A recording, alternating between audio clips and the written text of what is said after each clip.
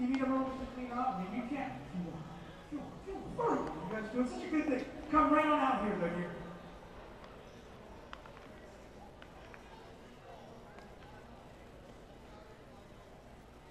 This is Isabel Subatz. I hope I'm pronouncing your name correctly.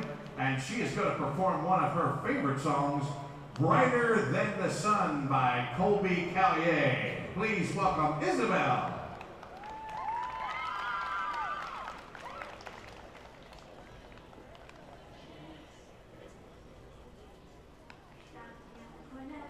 I swear you hit me like a vision.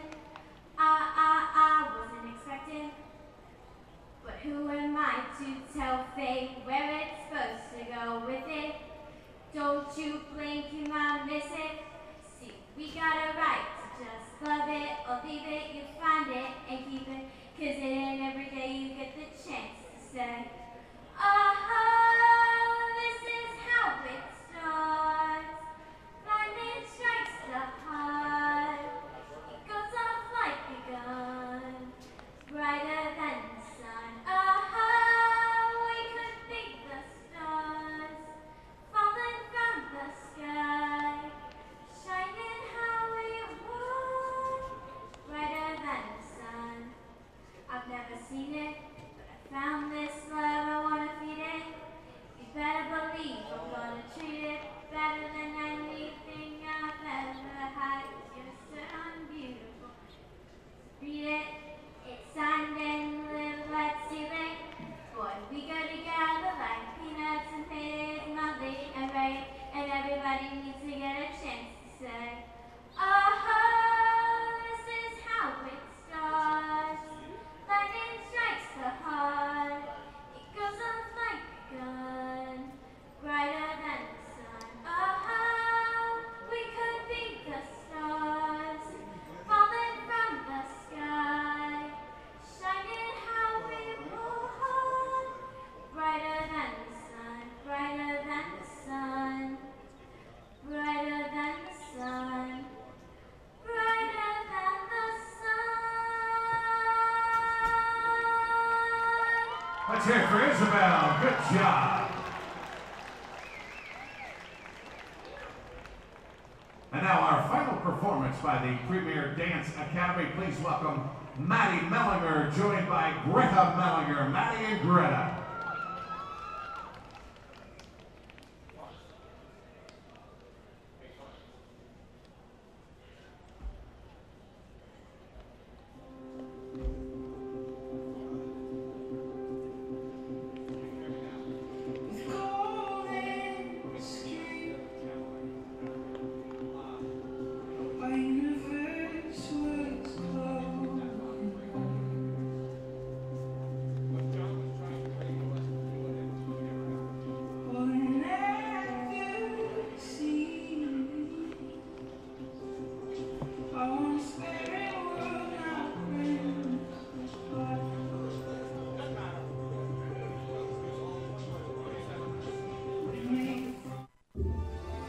This is Long Island Ducks baseball. Justin Davies at the plate, the winning run at third. Crowd going nuts. Swung on, bouncing ball left side, off the mitt, up third baseman Brad Strauss. Here comes Willie Rodriguez. Justin Davies has done it again. The Ducks are one quack away from the championship. Jason Johnson makes the catch. He makes the catch, and the Long Island Ducks have swept the Camden River Sharks.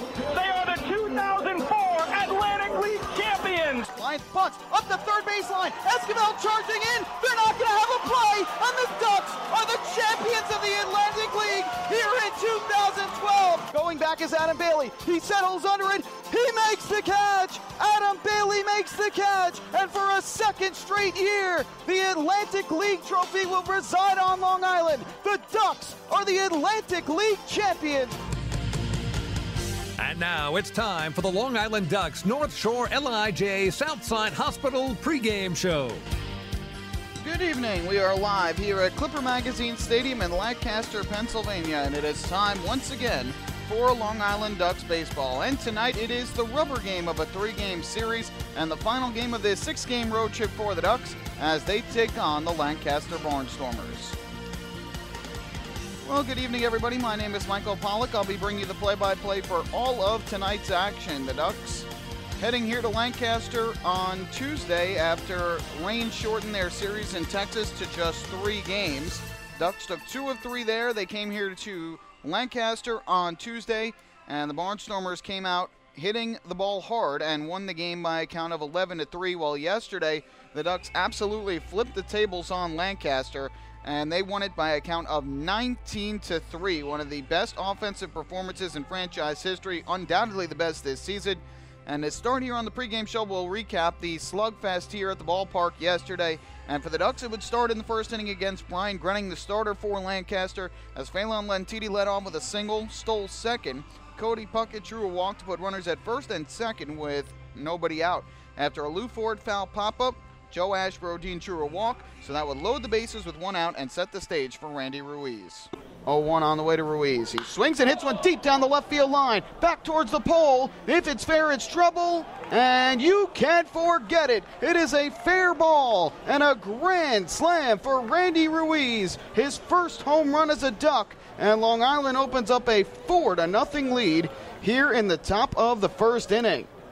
So the Ruiz grand slam down the left field line puts the Ducks up 4-0, and 3 innings later they would double that lead after Grenning, with Grenning still in the game at that point. With 1 out, Keith Castillo drew a walk, went to second on a ground out by Dan Lyons, so runner at second with 2 out, and Phelan Lentini would draw a walk, and they put runners at first and second with Cody Puckett at the plate. Both Lentini and Castillo would pull off a double steal to put runners at second and third. Cody Puckett would then draw the walk, and that set the stage for Lou Ford. The 0-1 is a breaking ball hit well in the air to left field. Going back is Garner to the warning track at the wall. He looks up, and you can't forget it. It's a grand slam to left field for Lou Ford. The second grand slam of the game for the Ducks, and they have doubled their lead to 8-0 here in inning number 4. So Lou Ford with the grand slam marked the first time the Ducks hit 2 grand slams in the same game since June the 9th of 2011. And the Ducks had led it 8-0 after 4 innings. Then the big inning of the game put the game well out of reach. That was the 5th when the Ducks batted around. They sent all 9 men to the plate and put 5 runs on the board. It started off with a double to left center by Randy Ruiz, his 3rd hit of the game. Brendan Harris drew a walk to put first and second with nobody out for Adam Bailey. 1-0 pitch, and he swings and crushes it deep to right field. You can't forget it. He clears everything in right over both picnic tents. A 3-run home run for Adam Bailey, the 3rd long ball of the game for Long Island, and they lead it 11-0 here in the 5th inning. So Adam Bailey with a 3-run home run, his 6th of the year, which tied him with Lou Ford for the team lead. That made it 11-0. And then after a pair of groundouts, Phelan Lentini singled to left, Cody Puckett drew a walk, and that set the stage again for Ford. The 3-2, runners go, and Ford hits one in the air to left field, well hit again, going back is Garner, reaches up, it's over his head and off the wall. Lentini in a score. Puckett around third, he will score. Stopping at second with a 2-run double is Lou Ford. He has driven in 6 for the game, and it's 13-0 in favor of the Ducks in the 5th. So that double gave him the most runs batted in a single game by a Duck this year. He wouldn't be done either. But regardless, the Ducks, with 5 runs in that 5th inning, took a 13-0 lead, and they'd add another in the 6th when Ruiz led off the inning. And the 1-0 from Nee. Swinging a high, deep drive in the air to left center field. Galen is going back at the warning track, at the wall. He looks up, and you can't forget it. It is a long solo home run onto the lawn seating area in left center for Randy Ruiz. His 2nd home run of the game, his 4th hit of the night. He has driven in 5, and the Ducks lead it 14-0. So Randy Ruiz with the long home run. 2 home runs in the game. He was 4 for 4 at that point, 14-0 in favor of Long Island. John Brownell had been flirting with trouble through the first 5 innings for the Ducks and finally broke in the 6th when he gave up 3 runs to the Barnstormers. After a leadoff single by Austin Gallagher, Brock Kjellgaard hit a 2-run home run out to left center field, his 6th of the year. And then 4 batters later, a run scoring on a fielder's choice error by Dan Lyons that allowed Greg Golson to score from third.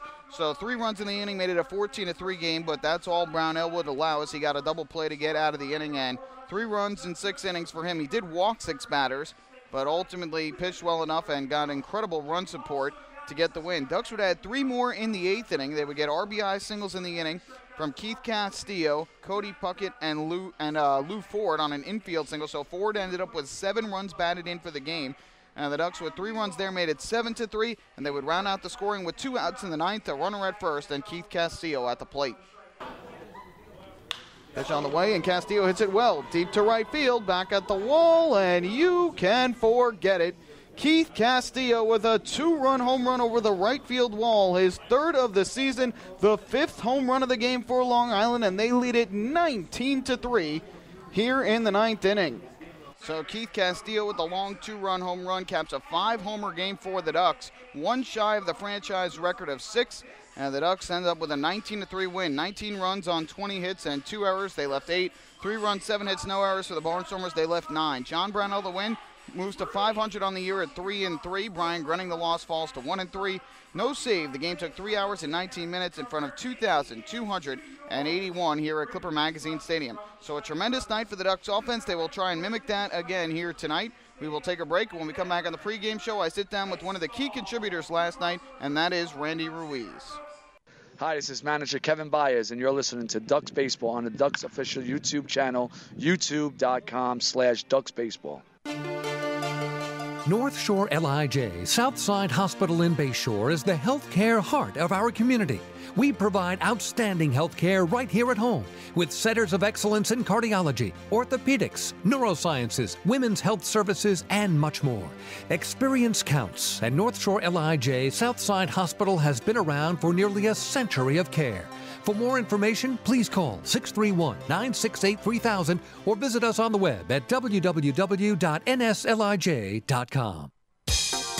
Hey Ducks fans, your recreation destination this year is The Rinks at Hidden Pond Park. The Rinks features 2 full-size ice rinks, a 97-acre summer day camp, a New York State licensed preschool academy, and a wide variety of birthday party options. Learn to skate, join one of many hockey leagues, swim in an Olympic-sized pool, and enjoy all the fun that The Rinks has to offer. Visit us today at 660 Terry Road in Hauppauge, or check us out online at therinks.com. The Rinks, your recreation destination.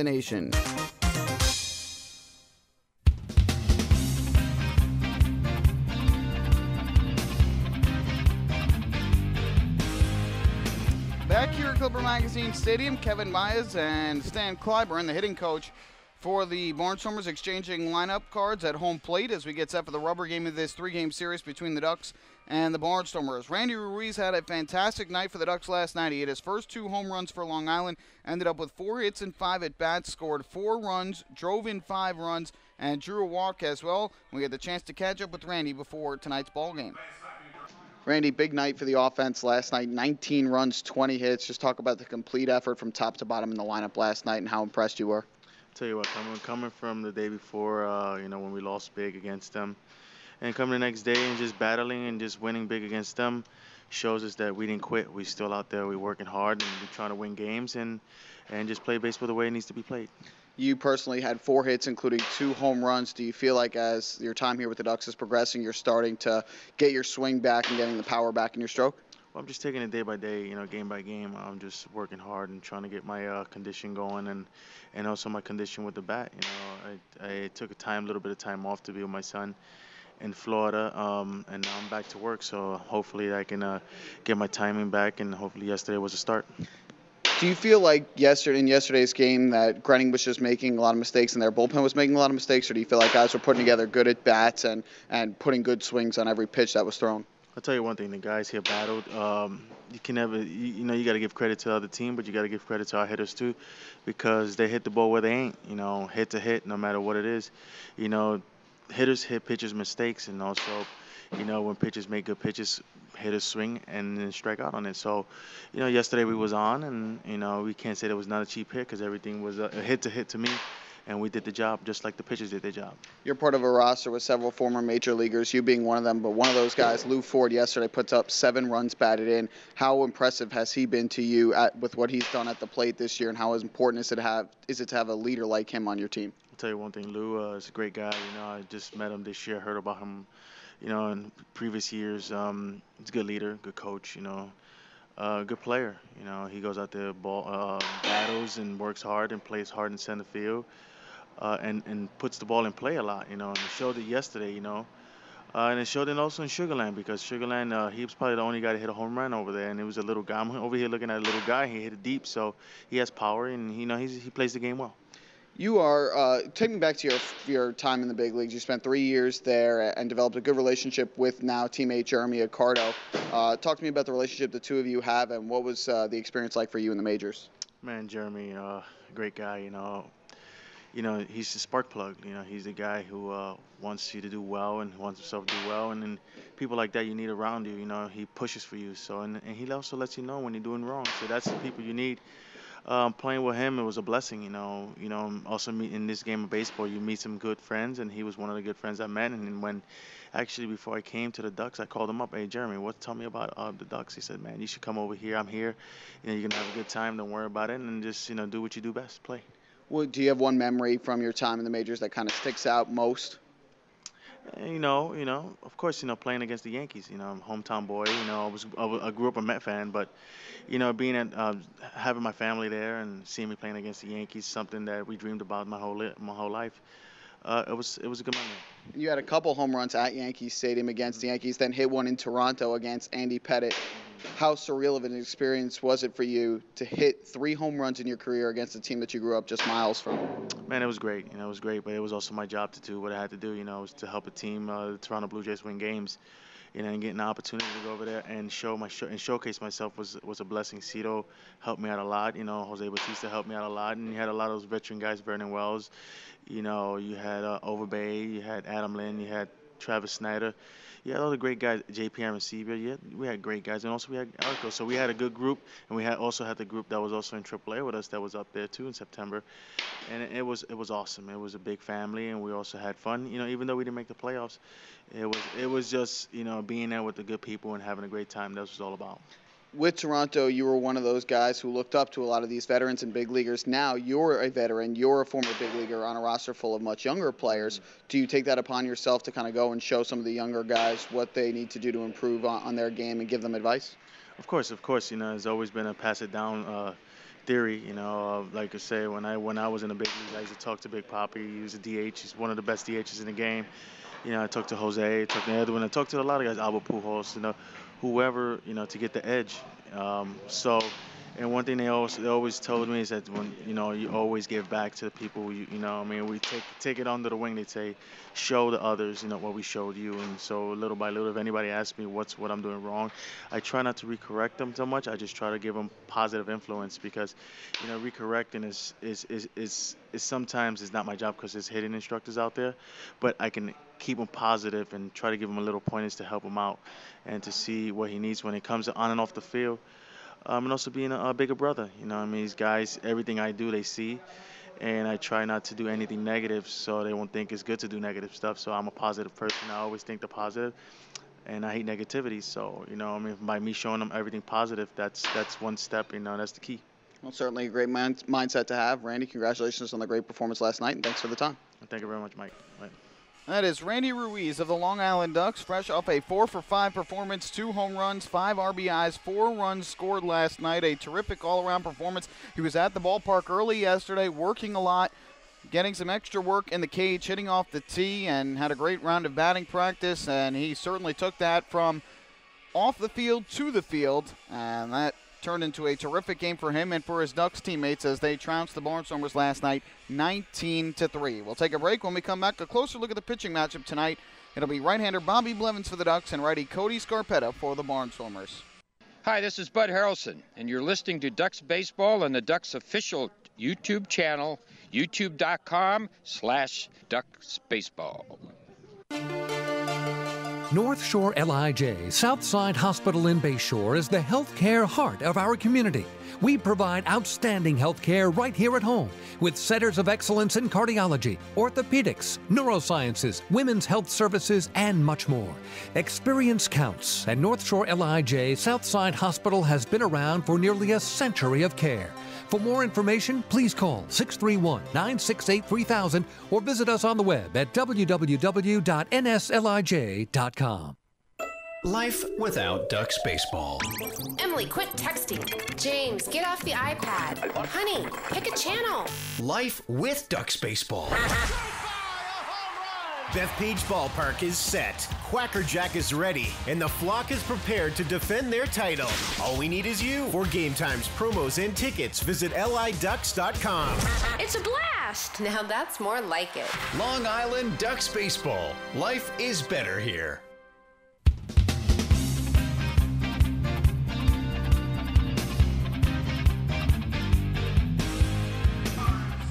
Back at Clipper Magazine Stadium as we get set for the start of tonight's game between the Ducks and the Barnstormers. A look at the pitching matchup tonight. The Ducks will send out one of their best starters this year.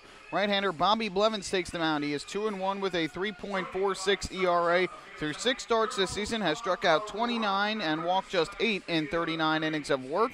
And his last time out, he pitched very well down in Sugar Land on Saturday. 7 innings of 4-hit, 1-run ball, walked 1 and struck out 2, but suffered a no decision when the Skeeters came back for a 3-2 walk-off win. We'll look at the other starter, Cody Scarpetta, momentarily. First, fans being asked to rise for this evening's national anthem to be performed by a youngster on the field here at Clipper Magazine Stadium.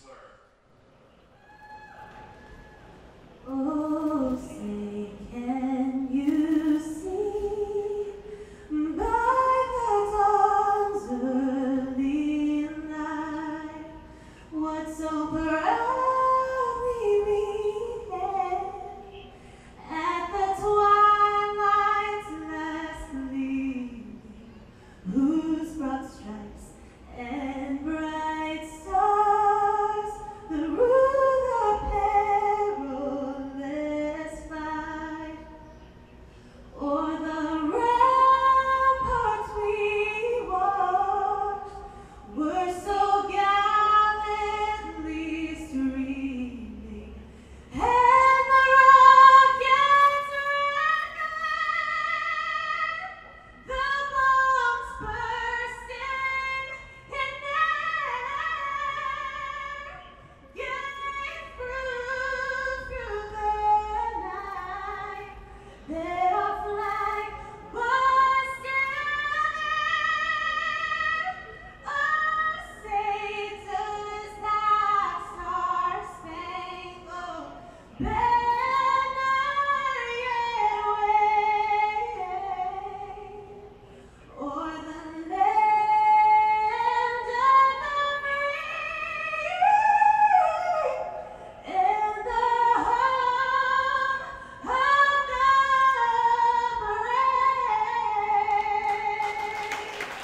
Very nice performance of our national anthem here tonight in Lancaster, Pennsylvania, as the Ducks and Barnstormers get ready to play game number 3 of this 3-game series, final game of the road trip for the Ducks, and they're trying to end it with a 4-2 record and win their 5th consecutive road series. So continuing with the pitching matchup, the other starter for the Barnstormers, it's going to be Cody Scarpetta. The right-hander is still looking for his first win of the year despite having a 3.44 ERA through 6 starts. He is 0-1 and pitched very well his last time out. Saturday in New York, he allowed just 1 hit and 1 walk through 6 innings, gave up a run and struck out 7.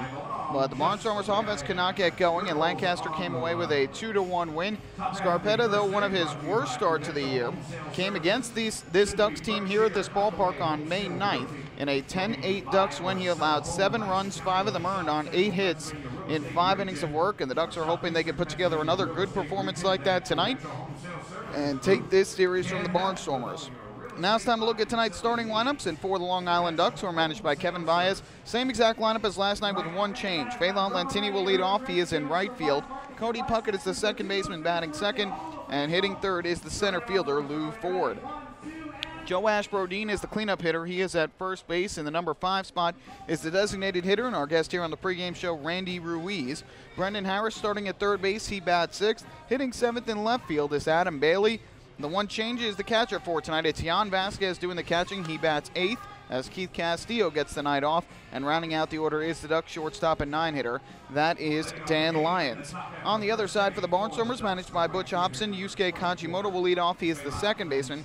Lance Sawatsky at shortstop bats second, and hitting third is the center fielder Blake Galen. Cole Garner is in the cleanup spot. He is the left fielder. Austin Gallagher at first base bats 5th. Brock Kjellgaard is the designated hitter. He will hit 6th. Greg Golson in right field bats 7th. Hitting 8th is the third baseman Amos Ramon. And batting 9th is the catcher Juan Apodaca. So there are tonight's starting lineups. Phelan Lentini stepping up to home plate. And we are just about ready to go on a cool night here in Lancaster, Pennsylvania.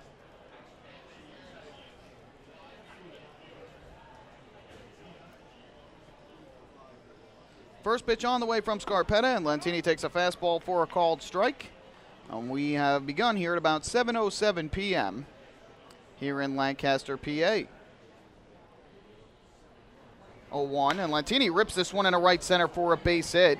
Over to cut it off is the right fielder Golson. And Lentini, who had 3 hits in last night's ball game, gets the Ducks off to a good start with an opposite field single. Now batting the second baseman, number 2, Cody Puckett. Tonight's Schwager brothers came man of the game. So Lentini continues his hot hitting of late. He entered the game at 3-0-2 with no homers and 16 runs batted in. And now we'll see if he is off to the races early. He stole 2 bases last night and now has 14 on the season. So here is Cody Puckett. Righty-righty matchup with Scarpetta. And a throw over to first chases Lentini back to the bag. Lentini, 14 of his first 14 in the stolen base department this year. Set a Barnstormer record by stealing his first 17 bases in 2012. So just 3 away from equaling that mark here with the Ducks. Long looking again for Scarpetta. He deals, and Puckett takes up high for ball 1. Cody Puckett is at 305 on the year with 2 home runs and 18 runs batted in. Really, everybody on the offense had a good night last night. The only Duck who did not get a hit was Joe Ashbrodeen, but he did draw a couple walks. 1-0. That's off the outside corner. And Cody Puckett now ahead 2 balls and no strikes. Ducks totaled 19 runs last night, 20 hits. Their highest total of the season in a 19-3 rout of the Lancaster Barnstormers.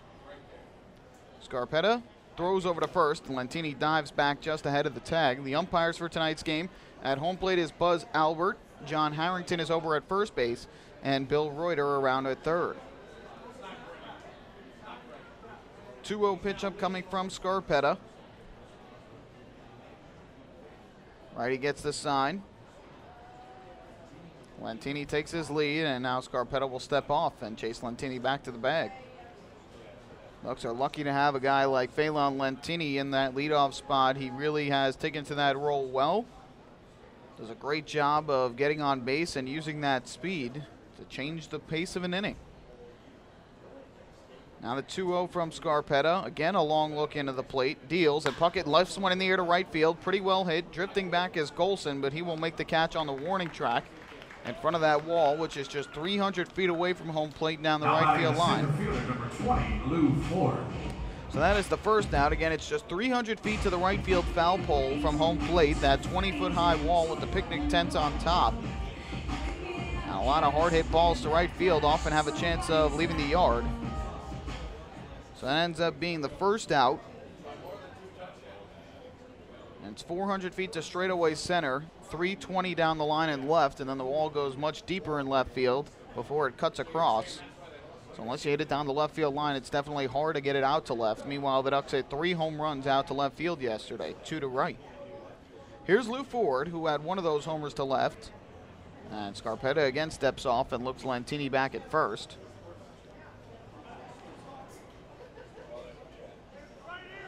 Ford stands right in the middle of the batter's box. And Scarpetta from the stretch. Here's the pitch to Ford. He takes a fastball strike. Over the outside corner, 0-1. Ford enters with the Atlantic League leading batting average at .388 on the season. He has 6 home runs and is second in the league in runs batted in with 32. Came into the day leading the league, but York's Johan LaMonta overtook him in the day game today. And it's a throw over to first, and back safely is Lentini. Light crowd on hand here in Lancaster. The weather Not really the greatest weather for baseball tonight. It is cloudy. It is chilly. Temperatures in the low 60s tonight. Another throw over, and again, Lentini is back safely. So cloudy skies, cool temperatures. Right now, no wind to speak of.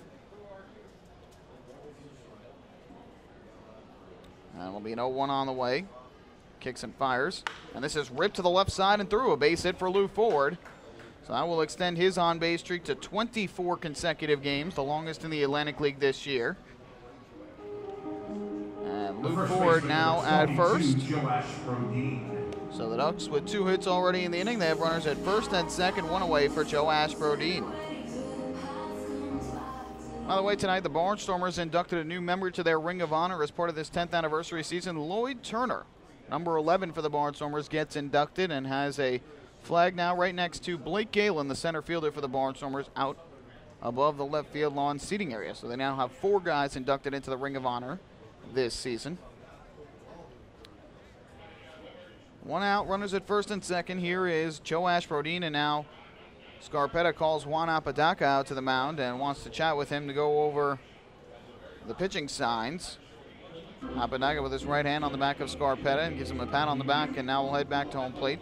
Defensively for the Barnstormers, you have the G's in the outfield, Garner in left, Galen in center, and Golston in right. Same defensive trio as all 3 games in this series. Amos Ramon gets the start at third, Lance Sawatsky at short, Yusuke Kachimoto is at second, first baseman Austin Gallagher, and Juan Apodaca behind home plate. First pitch and a kick and a turn back to second again by Scarpetta to look Lentini back to the bag. Good speed on the bases for the Ducks with Lentini at second and Ford at first. Ready to go with Scarpetta. Here's the kick and the pitch, and Brodeen will take a fastball strike over the outside corner, 0-1. Brodeen, again, last night was 0 for 4 at the plate, drew a couple walks and scored a run, but he was the only Duck without a hit last night, and we'll try and make up for that here this evening. Scarpetta ready. Looks back to Lentini at second, and now deals to the plate, and Brodeen will take a fastball inside, and it evens the count at 1-1. Brodeen enters with a .237 batting average on the season, 3 home runs and 12 runs batted in. He has reached base in 18 consecutive games and hitting .318 during that streak. 1-1. Swinging a ground ball right side and through, a base hit for Joe Ashbrodeen. Lentini around third. He's going to try and score. The throw to the plate from Golson way over the head of catcher Juan Apodaca. On to third goes Lou Ford. It's an RBI single for Joe Ashbrodeen, and the Ducks lead it 1-0 here in the first inning. So Brodeen, after going hitless last night, gets a hit in his first at-bat, picks up his 13th one batted in of the year. And scoring on the play is Phelan Lentini. The Ducks strike first yet again, and they lead it 1-0. Now you got runners at the corners with only 1 out. As Ford went from first to third on the play. They have not given an error on that play to Golson. I think Ford was breaking for third anyway when that throw came to the plate. So no error charged. And now you've got Ford at third, Brodeen at first with 1 out, and here is Randy Ruiz. Ducks once again getting to Cody Scarpetta early on. First pitch on the way from the righty, and Ruiz takes up high for ball 1. Again, he was our guest on the pregame show, was Randy Ruiz, and he had a terrific night last night, going 4 for 5 at the plate with 2 homers, a double, and a single. Was just a triple shy of the cycle. Drove in 5 runs and scored 4. Here comes a 1-0 from Scarpetta, and Ruiz hits one foul, first base side and out of play. So that will even up the count at 1 ball and 1 strike. That means you're going to need some repair. Ruiz now hitting .333 as a Duck, 11 for 33 at the plate with 2 home runs and 7 runs batted in. Runners lead at the corners with 1 out. And the 1-1 to Ruiz. It's a fastball that missed off the outside corner. Count is now 2 balls and 1 strike. Cody Scarpetta again is looking for his first win of the year. He's 0-1, 3.44 ERA. 2 ball, 1 strike offering from the right-hander. Throw over to first, and Brodeen gets back ahead of the tag from Austin Gallagher. Barnstormer lineup today basically the same as it was yesterday, except Gallagher and Kjellgaard flip spots. Gallagher is now at first base. Kjellgaard is the DH. A couple of other small changes. 2-1 to Ruiz. Swinging a foul ball first base side again. Well up and out of play. Count out 2-2. Apodaca catching instead of Skelton. And Apodaca hits in the 9th spot of the order as Amos Ramon moves up to the number 2 spot. 2 balls, 2 strikes, 1 out as we play in the top of the first. Already 1-0 Ducks. And Scarpetta's pitch to Ruiz as a breaking ball, and he chops it foul at home plate. Just got a piece to stay alive.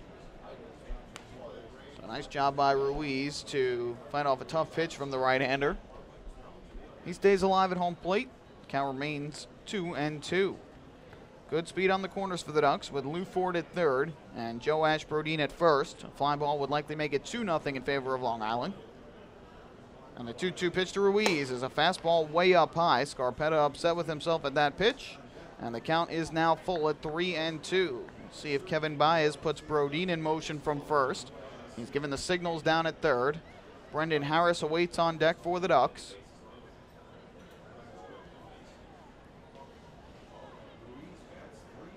So ready to go is Ruiz. Scarpetta looks in for the sign from Apodaca. And the 3-2 pitch on the way. Right-hander kicks and fires. Brodeen goes, and Ruiz takes outside for ball 4.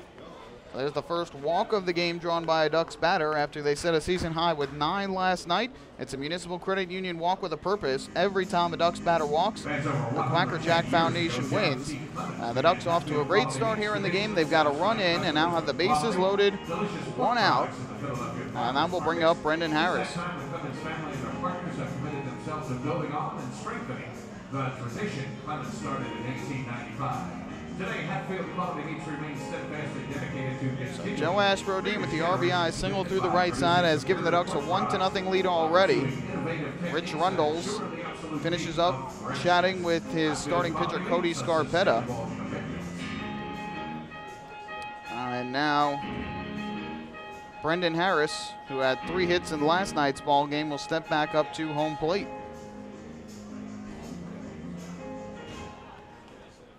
The third baseman, number 25, Brendan Harris. And Scarpetta ran into trouble early on the last time he faced the Ducks. That was back on May 9th here at this ballpark. Talk about that momentarily. First pitch to Harris on the way, and he will take a fastball at the knees for strike 1.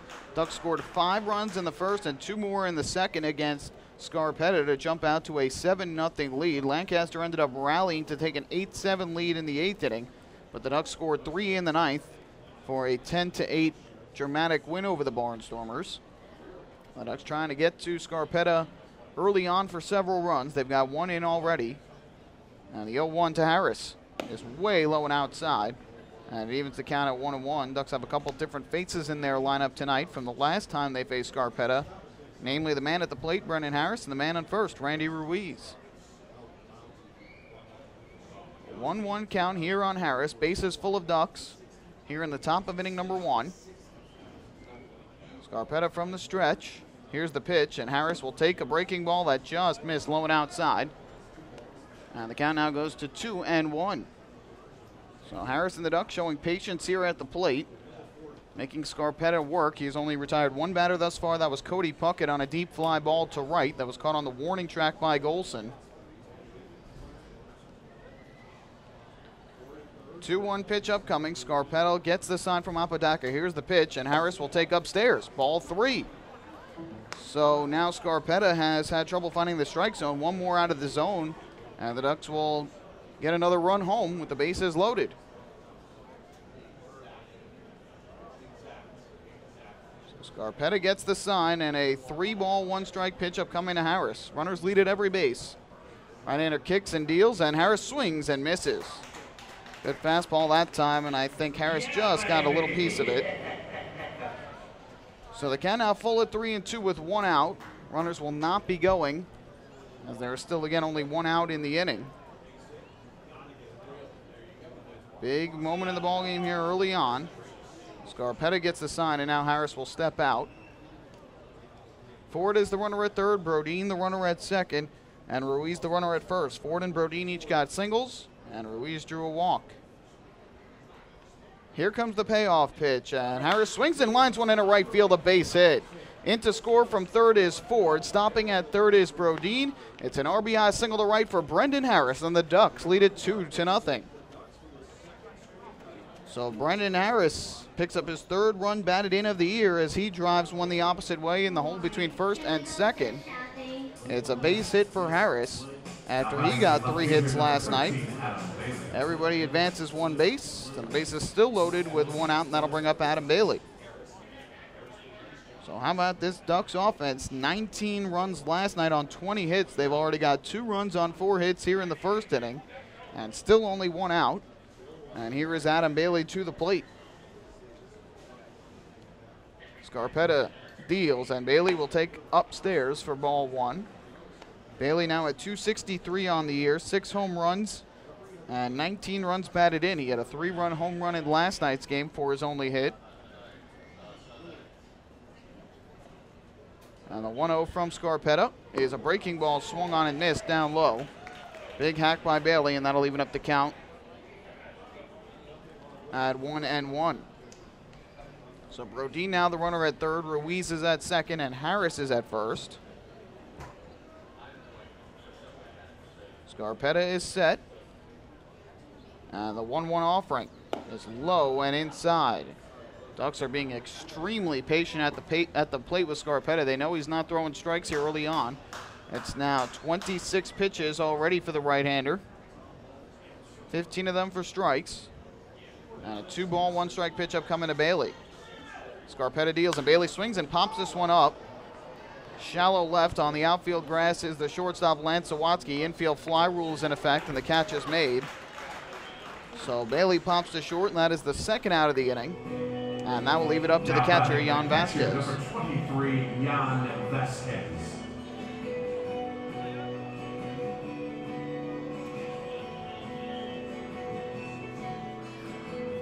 So here is Jan Vasquez, the 8-hitter and catcher coming up to home plate. 23 years old. He wears number 23 on his back. And he will come to the plate trying to extend this inning.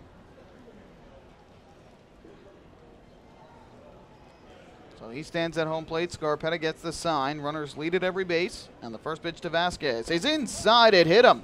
It caught Vasquez. He will advance to first. In to score from third is Brodeen. And on the bases loaded hit by pitch, it is now 3-0 Ducks. Oh, Scarpetta has to be incredibly frustrated with himself there.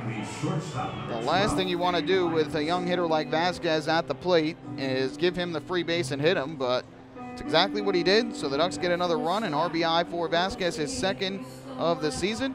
Brodeen scores from third, Ruiz goes to third, and Harris goes to second. And now the 9-hitter and shortstop, Dan Lyons, to the plate. So the Ducks have batted around here in the first inning. And Scarpetta ready to deal to Lyons. First pitch on the way, and Lyons will take up and outside for ball 1. So 3 runs in the inning, RBI singles from Joash Brodeen and Brendan Harris. And the bases loaded hit by pitch on Jan Vasquez have accounted for the 3 runs thus far.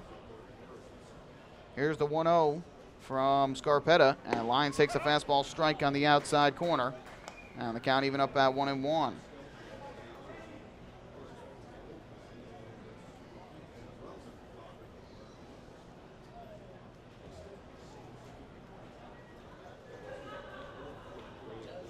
From the stretch, Scarpetta gets the sign. Here's the pitch, and Lyons will take a strike again.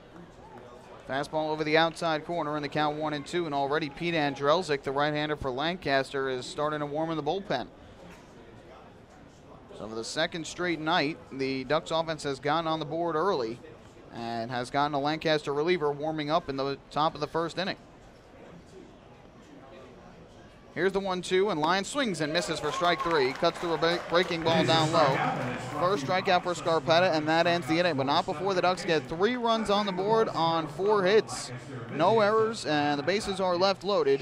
We have played a half inning here at Clipper Magazine Stadium. It is the Ducks 3 and the Barnstormers coming to bat. Hi, this is pitcher John Brownell, and you're listening to Ducks Baseball on the Ducks official YouTube channel, youtube.com/DucksBaseball.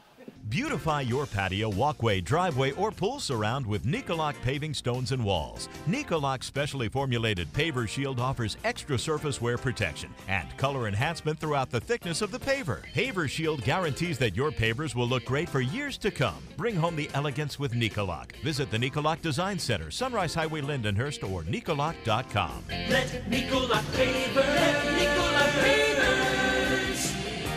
pave your way. Baseball fans, the Long Island Ducks mobile app has officially arrived. Powered by Clear Vision Apps, it's your one-stop shop for all things Ducks baseball. Buy tickets straight from your mobile device. Receive game status updates with push notifications. Check out up-to-the-minute news and scores and interact with the Ducks on social media.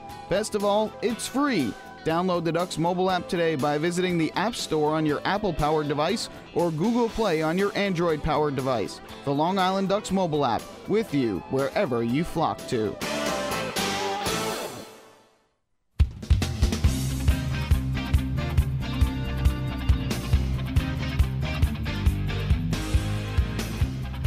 Well, the Long Island Ducks give Bobby Blevins 3 runs of support in the top half of the first inning. RBI singles from Joe Ashbrodeen and Brendan Harris, and a bases-loaded hit by pitch on Jan Vasquez account for the damage. And the Ducks off to a great start here in the rubber game of this 3-game set as they lead it 3-0. Ducks and Municipal Credit Union have teamed up again this season to present the Walk with a Purpose promotion. Every time a Long Island Ducks player walks, Municipal Credit Union will make a donation to the Quacker Jack Foundation. Municipal Credit Union serving members since 1916. So the Ducks offense gets off to a good start, and now it will be up to the right-hander, Bobby Blevins, to keep the Barnstormers at bay. So he will finish up his warm-up tosses here, and then he'll face the top 3 in the order for Lancaster: Yusuke Kachimoto, Lance Sawatsky, and Blake Galen. Well, the Ducks on this road trip shut out the Sugar Land Skeeters twice. They won 4-0 on Friday and won 5-0 on Sunday. A tough 3-2 walk-off loss on Saturday night. And then Monday's game was rained out. Ducks flew here to Lancaster on Tuesday. Lost here 11-3 on Tuesday night, but then rebounded with a 19-3 trounce last night. So they went from big-time pitching in Sugar Land to heavy offense here in Lancaster. First pitch on the way from Blevins to Kachimoto, and he deals a fastball upstairs for ball 1. Kachimoto is at .330 on the year, 2 home runs and 14 runs batted in. Switch hitter batting from the left side. The third baseman Harris plays in on the grass, and the 1-0 is ripped on the ground towards first. Couple hops for Brodeen. He will take it to the bag himself. Kachimoto retired, and there's one away. The shortstop, number 11, Lance Sawatsky. Ducks are in their alternate orange jerseys again here tonight with the gray pants. Orange jersey with the Ducks logo on the front and the green number on the front and the back with a white outline. Barnstormers again in the home whites. Lancaster in front in red block letters. Now the name and number on the back in red. Here is Sawatsky from the left side. First pitch from Blevins, and Sawatsky takes up and away for ball 1. The Barnstormer shortstop is at .242 on the season, 4 home runs and 11 runs batted in. Here's the 1-0, and Sawatsky takes a strike on the outside corner. Good fastball, and it evens the count at 1-1. Harris again playing in tight at third, right on the grass, and well off the bag at third with the lefty hitter. 1-1. Lifted in the air down the left field line and slicing foul and over everything. And the count now 1 ball and 2 strikes. Very light crowd on hand here tonight. Again, the chilly temperatures definitely do not help. 1-2, breaking ball on the outside corner, strike 3 called. Good pitch from Blevins, and he paints the black. First strikeout for the right-hander. Number 2, Blake Galen. And there are 2 away. The defense for the Ducks here tonight: Adam Bailey is in left field, Lou Ford is in center, and around and right is Phelan Lantini. On the infield from left to right, Brendan Harris at third, Dan Lyons is the shortstop. Second baseman is Cody Puckett, and over at first is Joe Ashbrodeen. Doing the catching behind home plate, Jan Vasquez, and on the mound is Bobby Blevins. First pitch to Blake Galen. He swings and pops it up. Left side in foul territory. Long run for Vasquez towards the Ducks dugout, and he won't have a play as it hits the top of the dugout and caroms up into the seats. Good effort by Vasquez to get over there to the Ducks dugout on the third base side. It was a long run as well for third baseman Brendan Harris, who again has shifted around a bit here with the lefty Galen at the plate, playing about 25 to 30 feet off the bag at third. Shortstop Lyons creeps closer to second, and Cody Puckett well over into the hole between first and second base. 0-1 from Blevins. Kicks, deals, and Galen takes a fastball strike on the outside corner. And the count quickly at 0-2. So Blevins trying to work a 1-2-3 bottom of the first after the Ducks put up a 3 spot in the top of the first inning. Here comes the 0-2 pitch. Blevins deals, and Galen swings and lifts this one in the air left center field. Long run over for Lou Ford. Still going back. He won't get it. It drops in and heads towards the wall. Galen off to the races. He will round second, and it's going to stop right there as the throw comes in to the second baseman, Cody Puckett. So it is a double for Blake Galen, his 12th of the year. And Lancaster with a 2-out base runner here in the bottom of the first. Barnstormers left fielder, number 8, Cole Garner. Galen extends his league-leading doubles total to 12 now. He came in one ahead of York's Eric Patterson, Bridgeport's Cody Overbeck, and Somerset's Luis Montanez, who each had 10. So Galen gets the double to left center, and now Cole Garner will come to the plate, batting from the right side. Dangerous Cole Garner comes up, cleanup hitter and left fielder for Lancaster. Blevins looks in for the sign and gets the pitch he likes. And his first offering to Garner. Swing and a miss. Good fastball from Blevins. He blows it by Garner. And the count is 0-1. Garner hitting .302 on the season. He has 7 home runs and 30 runs batted in. So the 3-4 hitters for Lancaster have been the danger spots in the order all season long. Ducks so far in this series have done a somewhat good job of quelling them. As here Garner chops one towards third. Harris will pick it up along the line. Long throw over to first, right on the money. And a nice job by Blevins to work around the 2-out double. So no runs, 1 hit, and 1 runner left on base through an inning. Here at Clipper Magazine Stadium, it is the Ducks 3 and the Barnstormers 0.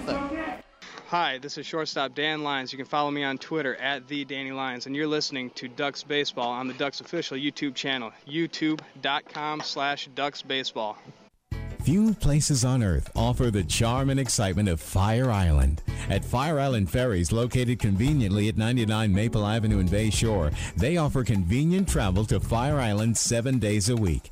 Fire Island is quickly becoming a top destination for families of all ages. Experience the informal, carefree communities, the dazzling night scene, enjoy fine dining, or climb to the top of one of the tallest lighthouses in the United States. But there's only one way to get there, by calling Fire Island Ferries at 631-665-3600 today. For fare and scheduling information, please visit fireislandferries.com. Take your group out to the ball game this season and enjoy all the fun of Ducks baseball at discounted prices with the Hebrew National Picnic Area, luxury suites, the Smokin' Owls party deck, and so much more. Bringing your group to the game will be an unforgettable experience. The Ducks even offer opportunities to sing the national anthem, serve as a color guard, be the Nicolak Dream Team, put on a pregame performance, display your group's artwork, or shag fly balls during Ducks batting practice. To book your outing today, call 631-940-3825 and ask for the group sales department. Long Island Ducks Baseball. Life is better here.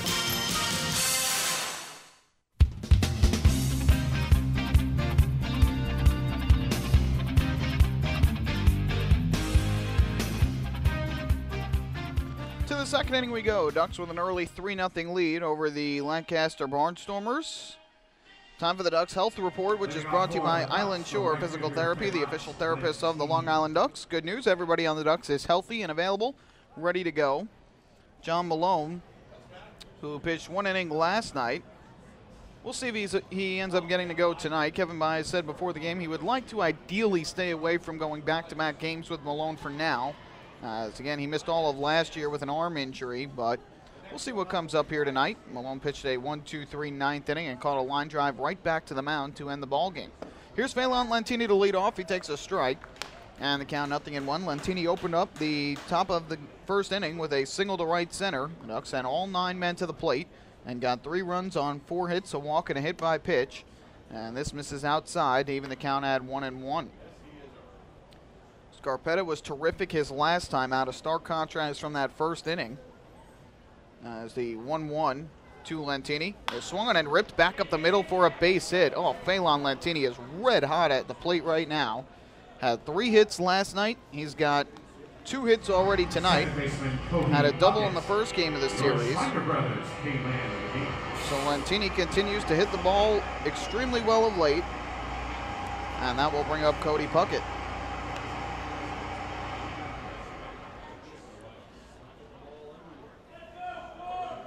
So here is Puckett to bat from the right side. Lentini again in last night's game was 3 for 5 at the plate. He had 2 stolen bases, 3 runs scored, and a walk.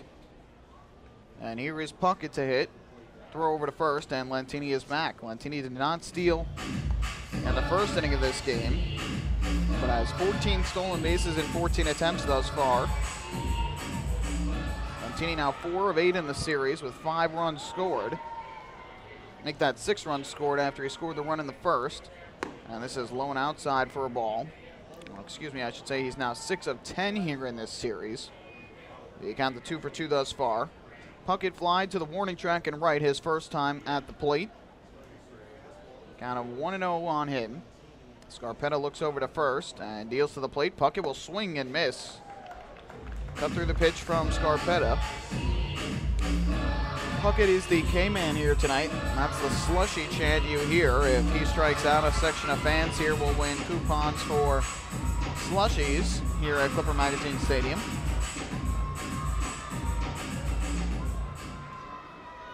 Righty-righty matchup. Scarpetta awaits.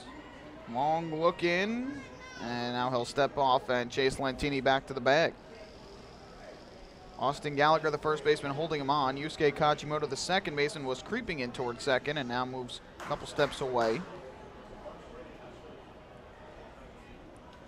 1 ball, 1 strike pitch. There goes Lentini. Pitch is swung on and missed for a strike. The throw down to second is not in time. Lentini gets in there ahead of the tag from shortstop Lance Sawatsky. And you can make it 15 for 15 on stolen base attempts this year for Phelan Lentini. He really steals bases better than anybody I have ever seen. He just gets great timing on pitchers, gets a great jump, and once he gets going, he turns it into high gear. And he's also very good at knowing where to slide. And he saw Sawatsky creeping in towards the front of the bag and slid towards the back part, which makes it a lot more difficult for the middle infielders to try and sell the slap tag. 1-2 pitch, and that's going to be a balk. Scarpetta stumbled on the pitch to home plate, so that is going to be a balk. And just like that, Lentini goes over to third, and he's there with nobody out. That is the 4th balk on Barnstormer pitching this year and the 2nd for Scarpetta. I don't know if he just got his footing caught up or what on the pitch, but lost his footing and held onto the baseball, and immediately all 3 umpires pointed to the pitcher's mound. Corner infielders in here with a count of 1-2. Ducks lead 3-0. And Scarpetta's pitch to Puckett is a breaking ball in the dirt. Good block at home plate by Apodaca. And count even up at 2-2. Scarpetta already with 39 pitches here early on in this game. Both starters ran into pitch count troubles early in the game yesterday. Grenning for the Barnstormers and Brownell for the Ducks. Brownell ended up battling his way through 6 innings through 126 pitches, but allowed just 3 runs. Lentini leads at third. Here's the 2-2, and Puckett takes low and outside. Another great job by Apodaca at home plate. Diving to his right, backhands it, keeps it at home plate, and the count full. Puckett is 3 for 7 in the series so far. He's got a double, 3 RBIs, 3 runs scored, and had 3 walks in last night's game. So Lentini takes his lead, and the payoff on the way to Puckett. Scarpetta kicks and fires, and Puckett will take low for ball 4. Briefly got through the legs of Apodaca, but not far enough away. It's another Municipal Credit Union walk with a purpose. Every time a Ducks batter walks, the Quackerjack Foundation wins. So Puckett makes his way to first, and now the Ducks with runners at the corners, nobody out, and the dangerous Lou Ford coming to the plate. And Pete Andrelzik will once again begin to warm for the Barnstormers. down the right field line. And this is the last thing that Lancaster wanted, was to have to go to their bullpen early in the game. And the reason why is because they have a thin bullpen as it is. So up to the plate steps Lou Ford. Looking in for the sign, a long look in is Cody Scarpetta. He gets the pitch he likes. Puckett leads at first and Lentini at third. And the first pitch on the way to Lou Ford is a strike over the outside corner, 0-1. Last night, Brian Grunning lasted just 3 2/3 innings. Ross Peoples threw an inning and a third. He threw 38 pitches. Foutaney threw an inning and 2/3 and threw 28 pitches. And Cephas Howard threw 32 pitches. So those three having to throw a lot of pitches in last night's game. Unsure if they'll be available tonight. 0-1 on the way, and Ford swings, lifts this one in the air, shallow center field. Going out is the shortstop Zawatsky, and he makes the over-the-shoulder catch. Lentini bluffs towards the plate, and the throw comes in from Zawatsky. So a big first out there for Cody Scarpetta as he jams Lou Ford and gets him to pop out. And with the one away, that will bring up Joe Ashbrodeen. First baseman Joe Ashbrodeen. So if those three are not available, that leaves Pete Andrelzik, Brody Downs, Jason Richardson as the three pitchers who did not pitch yesterday that would be available. You have Jason Urquidez, who threw 18 pitches yesterday, and we'd see if he would be available tonight. I'm sure he would be in an emergency situation if need be. So again, the Ducks already have 3 runs on the board and trying to make it more and get into the Lancaster bullpen early.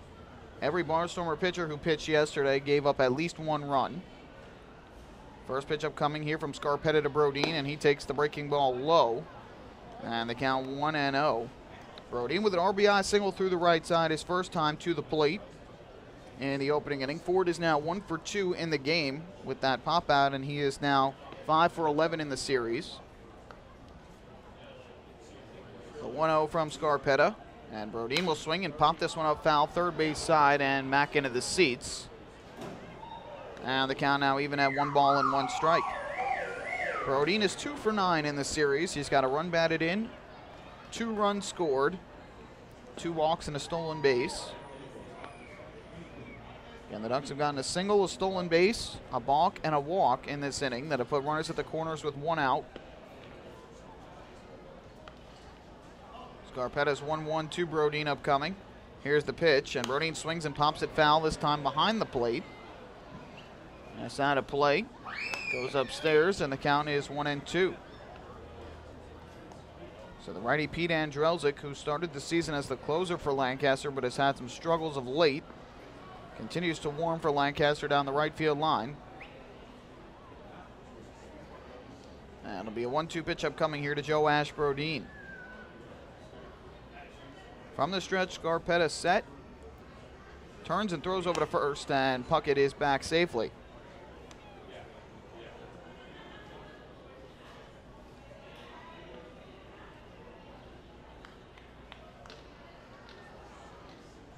Brodeen, a switch hitter, batting left-handed. Apodaca gives Scarpetta the sign. And now the right-hander deals. Puckett bluffs, and Brodeen pops this one in the air to shallow left field. Again, won't get the job done as Zawatsky on the grass makes the catch. Lentini has to stay put. So the Ducks with first and third, nobody out, have gotten pop-outs from Ford and Brodeen. And with 2 away, that will leave it up to Randy Ruiz. Ducks could really make a big statement and kind of put Lancaster out of the game early with a few more runs here in the second inning. But this would be a big lift for the Barnstormers if Scarpetta gets out of this jam in the second. First pitch upcoming here from Scarpetta to Ruiz. And Ruiz will take the fastball up and in tight. Had to duck his head out of the way of it. That was dangerously close to the noggin of Randy Ruiz. Shakes his head at home plate and kind of breathing a sigh of relief. So the count is 1-0 on Ruiz, who drew a walk his first time up. Scarpetta gets the sign, and the runners lead. Here's the 1-0, and Ruiz swings and hits one high in the air to right field. Pretty well hit. Going back is Golson. Warning track in front of the wall, and he makes the catch. Ruiz drove it well the opposite way, but it hung up there just long enough for Golson to make the catch, and a nice job by Scarpetta to get out of trouble in the second. No runs, 1 hit, 2 runners left on base.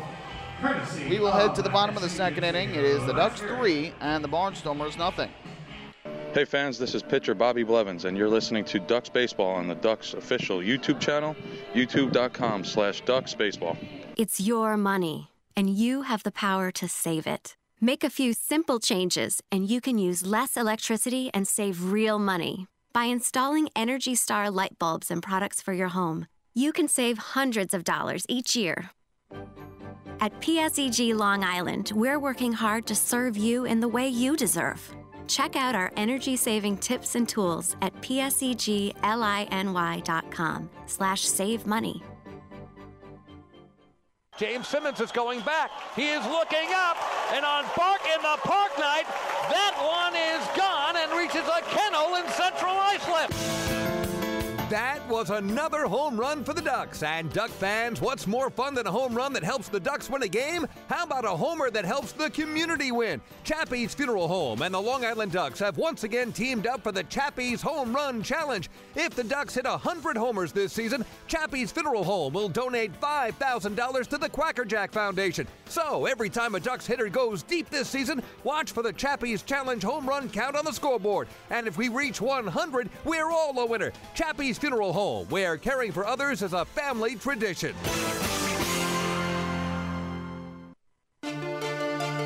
North Shore LIJ Southside Hospital in Bayshore is the healthcare heart of our community.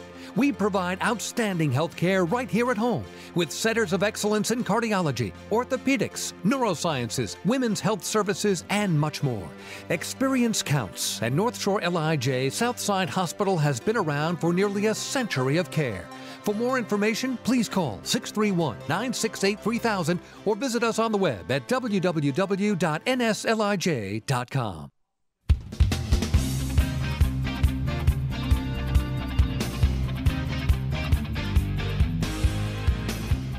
Austin Gallagher to lead off for the Barnstormers as we go to the bottom of the second inning. Ducks with a 3-0 lead here in the rubber game of a 3-game series. Bobby Blevins back on the mound for his second inning of work and his first pitch on the way. Gallagher will take a fastball up high for ball one. So we'll see if Lancaster gets any momentum after Cody Scarpetta works out of a first and third no-out jam. In the top of the second, he got two pop-outs and a fly-out to right, the 1-0, and Gallagher takes a strike to even the count at 1-1. Gallagher hitting .218 thus far on the season, 2 home runs and 9 runs batted in. That's from the left side, puts up his hand, asks for time, and now we'll take a 1-1 from Blevins. And this is swung on and slashed deep, but foul down the left field line. Up near the playground area, and the count 1-2. For the Justin Timberlake Bruno Mars tickets at the FM 97. So the Ducks with a 3-0 lead, and Blevins to allow just a 2-out double in the first, looking to get the first out here in the second. Looks in for the sign from Jan Vasquez, and is set. And here comes the 1-2. Breaking ball swung on and missed for strike 3. Gallagher foul tipped it into the glove of Vasquez. Second strikeout for Blevins. And there's one away. The designated hitter, number 54, Brock Kilgore. Vasquez has been behind the plate for some great starts from Ducks pitching thus far. Started behind the plate when Sean Garceau threw his complete game shutout on Sunday in Sugarland. First pitch misses up high for ball one to Brock Kilgore. He was also behind the plate when Fernando Hernandez threw 6 innings of 1-run ball, and the Ducks 3-2 walk-off win against Southern Maryland last Wednesday. 1-0. He swings and pops this one up. Foul territory, first base side. Joe Ashbrodeen coming down from third towards the Barnstormer dugout. From first, he'll make the catch. So Kilgore pops out to first. And he is now 16 of 70 on the year. Greg Golson. 2-away, and that'll bring up Greg Golson.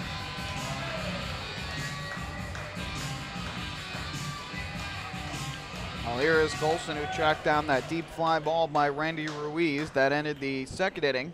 Caught it right on the warning track in front of the wall. Again, anytime you hear a hard hit ball go towards right field, it's usually got a chance to go out. Ball, though, is not flying as well here tonight with the cooler temperatures. And the wind not really blowing at all. First pitch on the way to Golson, and he takes a fastball in for a strike. And the count is 0-1. Golson at .254 on the season, 2 home runs and 13 runs batted in. Bases empty, 2 away in the bottom of the second. And the 0-1 from Blevins on the way. There's a fastball right at the knees for a strike. Blevins rearing back and throwing strikes here early on in the count, 0-2.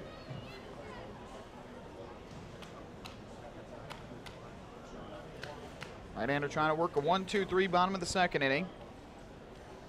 And the 0-2 pitch on the way is swung on and popped to foul territory again, first base side. Long run for Brodin over towards the stands on the warning track. He reaches out and makes the basket catch. Nice grab by Joash Brodin right in the Barnstormer bullpen area. And that will retire the side.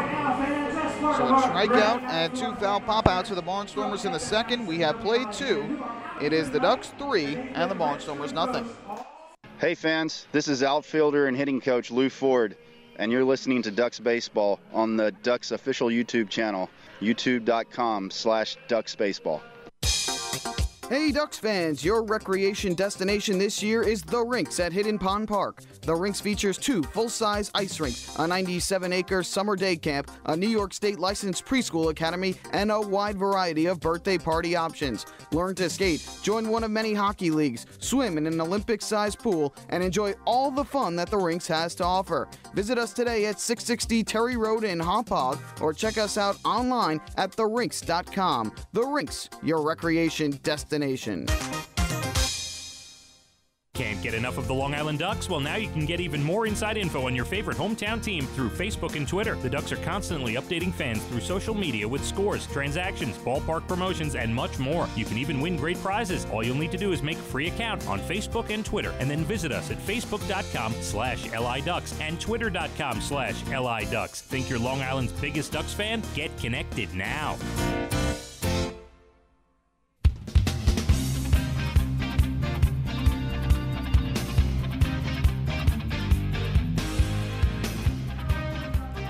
To the third inning here at Clipper Magazine Stadium on this chilly Thursday night. The Long Island Ducks and the Lancaster Barnstormers playing the rubber game of this 3-game series. And the Ducks early on have a 3-0 lead. All 3 runs coming home in the first against Cody Scarpetta. Ducks will return home tomorrow night, and it's going to be a big night at Bethpage Ballpark.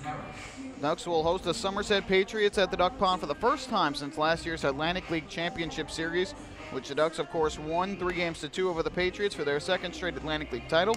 They won both games they played against the Patriots at home. But more importantly, it is also going to be the night when the Ducks welcome their 6 millionth fan through the gates at Bethpage Ballpark. No other Atlantic League team has achieved that mark yet.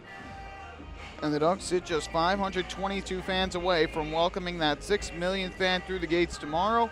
So a special night planned at the Duck Pond, and tickets are still available. You can have your chance to be lucky number 6 million. You can get your tickets at the Bethpage Ballpark box office, online at liducks.com, or over the phone, 631-940-TIXX. Ducks are trying to win another road series here. It would be their 5th straight road series win if they can win here tonight. And they've gotten off to a good start, 3-0 lead, and here is the number 6 hitter for the Ducks, Brendan Harris, to lead off in the third. And he will swing and hit one high in the air to right field. Golson drifting back on the warning track in front of the wall. He makes the catch. So Harris first pitch swinging, pops out foul to right.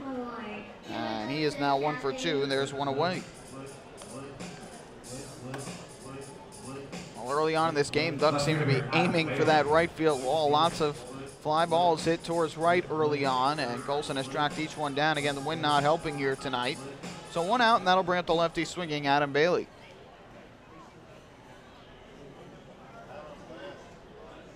Bailey popped to short in his first at-bat. Cody Scarpetta works out of the windup. And his first pitch on the way to Adam Bailey is a fastball in for a strike. And the count 0-1. Bailey with the pop out is now 1 for 7 in the series, but the one hit was a 3-run home run that cleared everything in right yesterday. Gave the Ducks an 11-1 lead, and here he takes the breaking ball low and outside to even the count at 1-1. It was a dreary day here in Lancaster. Basically, it was raining all day long up until about an hour and a half or so before the game when the tarp was taken off the field. 1-1. He swings and hits one deep in the air to right field. Golson drifts back. He turns. He looks, and you can forget it. It's a high solo home run off the top of the picnic tents in right for Adam Bailey. His second home run of the series and his team leading 7th of the year, and the Ducks lead it 4-0 here in the third inning. That was a high, towering drive out to right field for Adam Bailey. Golson turned and looked at it right away and was watching it to see if that one was going to clear the fence, and it hits right off the top of the right of the two picnic tents. So Adam Bailey with the home run. The Ducks' 6th of the series, and they lead it by 4. That brings Jan Vasquez to the plate. On the first pitch on the way, and Vasquez takes a fastball strike. The video board out in left center field says number 23, Brian Peacock. Fortunately, Brian Peacock no longer with the Ducks. He was released a couple weeks back. It is Jan Vasquez who is hitting. It's count 0-1. Vasquez was hit by a pitch in his first at bat. Here he takes a strike at the knees, and the count 0-2. First pitch from Scarpetta hit Vasquez, and it forced home a run, so Vasquez picked up his second run batted in of the season. Count quickly at 0-2 with 1 out and the bases empty. Scarpetta from the wind. Here comes the offering, and Vasquez takes the breaking ball outside for ball 1. Dan Lyons awaiting on deck. Vasquez's only game was that Sunday game in Sugar Land here on the road trip, and took an 0-4 at the plate. Here's the 1-2, and he swings and misses for strike 3. Cuts through the fastball from Scarpetta. That's the second strikeout of the game for Scarpetta, and 2 away here in the third.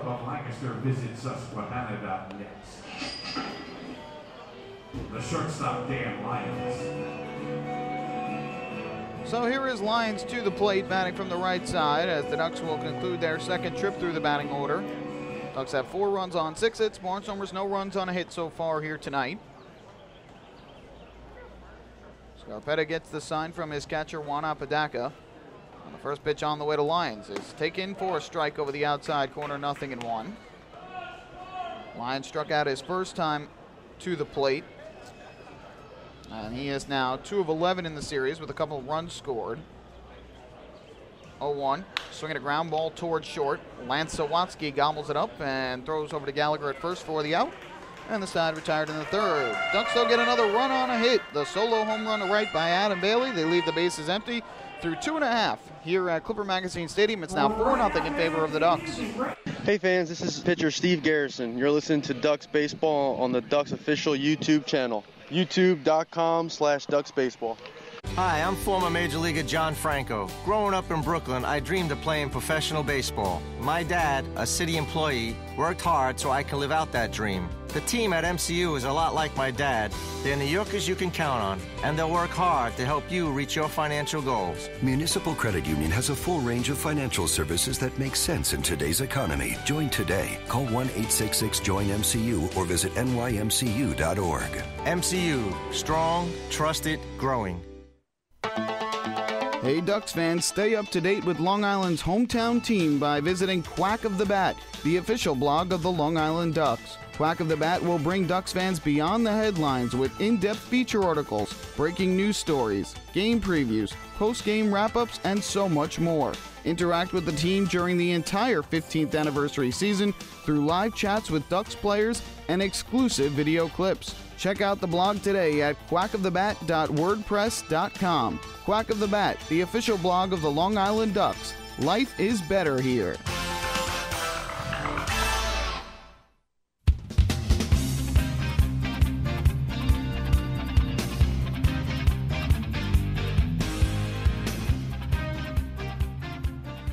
Adam Bailey's team-leading 7th home run of the season gives the Ducks a 4-0 lead as we go to the bottom of the third inning.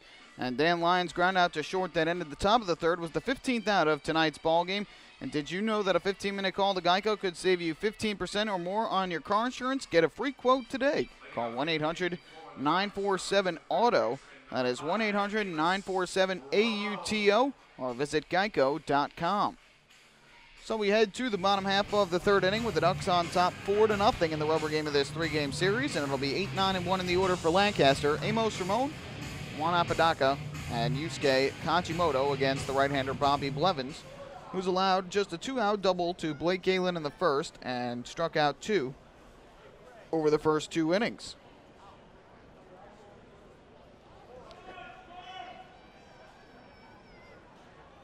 So ready to go is Blevins, and his first pitch on the way is a fastball outside for ball 1 to Ramon, who is 3 of his first 27. No homers and 1 run batted in thus far with Lancaster. Here's the 1-0 pitch, and this is lifted deep in the air to right field, slicing towards the pole, and this will go foul up onto the concourse in the Hess Barbecue picnic area. So the count goes to 1-1. Time to take a look at the out-of-town scoreboard as well and get you caught up around the Atlantic League. Ducks were helped out today by the York Revolution, who won 6-1 at Santander Stadium about 30 minutes to the west of us here in Pennsylvania. 6-1 win over the Somerset Patriots. 1-1. Ramon takes up high for ball 2. Winning pitcher was Bo Vaughn, who improved to 2-1. Matt Zielinski took the loss. He fell to 3-1. There was no save. Aaron Eggleston hit his first home run of the year for Somerset. As this one lifted in the air to shallow left center, going out. Lines coming in is forward. He slides, and he cannot make the catch. Goes in and out of his glove, and safe at first is going to be Ramon on a base hit. Great effort by Lou Ford. He had a long way to run to get that ball. Went into a slide. The ball went into his glove and then popped back out. So it's the second hit of the ball game for Lancaster as Ramon reaches. And now the 9-hitter and catcher, Juan Apodaca. Jason Repko back with the Revolution. He picked up his first home run of the year. Sean Smith hit his third for the Revolution. So here is Apodaca, the 9-hitter, batting from the right side, and Blevins will have to work out of the stretch with Ramon at first and nobody out. First pitch on the way, and Blevins deals a fastball that just missed low and outside for ball 1. Apodaca hitting .229 on the year, 11 for 48, no home runs and 3 runs batted in.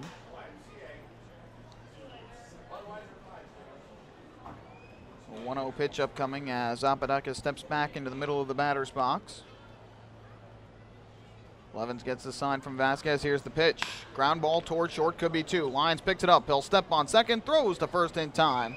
A 6-3 double play, just what Brownell wanted, and 2 away here in the third. The second baseman, Yusuke Kajiamoto. Single admission doubleheader day in Bridgeport, and they're in the bottom of the 5th inning of game 1, tied at 5. Chris Smith started for the Skeeters. It's now Jared Wells pitching. Tomo Oka started for the Bluefish, and Tim Gustafson is now in. Cody Overbeck has driven in 3 runs for Bridgeport, while Delwyn Young has done the same for Sugar Land. Game 2 will begin about 30 minutes after the completion of game 1. So 2 out, the base is empty, and that will bring up the leadoff hitter, Yusuke Kajimoto. First pitch on the way, and the fastball is in for a called strike. The count 0-1. Camden River Sharks are down in Southern Maryland tonight to battle the Blue Crabs. No score, top half of inning number 5. It is Brian Baker for the Blue Crabs, Jake Hale for the River Sharks. Each team with just 1 hit so far. 0-1 from Blevins. And the fastball hit high in the air to left center field. Bailey going back, Ford going back. Lou Ford, the center fielder, makes the call and makes the catch. Kajimoto retired, and Blevins faces the minimum 3 in the third. No runs, 1 hit because of the double play. Nobody left on base. 3 complete here at Clipper Magazine Stadium. Ducks 4 and the Barnstormers nothing. Hi, this is Joe Ashbrodine, first baseman, and you're listening to Ducks Baseball on the Ducks official YouTube channel, youtube.com/DucksBaseball. North Shore LIJ Southside Hospital in Bayshore is the healthcare heart of our community. We provide outstanding healthcare right here at home with centers of excellence in cardiology, orthopedics, neurosciences, women's health services, and much more. Experience counts, and North Shore LIJ Southside Hospital has been around for nearly a century of care. For more information, please call 631-968-3000 or visit us on the web at www.nslij.com. Life without Ducks Baseball. Emily, quit texting. James, get off the iPad. Honey, pick a channel. Life with Ducks Baseball. Bethpage Ballpark is set, Quacker Jack is ready, and the flock is prepared to defend their title. All we need is you. For game times, promos, and tickets, visit liducks.com. It's a blast. Now that's more like it. Long Island Ducks Baseball. Life is better here.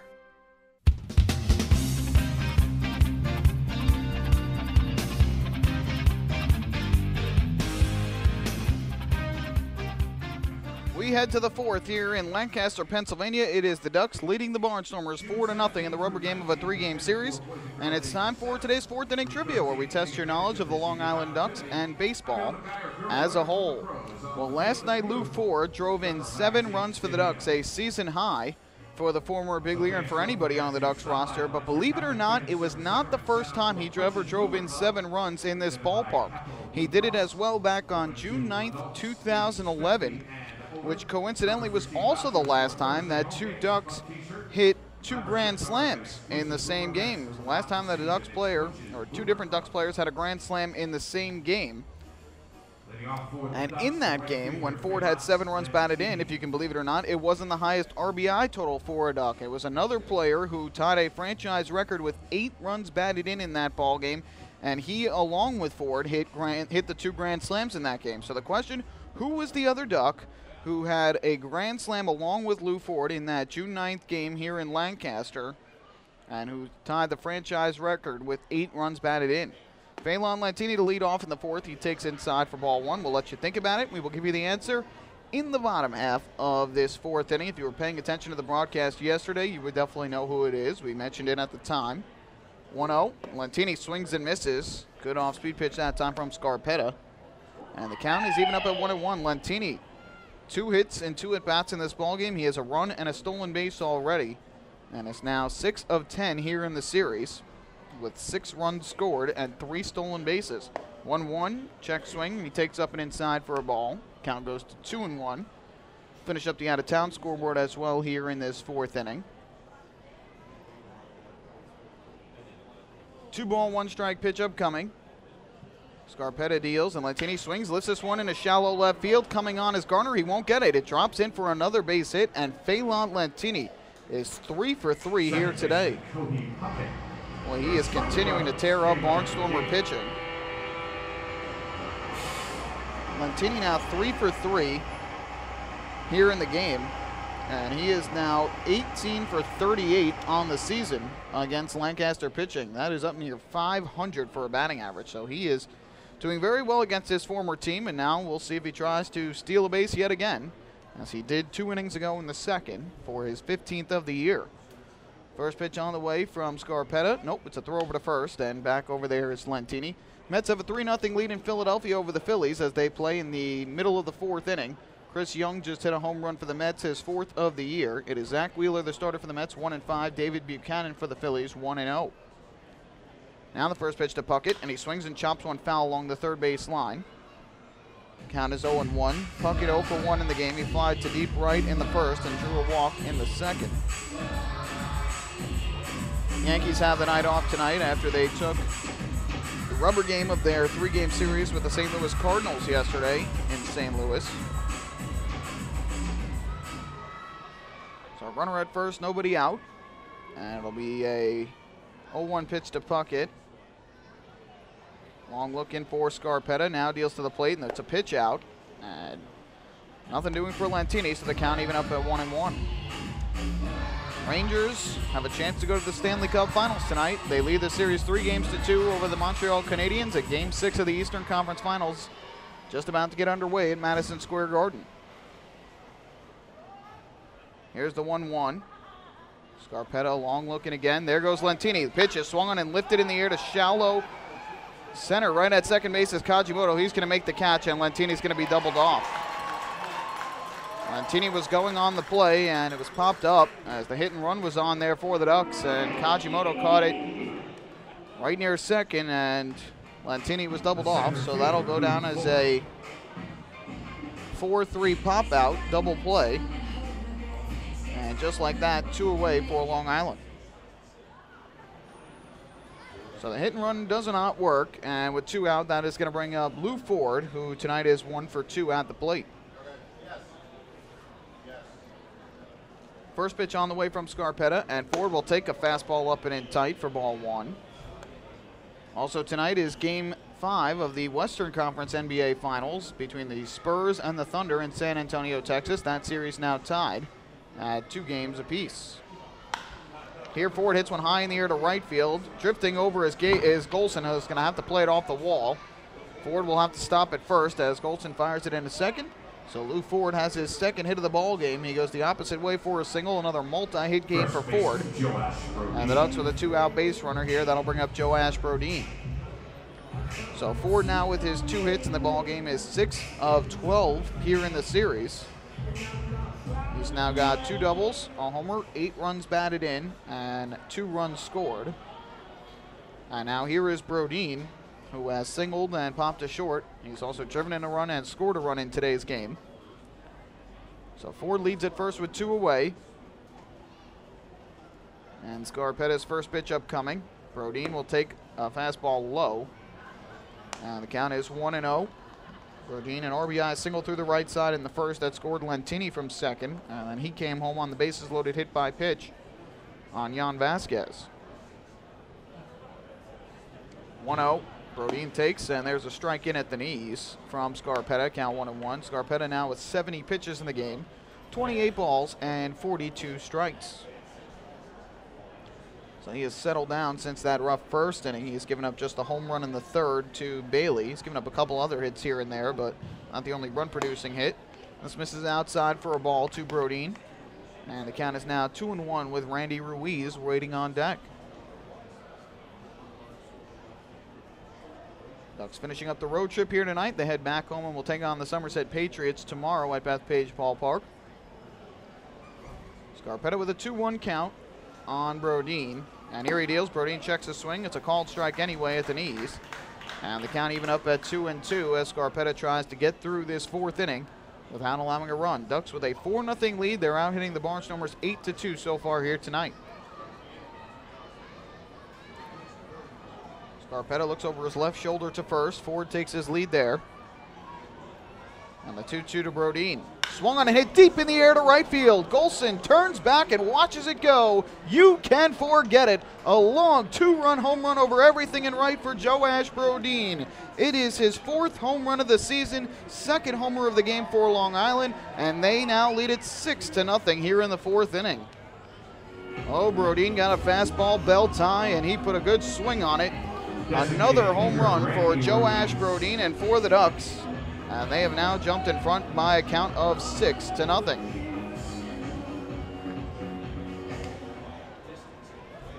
So Brodeen with the high fives around the dugout.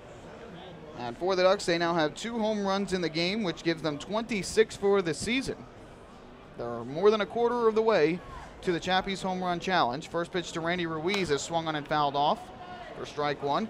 If the Ducks hit 100 home runs, they will meet the Chappies home run challenge, and Chappies Funeral Homes will donate $5,000 to the Quacker Jack Foundation. So Bailey with a solo shot last inning, Brodeen with a 2-run home run this inning, and the Ducks lead it by 6. And here Randy Ruiz was hit by a pitch. Scarpetta hits Ruiz, and the home plate umpire, Buzz Albert, quickly went out and ran in between Scarpetta and Ruiz just to make sure that nothing external was going to happen there. I'm sure Randy Ruiz cannot be happy, neither can the Ducks about that after the long home run by Brodeen. That Scarpetta would hit a Ducks batter. That's the 2nd Ducks batter that's been hit here in this game. Now the 4th Duck to reach base in the inning, and Long Island doing a good job after Puckett popped into the 4-3 double play with Lentini running.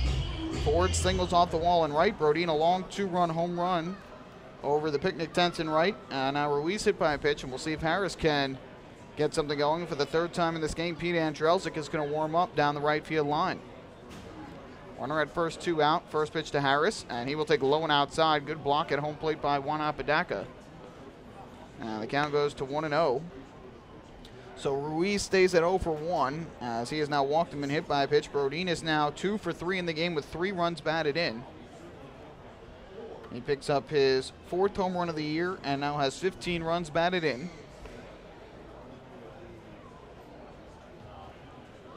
A 1-0 pitch upcoming from the right-hander Scarpetta to the righty swinging Harris. And the pitch is outside again. And the count now goes to 2 balls and no strikes. It's got to feel good as a pitcher to get as much run support as the Ducks are giving their pitching staff here in this series. They only scored 3 in the first game when Lancaster pounded out 11 runs, but 19 runs yesterday, 6 more here today. And Bobby Blevins has looked strong on the mound thus far. 2-0 to Harris. He swings and grounds one towards short. Gobbled up there by Zawadzki. He'll flip to second for the force, and that will retire the side. But the Ducks had 2 more runs on 3 hits in the inning, no errors, and 1 runner left on base. The big blow, a solo 2-run home run to right by Joe Ashbrodeen, and after 3.5, it is 6-0 Ducks. Hey fans, this is pitcher Sean Garceau, and you're listening to Ducks Baseball on the Ducks official YouTube channel, youtube.com/DucksBaseball. Beautify your patio, walkway, driveway, or pool surround with Nicolak paving stones and walls. Nicolak's specially formulated paver shield offers extra surface wear protection and color enhancement throughout the thickness of the paver. Paver shield guarantees that your pavers will look great for years to come. Bring home the elegance with Nicolak. Visit the Nicolak Design Center, Sunrise Highway, Lindenhurst, or Nicolak.com. Let Nicolak pavers pave your way. Hey, Duck fans, you want all the latest inside info on your back-to-back Atlantic League champion Long Island Ducks? Then follow Ducks President and General Manager Michael Pfaff on Twitter at twitter.com/LIDucksGM. You'll find out first right here about player transactions, special stories, and so much more. You'll also be able to interact with Michael directly and get his take on all things Ducks baseball. Head to twitter.com/LIDucksGM today and make sure to follow along throughout the entire 15th anniversary season. Ducks baseball. Life is better here.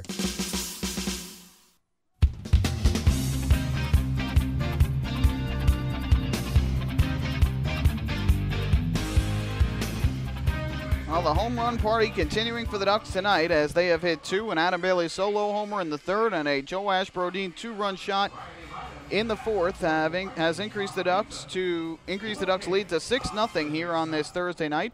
And it is time for the answer to tonight's 4th inning trivia, where we test your knowledge of the Long Island Ducks and baseball as a whole. We gave you the question in the top half of this 4th inning. Last night, Lou Ford had 7 runs batted in, 1 shy of the franchise record of 8, which was most recently tied by a Ducks player on June 9th, 2011 here at this very ballpark in a 25-10 Ducks win.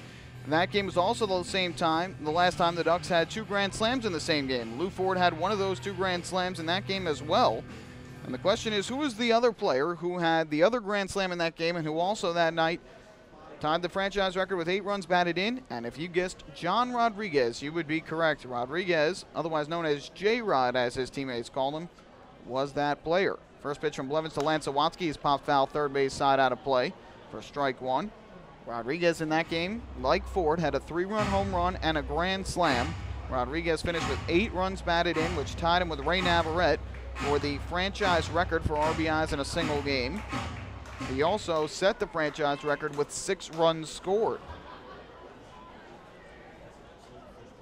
0-1, and Zawadzki pops it up foul again, third base side out of play. And the count now 0-2 on the Barnstormers shortstop, who struck out looking against Blevins back in the 1st. So far, Blevins has allowed just 2 hits, a double by Blake Galen in the 1st with 2 out, and a leadoff single by Amos Ramon in the 3rd. Here's the 0-2 pitch, and Zawadzki takes a fastball outside for ball 1. Pete Andrelzik was warming up for the 3rd time in this game last inning. He has stopped throwing for the time being. We'll see if Scarpetta comes back out for the 5th or if they go to the bullpen.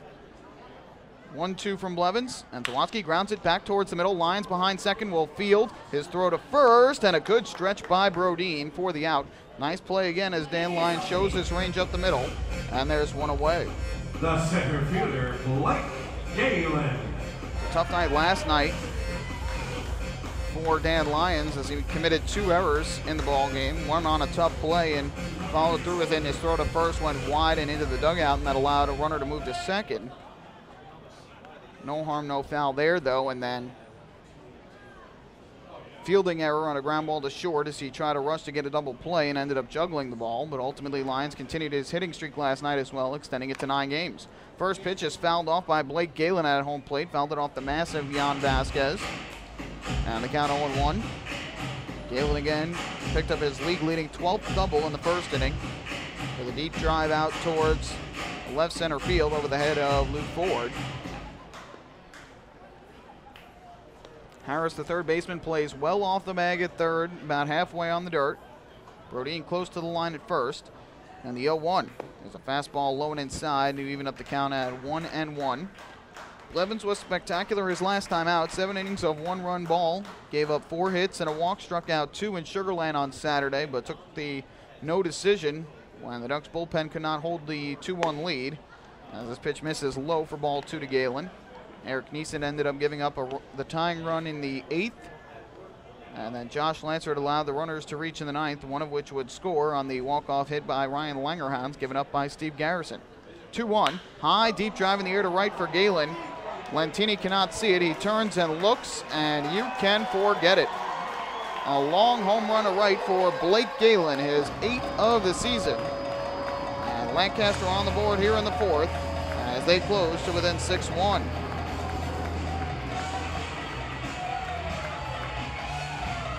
So Blake Galen with his 2nd home run of the series, his 8th of the season. And he picks up RBI number 29. Left fielder Cole Garner. That moves Galen into a tie for the league lead in home runs with James Simmons of Bridgeport, who has 8.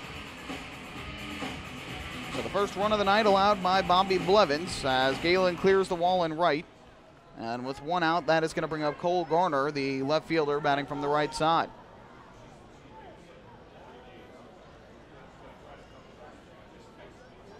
So Garner steps up to home plate, and the first pitch on the way from Bobby Blevins is swung on and fouled off at the plate, back behind the dish, and they count 0-1. Garner grounded to third his first time up. That was back in the opening inning.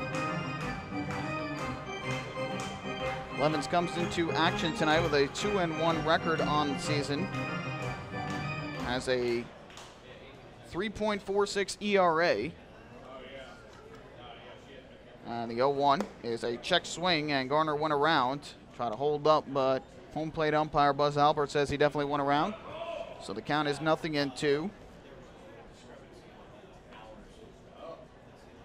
Blevins has allowed 3 runs or less in each of his last 3 starts. And it'll be an 0-2 on the way. Right-hander kicks and deals, and Garner swings and bounces this one foul down the third base line. Karam's out in a shallow left where one of the Ducks relievers will get the baseball and flip it into the crowd.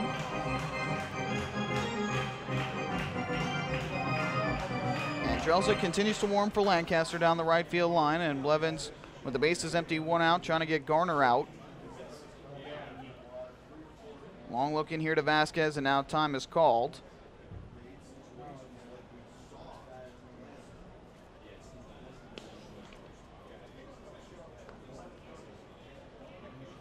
Now Garner is ready to go at the plate, and the 0-2 from Blevins is a breaking ball chopped foul, third base side.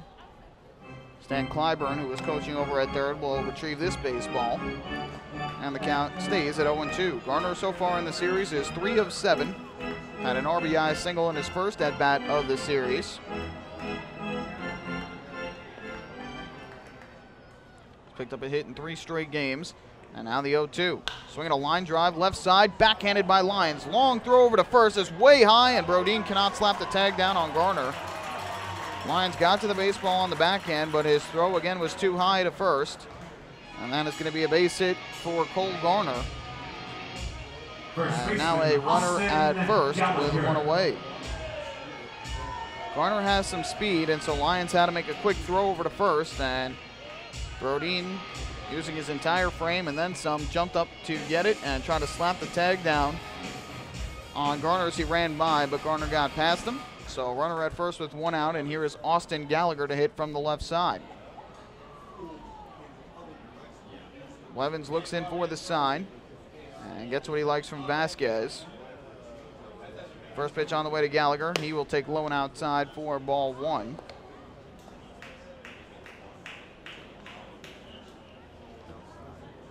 Blevins faced the Barnstormers once this year and suffered the loss. His only loss of the season came against Lancaster. That was on May 8th at Bethpage Ballpark. And a 7-3 Barnstormer win. 1-0. That misses inside for ball 2. In that game, Blevins allowed 4 runs on 7 hits in 5 innings. Uncharacteristically walked 4 and struck out just 2. So the count 2-0 here on Gallagher, who struck out his first time up and has been struggling this season. Garner, the runner at first, 1 away. Barnstormers have gotten a run on a Blake Galen solo home run. And the 2-0 from Blevins. Gallagher takes low, and it's now 3 balls and no strikes. Gallagher is 2 of 9 in the series. He had a solo home run in Game 1 on Tuesday.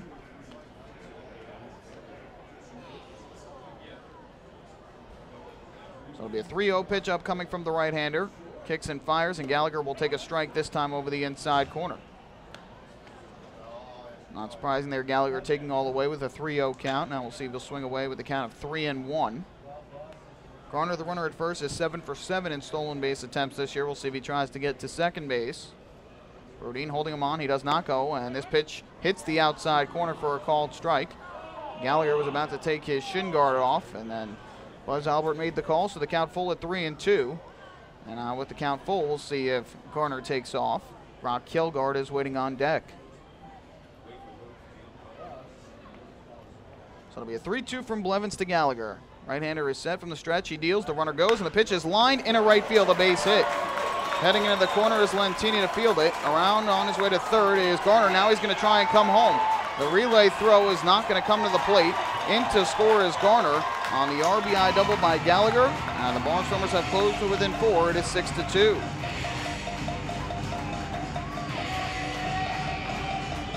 So the runner put in motion there, and that enabled him to score. Originally, Stan Clyburn was going to stop Garner at third, and then he waved him around last second as Lentini got the ball back in a bucket a little bit late. So the RBI double for Gallagher, his 10th run batted in of the year, 3rd double. And it is now a 6-2 ball game, and that will bring up Brock Kilgard. The Ducks saw this similar thing happen to them the last time that Scarpetta pitched against them. That was here. The Ducks jumped out to a 7-0 lead through the first 2 innings and then saw that lead evaporate, and Lancaster ended up taking an 8-7 lead late. The Ducks do not want that to happen to them here. And the first pitch to Kilgard is hit high in the air to left center field. Adam Bailey trucking over to his left has plenty of room. He'll make the catch. Gallagher will stay put at second, so Kilgard is retired on the first pitch. The right fielder, two-way that'll bring up Greg Golson.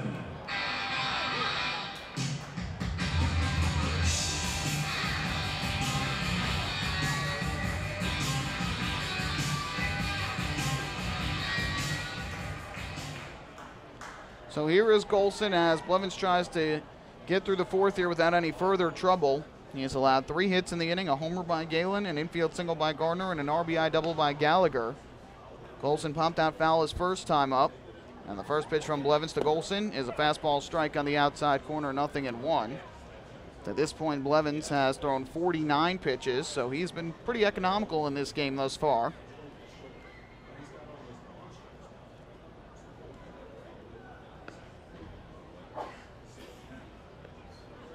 You know, 1 upcoming. Kick on the pitch. Golson lines one up the middle into center field, the base hit. On his way to third and coming around is Gallagher. Here's the throw to the plate from Lou Ford, and it is not in time. Throw cannot be handled by Vasquez. So in to score from second is Gallagher on the RBI single by Golson, and it's now a 6-3 lead for the Ducks. Ford made the throw and it was in plenty of time, but the throw kind of skipped at home plate, and Vasquez could not pick it out of the dirt. So you give Golson the RBI single to center, and then he takes second on the throw. Gallagher scores from second on the play, and the Ducks' 6-run lead has now been cut in half. And Steve Foucault's going to come out of the dugout to talk things over and try and settle down his right-hander. By the way, the official scorer here has ruled on the Austin Gallagher base hit to right. He rules a single to right for Gallagher, and then he advances to second on an E9, and the run scores on an E9. Garner only got to third and then scored on the E9. As they say, Lentini juggled the baseball in right. So I don't believe you give the RBI in that case to Austin Gallagher. So 3 are in the inning, and now the 8-hitter Amos Ramon comes to the plate. Blevins from the stretch. First pitch on the way, and Ramon will swing and hit one high in the air to right center field. Moving over to his right is Lentini. Tracks it down, makes the catch, and that will put an end to the inning. But the Barnstormers sent 7 men to the plate. They get 3 runs on 4 hits and 1 error, and they leave 1 on the base pass. And through 4 innings tonight here at Clipper Magazine Stadium, it is now the Ducks 6 and the Barnstormers 3. Hey fans, this is infielder Chris McClendon, and you're listening to Ducks Baseball on the Ducks official YouTube channel, youtube.com/DucksBaseball. James Simmons is going back. He is looking up, and on the park night, that one is gone and reaches a kennel in Central Islip. That was another home run for the Ducks. And Duck fans, what's more fun than a home run that helps the Ducks win a game? How about a homer that helps the community win? Chappie's Funeral Home and the Long Island Ducks have once again teamed up for the Chappie's Home Run Challenge. If the Ducks hit 100 homers this season, Chappie's Funeral Home will donate $5,000 to the Quacker Jack Foundation. So every time a Ducks hitter goes deep this season, watch for the Chappie's Challenge home run count on the scoreboard. And if we reach 100, we're all a winner. Chappie's Funeral Home, where caring for others is a family tradition.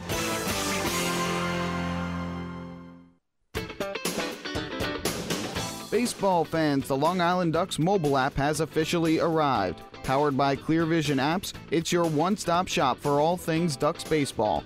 Buy tickets straight from your mobile device. Receive game status updates with push notifications. Check out up-to-the-minute news and scores and interact with the Ducks on social media.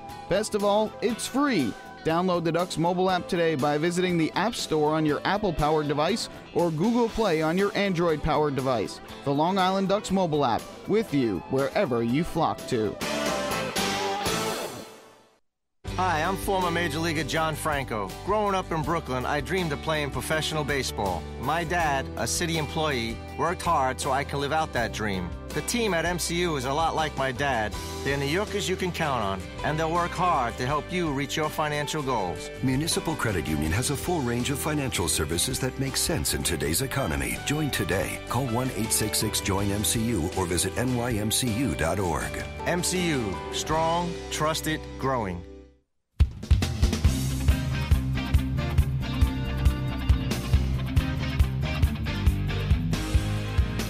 Ducks fans, don't forget to stop by the Waddle Inn Shop on your next visit to Bethpage Ballpark, where exclusive and hard-to-find Ducks memorabilia is now on sale. Proceeds benefit the Quacker Jack Foundation, the charitable arm of the Long Island Ducks. Barnstormers have fought back in this game, and it is now a 3-run lead for the Ducks. They led it 6-0 after 3.5, but the Barnstormers striking for 3 in the bottom of the 4th have made this a 6-3 game. And Adam Bailey will lead off. He takes low and outside for ball 1. New pitcher is in. It is Pete Andrelzik, as he takes over for Cody Scarpetta here in the 5th inning. And Scarpetta, a rough start here tonight. And a swing and a miss here by Bailey on the fastball. The count even at 1-1. I'll get you the final line on Scarpetta momentarily.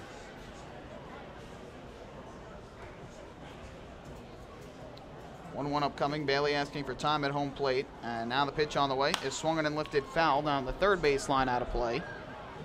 And the count goes to 1-2. Bailey hit a solo home run to right his last time up, his team leading 7th of the year. Popped to short back in the 1st inning.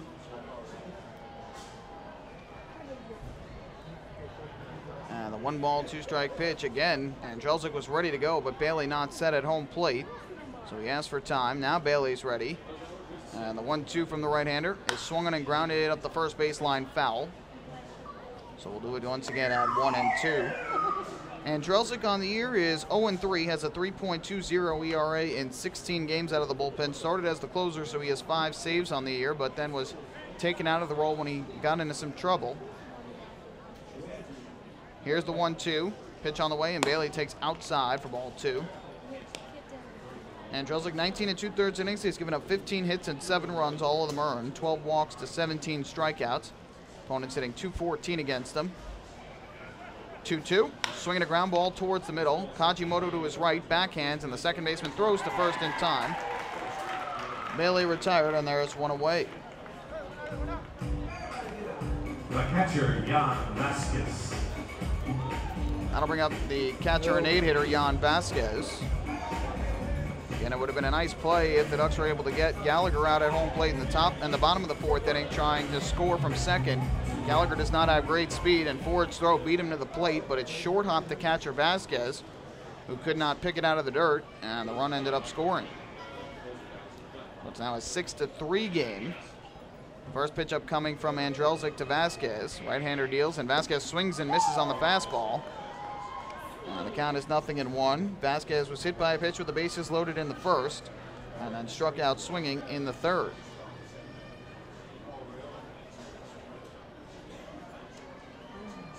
Here comes the 0-1. Righty deals, and Vasquez takes outside for the ball. And Andrelzik pitched here 2 nights ago in game 1 of the series, pitched 2 scoreless innings in relief of Clayton Tanner. Retired all 6 hitters he faced, no walks or strikeouts. 1-1. Breaking ball, catches the inside corner at the knees for a strike. The count goes to 1-2, and after the Barnstormers get 3 on the board, and with the struggles of Scarpetta, Butch Hobson realizing he wants this game. He certainly does, especially with York winning today. Doesn't want to fall another game back in the standings. Again, Andrelzik was ready to go when time called at home plate. And so Hobson is going to go to his bullpen and go to a guy who shut down the Ducks lineup the other night and try and keep it right here at 6-3. 1-2. Vasquez swings and misses for strike 3. Ducks with the fastball down low. Third strikeout for Barnstormer pitching. First for Andrelzik. That's the second out here in the 5th. That'll bring up Dan Lyons. Shortstop Dan Lyons.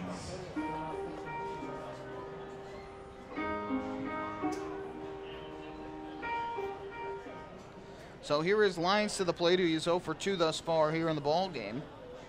And in fact, he has been the only Duck that has yet to reach base in this game. Already, 8 of the 9 Ducks batters have reached base at least once. Here he takes a called strike. And the count is 0-1. Lyons struck out in the first, bounced to short in the third, trying to extend his hitting streak to 10 games here. Lyons grounds one to the left side. Couple hops for the third baseman, Ramon. His throw to first is in time for the out. And for the first time tonight, the Ducks are retired in order. We are halfway through on this Thursday night at Clipper Magazine Stadium. It's the Ducks 6 and the Barnstormers 3. Hi, this is pitcher Jared Lansford, and you're listening to Ducks Baseball on the Ducks official YouTube channel, youtube.com/DucksBaseball. All 2,000 of us at PSEG Long Island care deeply about our communities. Our company has a long-standing commitment to giving back, and our people, along with our energy efficiency and renewable energy programs, are helping to improve the businesses and towns we all call home. Learn more about how we're working together to better serve our communities. Visit us at psegliny.com/community. Take your group out to the ball game this season and enjoy all the fun of Ducks baseball at discounted prices with the Hebrew National Picnic Area, luxury suites, the Smokin' Owls party deck, and so much more. Bringing your group to the game will be an unforgettable experience. The Ducks even offer opportunities to sing the national anthem, serve as a color guard, be the Nicolak Dream Team, put on a pregame performance, display your group's artwork, or shag fly balls during Ducks batting practice. To book your outing today, call 631-940-3825 and ask for the group sales department. Long Island Ducks Baseball. Life is better here.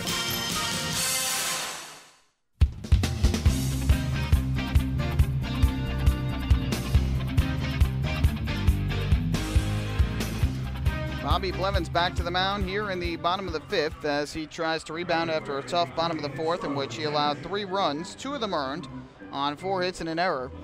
The Ducks have a 6-3 lead over the Barnstormers here in this 3-game series, final game of this 3-game series.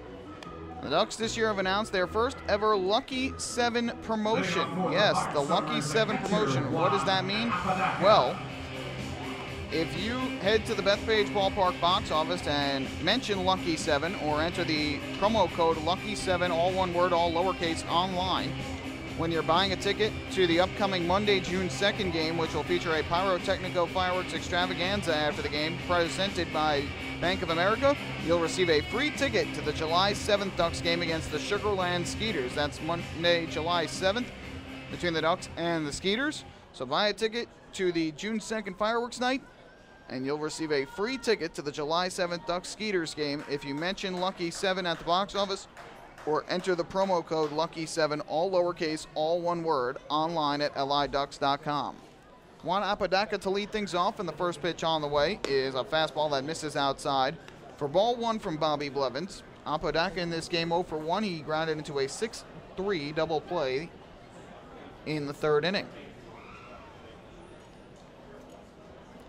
Here comes the 1-0. Kick and the pitch. There's a fastball strike on the outside corner to even the count at 1-1. 6 runs, 9 hits, 1 error thus far for the Ducks. 3 runs, 6 hits, no errors for the Barnstormers.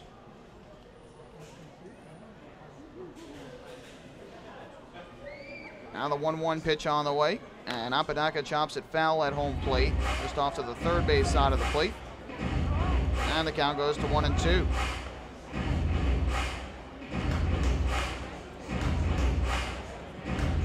Infield defense straight away here for Apodaca. No shifts on either side. Outfielders also all straight away.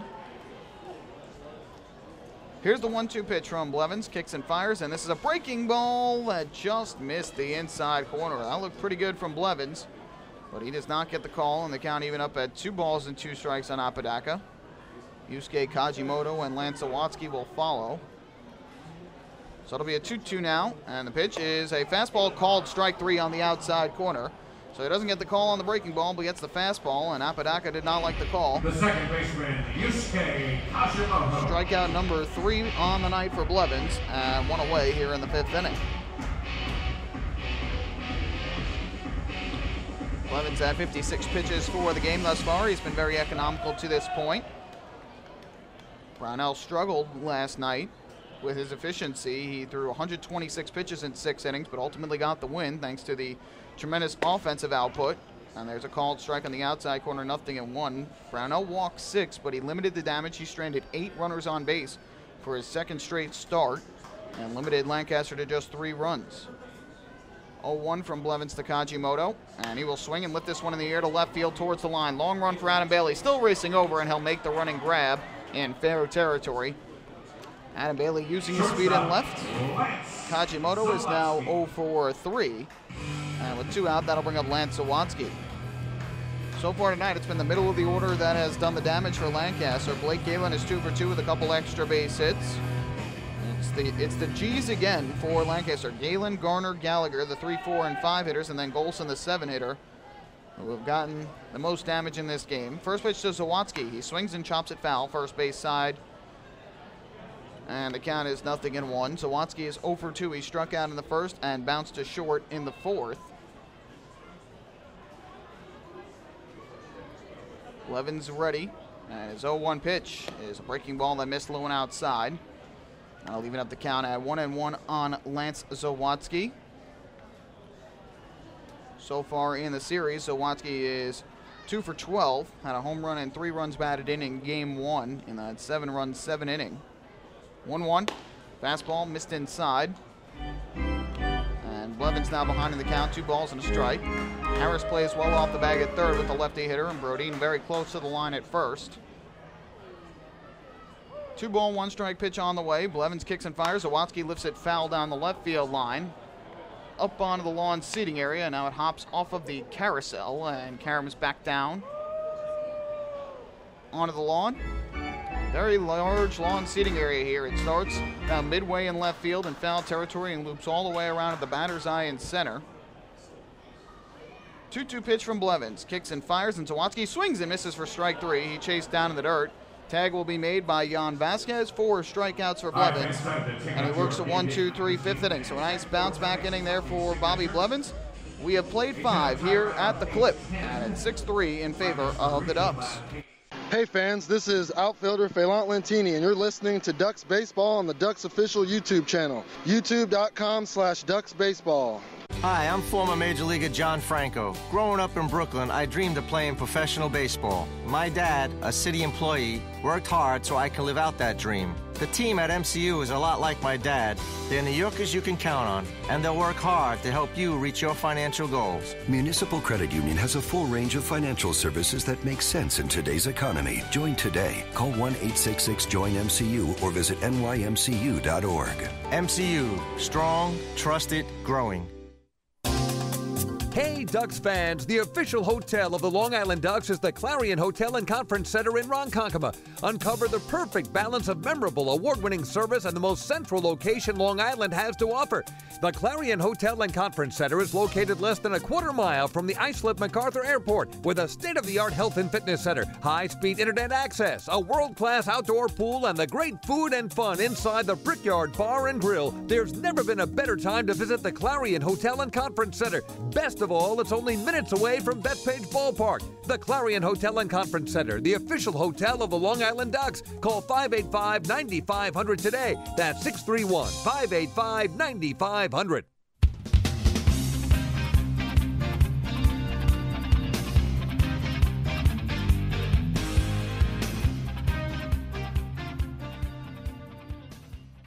To the sixth inning we go here in Lancaster, Pennsylvania. Ducks with a 6-3 lead over the Lancaster Barnstormers in the final game of a rain-shortened 6-game road trip for the Long Island Ducks. Monday's game in Sugar Land, the final game of that 4-game series, was rained out. The Ducks ended up taking 2 of 3 there, and they are a few innings away, 4 innings away from taking 2 of 3 here for the second time this year, and improving to 11-6 on the road and 18-13 overall.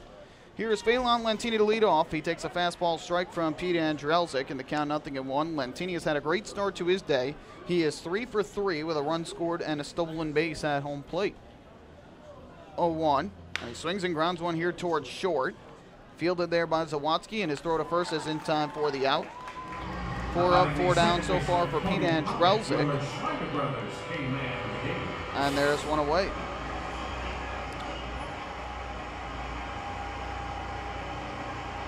So with 1 down, that is going to bring up Cody Puckett, the second baseman.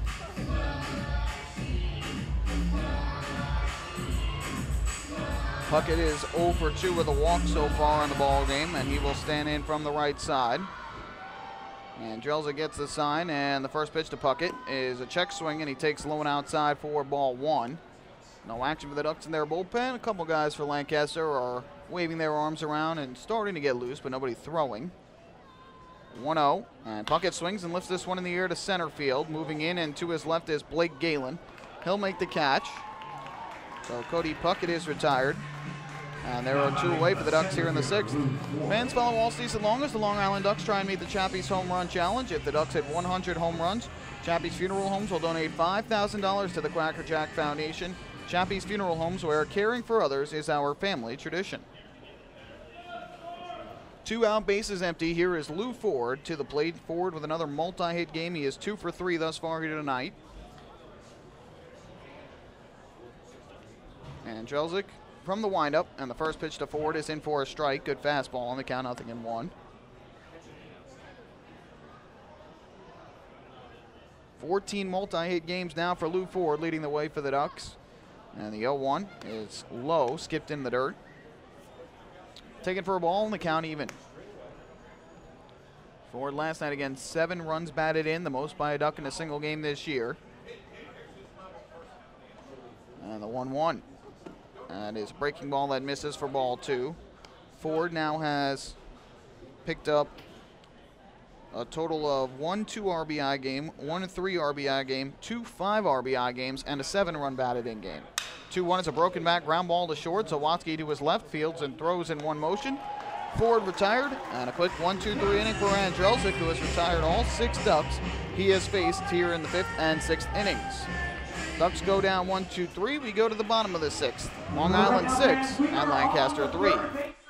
Hi, this is Adam Bailey, and you're listening to Ducks Baseball on the Ducks official YouTube channel, youtube.com/DucksBaseball. Few places on Earth offer the charm and excitement of Fire Island. At Fire Island Ferries, located conveniently at 99 Maple Avenue in Bay Shore, they offer convenient travel to Fire Island 7 days a week. Fire Island is quickly becoming a top destination for families of all ages. Experience the informal, carefree communities, the dazzling night scene, enjoy fine dining, or climb to the top of one of the tallest lighthouses in the United States. But there's only one way to get there, by calling Fire Island Ferries at 631-665-3600 today. For fare and scheduling information, please visit fireislandferries.com. Bring your birthday to the ballpark this season and celebrate with the flock. Kona Ice birthday party packages with the Long Island Ducks are now available for the 2014 season.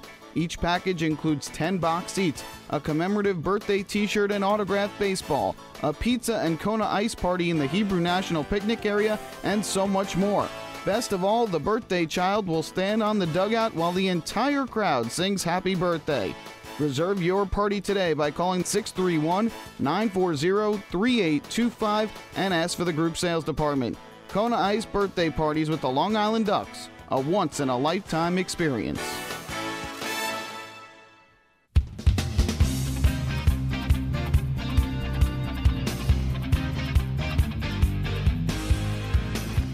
To the bottom of the half of inning number 6, where the Long Island Ducks hold a 6-3 lead over the Lancaster Barnstormers. Michael Pollack with you here. Thanks so much for joining me on your Thursday night as the Ducks and Barnstormers close out this 3-game series here at Clipper Magazine Stadium.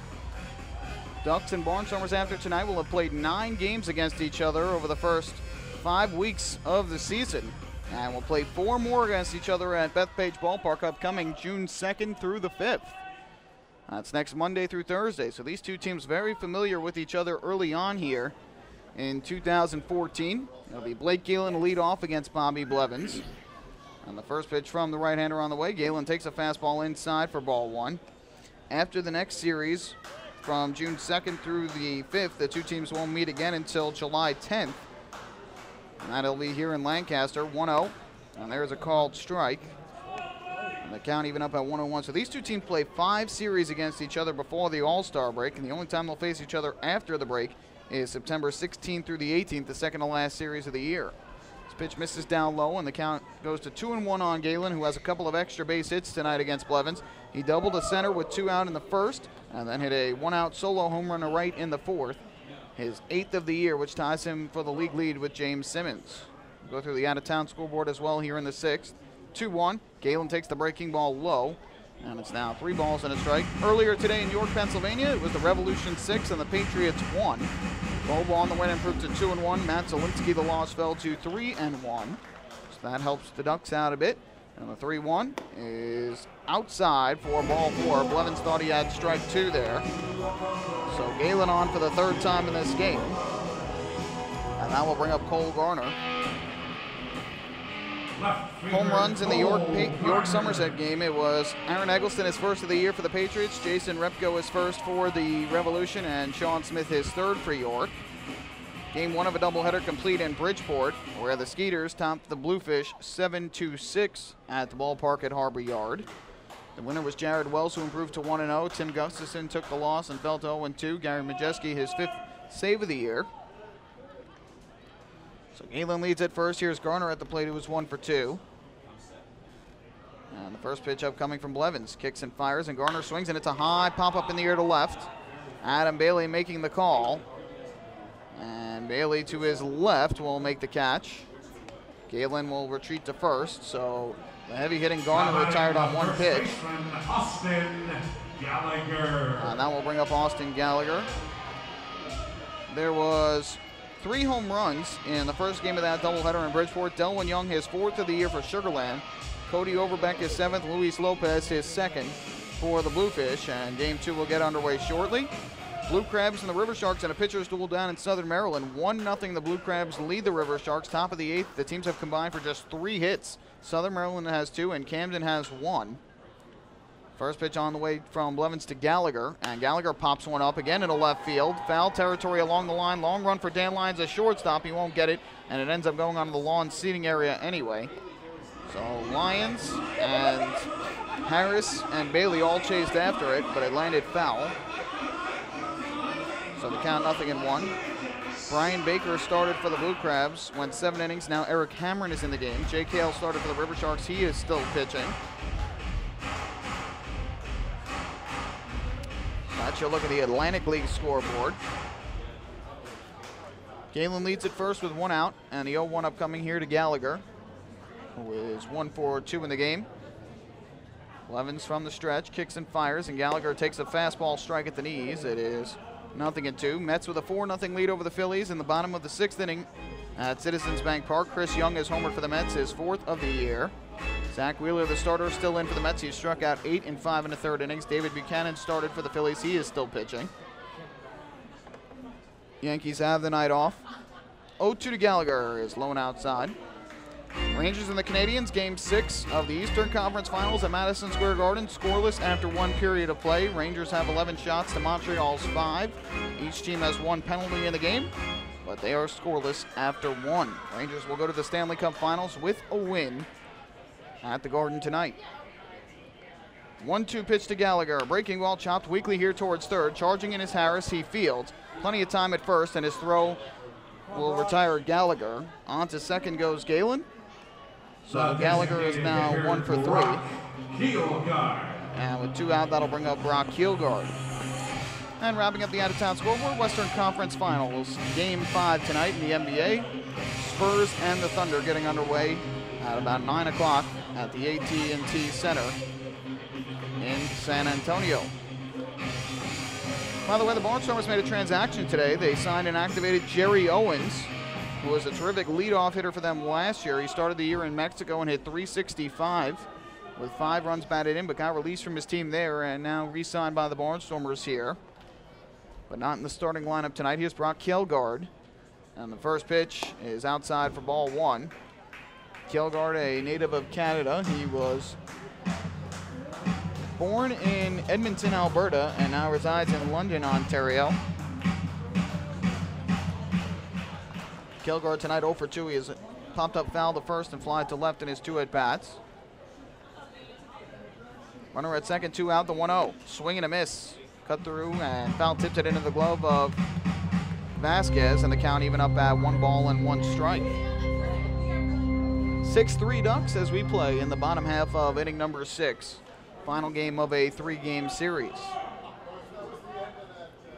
1-1 the count. Blevins is set, looks back to second, deals to the plate, and this is low in the dirt. Good block at home plate by Vasquez. And the count 2-1.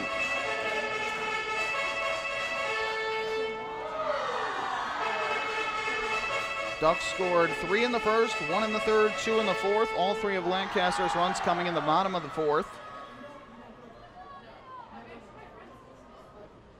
2 ball, 1 strike count on Kielgard.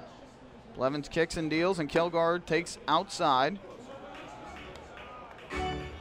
Don't want Kielgard to get on with Greg Golson waiting on deck. Golson with an RBI single his last time at the plate.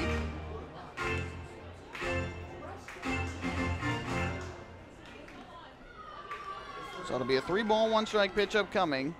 Blevins looks to second a couple times, now deals to the plate, and Kielgard swings and misses. A good breaking ball from Blevins, and the count 3-2 with 2 out. So Blevins going to try and get through this inning. Keep it right here at 6-3. Blake Galen, who led off the inning with a walk, takes his lead at second. And here comes the 3-2. Kielgard swings and misses for strike 3. Another breaking ball, and Bobby Blevins picks up his 5th strikeout of the ball game and works around the leadoff walk. No runs, no hits, 1 left on base for the Barnstormers. 6 complete tonight here in Lancaster. The Ducks still lead it 6-3 over the Stormers. Hey fans, this is outfielder John Myers, and you're listening to Ducks Baseball on the Ducks official YouTube channel, youtube.com/DucksBaseball. Hey Ducks fans, your recreation destination this year is The Rinks at Hidden Pond Park. The Rinks features 2 full-size ice rinks, a 97-acre summer day camp, a New York State licensed preschool academy, and a wide variety of birthday party options. Learn to skate, join one of many hockey leagues, swim in an Olympic-sized pool, and enjoy all the fun that The Rinks has to offer. Visit us today at 660 Terry Road in Hauppauge, or check us out online at therinks.com. The Rinks, your recreation destination. Can't get enough of the Long Island Ducks? Well, now you can get even more inside info on your favorite hometown team through Facebook and Twitter. The Ducks are constantly updating fans through social media with scores, transactions, ballpark promotions, and much more. You can even win great prizes. All you'll need to do is make a free account on Facebook and Twitter, and then visit us at facebook.com/LIDucks and twitter.com/LIDucks. Think you're Long Island's biggest Ducks fan? Get connected now. Few places on earth offer the charm and excitement of Fire Island. At Fire Island Ferries, located conveniently at 99 Maple Avenue in Bay Shore, they offer convenient travel to Fire Island 7 days a week. Fire Island is quickly becoming a top destination for families of all ages. Experience the informal, carefree communities, the dazzling night scene, enjoy fine dining, or climb to the top of one of the tallest lighthouses in the United States. But there's only one way to get there, by calling Fire Island Ferries at 631-665-3600 today. For fare and scheduling information, please visit fireislandferries.com.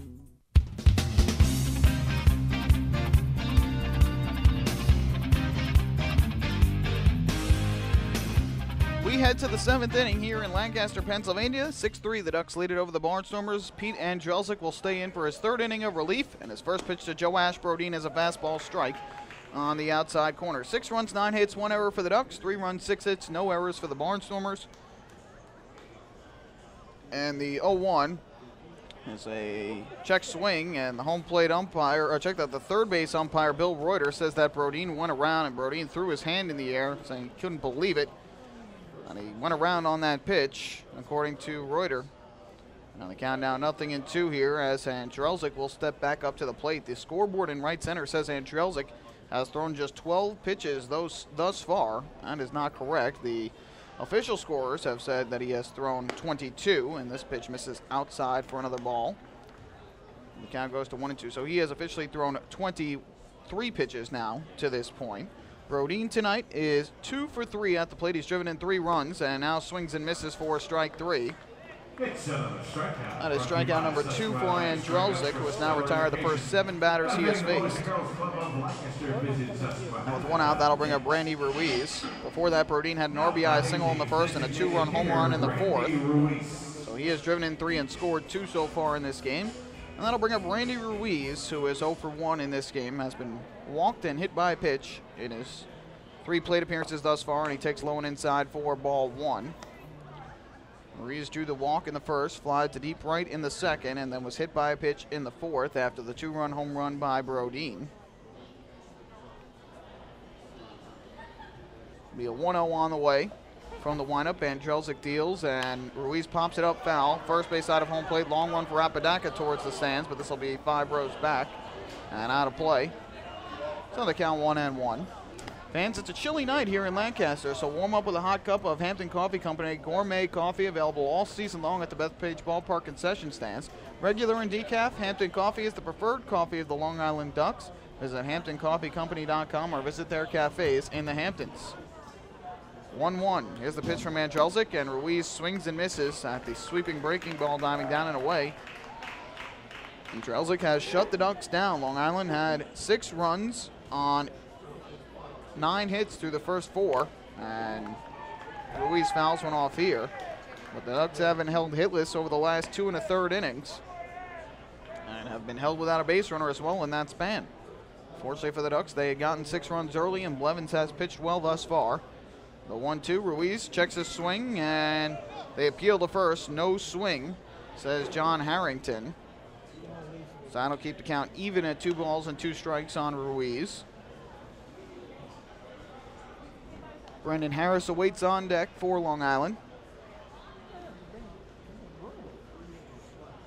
2-2 upcoming from Andrelzik. Kicks and fires, and Ruiz swings and hits a chopper to the left side. The shortstop Sawatsky and a couple hops. Fields and throws to first in time for the out. So Ruiz retired. He's now 0 for 2, and there are 2 away. Third baseman Brendan Harris. That'll bring Brendan Harris up to the plate.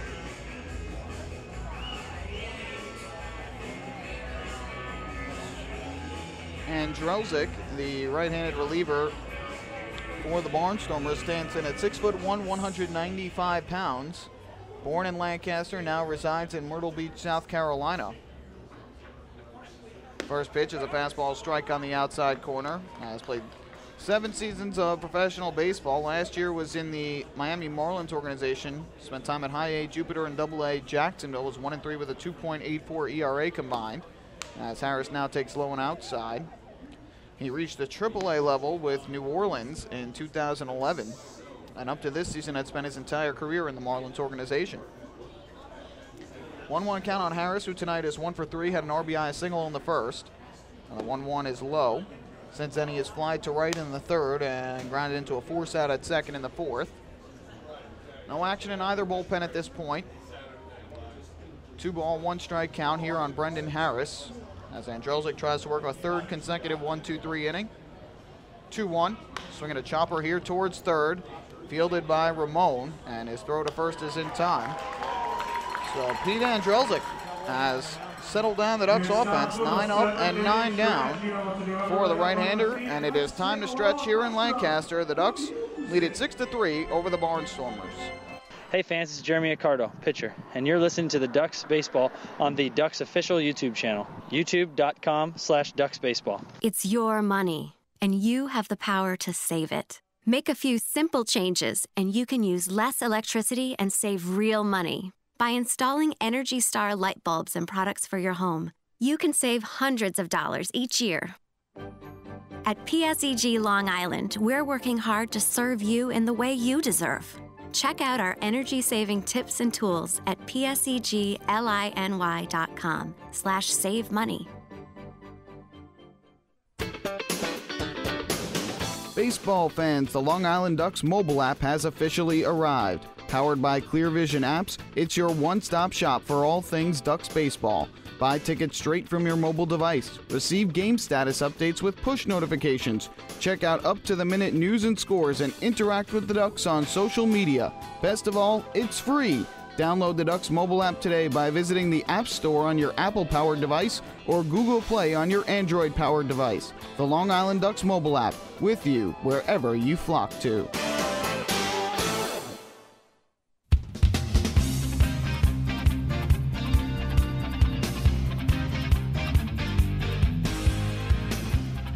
Pete Andrelzik for the Barnstormers has retired all 9 Ducks batters that he has faced over the last 3 innings, settling down the Ducks offense after they broke out for 6 runs over the first 4 innings of the game against Cody Scarpetta. And Bobby Blevins, aside from a hiccup in the 4th inning for the Ducks, has struck out 5. He's allowed 6 hits total and 3 runs, 2 of them earned. So he will step back to the mound, and he is going to face the bottom 3 in the order for the Stormers. It will be Golson, Ramon, and Apodaca to the plate for Lancaster. Right-hander Jason Richardson has started to warm for the Barnstormers down the right field line. Michael Pollock here with you at Clipper Magazine Stadium. Ducks holding a 6-3 lead and trying to end the road trip on a high note, as the Ducks are 3-2 here on this road trip to this point and trying to finish 4-2.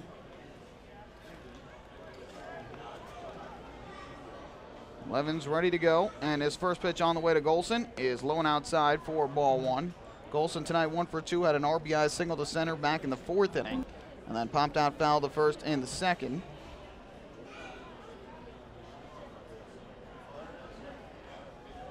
Now time called as Blevins was about to deal a 1-0 pitch to Golson. Now it looks like lefty Eric Neeson has started to get ready for the Ducks down the left field line. 1-0, Golson checks and takes low and outside. Blevins now with 81 pitches in the ballgame, so he has been extremely economical. 54 of those 81 pitches have been for strikes. Behind on Golson here, 2 balls and no strikes. The third baseman Harris plays in tight at third. And the 2-0, that misses the outside corner. Blevins is now fallen behind, 3 balls and no strikes on the leadoff hitter, Greg Golson. I want to give a free pass to a speedy guy like Golson. Blevins so far has walked just 1 in this game. That was last inning to Galen. And a 3-0 is low for ball 4. So 4 straight out of the zone to start the inning for Blevins. Second walk of the game. And Golson, the leadoff man, is able to reach. Well, we'll see how the inning goes and what Kevin Baez does. Again, you got the top of the order coming up later in the inning if Blevins cannot get out of the inning facing Ramon and Apodaca. A couple nights ago in the 7th, Kevin Baez took out a righty Jared Lansford, brought in the lefty Steve Garrison, and ended up allowing 5 runs. So we'll see how the inning ends up playing out. First pitch on the way from Blevins to Ramon, and that misses low. So that's now 5 straight balls from Blevins, and the count 1-0. Ramon has singled to center and flied to right in his 2 at-bats here this evening. Golson takes his lead at first. He has 10 stolen bases this year, has been caught 3 times. 1-0 pitch, and Ramon takes low and outside for a ball. Snap throw to first, and back safely is Golson. And it's now 2-0 on Ramon. Blevins has been throwing strikes consistently throughout this game, and now all of a sudden has had trouble throwing them. Walked Golson on 4 pitches, now is behind on Ramon, 2-0. Blevins gets the sign from Vasquez. And the 2-0 pitch is low for ball 3. So Blevins has lost the strike zone here, and he's 1 pitch away from walking the first 2 of the bottom of the 7th, and bringing the tying run to the plate. Juana Apodaca waiting on deck. And a 3-0 pitch upcoming from the right-hander. Gets the sign and the pitch. There's a fastball strike over the outside corner, and the count 3-1. Ramon is just 4 of 29 so far with the Barnstormers. Golson takes his lead at first, and the 3-1 is up and away for ball 4. And Bobby Blevins has thrown back-to-back walks to start off the 7th, and the tying run will come to the plate.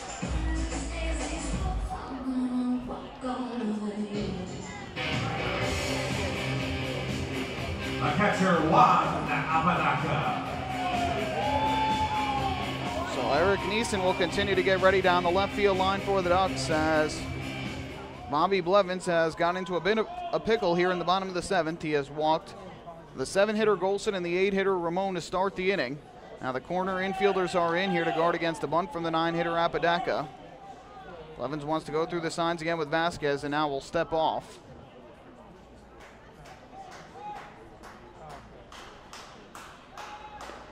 Jason Richardson continues to warm down the right field line for Lancaster. The first pitch from Blevins. Apodaca squares to bunt and bunts it foul at home plate. Bounce in the dirt and hit Apodaca.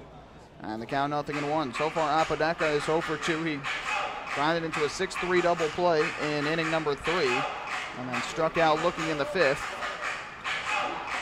Now the third baseman, Brendan Harris, goes in to chat with Blevins and try and get him to settle down here.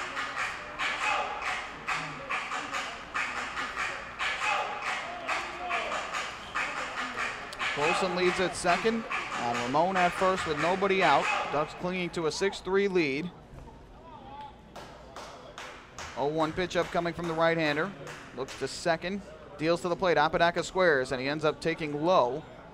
And now we'll even up the count at 1 ball and 1 strike. Blevins, a quality start to this point with 6 innings of 3-run ball. And the 1 hiccup in the 4th, but aside from that has been strong. Gotten into a bit of the jam here to start off the 7th, first and second on a couple walks. Now it'll be a 1 ball, 1 strike pitch.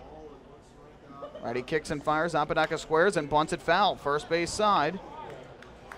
So 2 strikes on foul tips from Apodaca as he tries to lay down the bunt. And now likely the bunt sign will be taken off with 2 strikes on him. So Blevins trying to get a big first out. Get Apodaca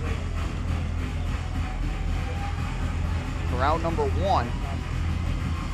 Golson takes his lead at second and Ramon at first. Corner infielders playing somewhat tight, and now Jan Vasquez is going to go out and talk strategy with Blevins. Harris playing just behind the grass at third and off the bag at third. Middle infielders are at double play depth, and the first baseman Brodeen plays halfway at first and well off the bag. So it'll be a 1 ball, 2 strike pitch from Blevins to Apodaca from the stretch. Blevins kicks and fires, and Apodaca swings and bounces one to the left side. Harris goes off his glove. He recovers, throws to first for the out. Would have been a tough chance for Harris to get the double play, and a tough play going to his left, but he ends up getting 1 out as Apodaca bounces to third. It's like he ends up getting the sacrifice. So Apodaca grounds to third. Ramon goes to second. Golson goes to third. And now Kevin Baez is going to go to his bullpen with Yusuke Kajimoto coming to the plate. And he's going to call on the lefty Eric Neeson. And we'll see how it works out. Blevins with a strong start tonight. He goes 6 1/3 innings of 3-run ball to this point, but he has runners at second and third with 1 out, and Eric Neeson will come on. We'll take a break and come right back with the rest of the bottom of the 7th after this. Hi, this is right-handed pitcher Josh Lansford, and you're listening to Ducks Baseball on the Ducks official YouTube channel, youtube.com/DucksBaseball. It's your money, and you have the power to save it. Make a few simple changes, and you can use less electricity and save real money. By installing Energy Star light bulbs and products for your home, you can save hundreds of dollars each year. At PSEG Long Island, we're working hard to serve you in the way you deserve. Check out our energy-saving tips and tools at psegLINY.com/save money. Hey Ducks fans, stay up to date with Long Island's hometown team by visiting Quack of the Bat, the official blog of the Long Island Ducks. Quack of the Bat will bring Ducks fans beyond the headlines with in-depth feature articles, breaking news stories, game previews, post-game wrap-ups, and so much more. Interact with the team during the entire 15th anniversary season through live chats with Ducks players and exclusive video clips. Check out the blog today at quackofthebat.wordpress.com. Quack of the Bat, the official blog of the Long Island Ducks. Life is better here.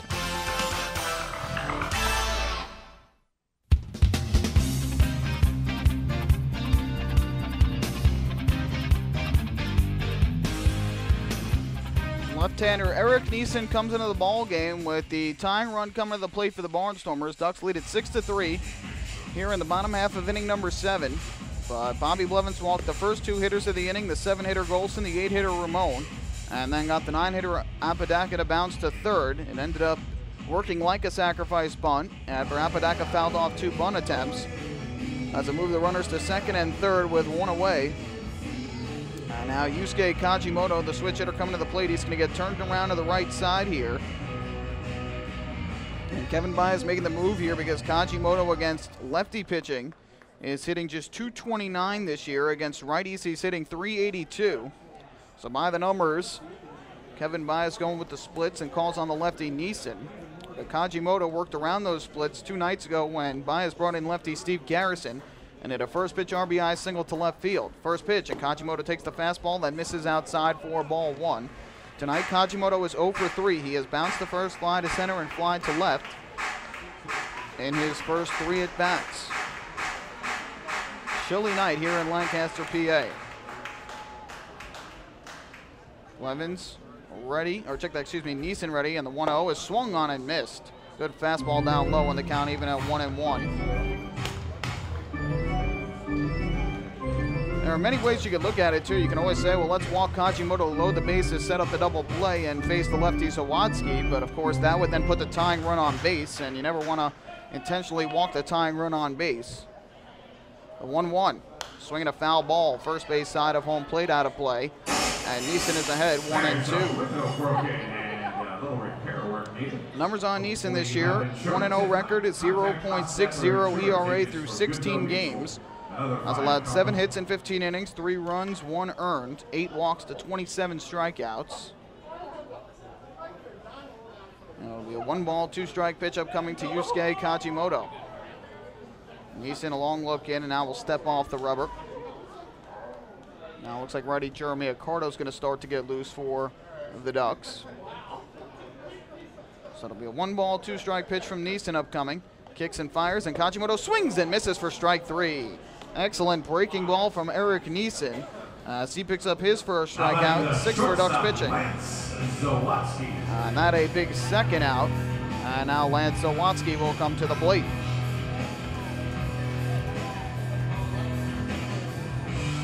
So Lance Zawadski will now stand in a lefty-lefty matchup with Neeson. Zawadski is 0 for 3 in this game with 2 strikeouts and a ground out to short.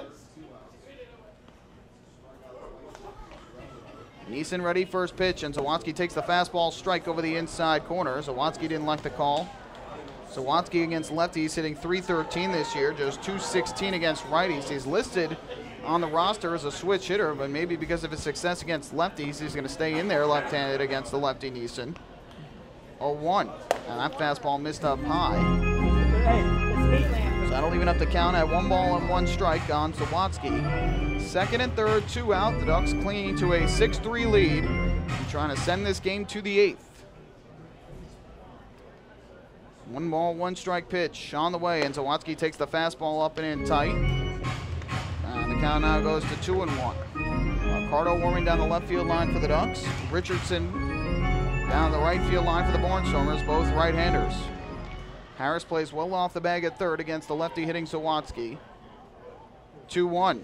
He swings and lines one down the left field line, slicing foul and out of play.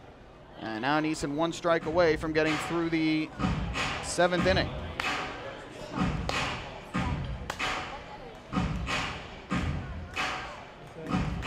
Colson leads at third and Ramon at second with 2 out. 2-2 count. Neeson is set from the stretch. And the 2-2 pitch to Sawatsky is slashed foul down the third base line. Late defensive swing, and he lined it over the head of third base coach Stan Clyburn. So Sawatsky stays alive. Neeson struck out Kachimoto on a breaking ball. We'll see what he throws here. 2-2 pitch from the lefty. He deals, and Sawatsky pops it up foul behind the plate and out of play. Rebounds from the suite level back down below. So we'll keep the count right here at 2-2.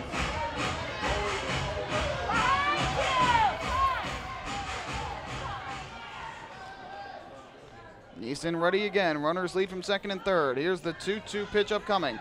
And Sawatsky will take a breaking ball that missed outside. And the count is full. Neeson wants to get Sawatsky out here. You've got the dangerous Blake Galen waiting on deck, who has been on base all 3 times already in this game. 6-3 Ducks lead. The 3-2 to Sawatsky is outside for ball 4. So Neeson walks the lefty hitting Sawatsky with 2 away. Now Blake Galen will come to the plate, but the base is loaded and 2 away. Galen. So Neeson was trying to hit the outside corner there after Sawatsky fought off several tough pitches. I have to think this will likely be the last batter that Neeson faces, with the righty Cole Garner waiting on deck and the righty Ricardo warming down the left field line. First pitch from the lefty on the way, and Galen will take outside and low for ball 1. Galen a double to left center in the first, a solo homer to right in the 4th, and a walk in the 6th. Don Vasquez goes out, has a couple words, and now we'll head back behind home plate. Big moment in the ball game here. The Ducks lead by 3, but the tying runs on base with 2 out for the Barnstormers. And Galen at the plate. Here comes a 1-0 pitch. Neeson from the stretch deals, and Galen takes the breaking ball for a strike on the outside corner. And the count 1-1.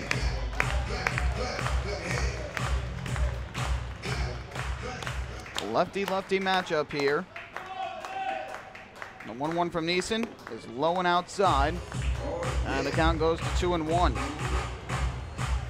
Galen this year a .370 hitter against lefty hitters, .375 against righties, so pretty even split for him. Colson leads at third, Ramon at second. Runner at first, and Galen swings and misses for strike 2. That runner at first is Sawatsky.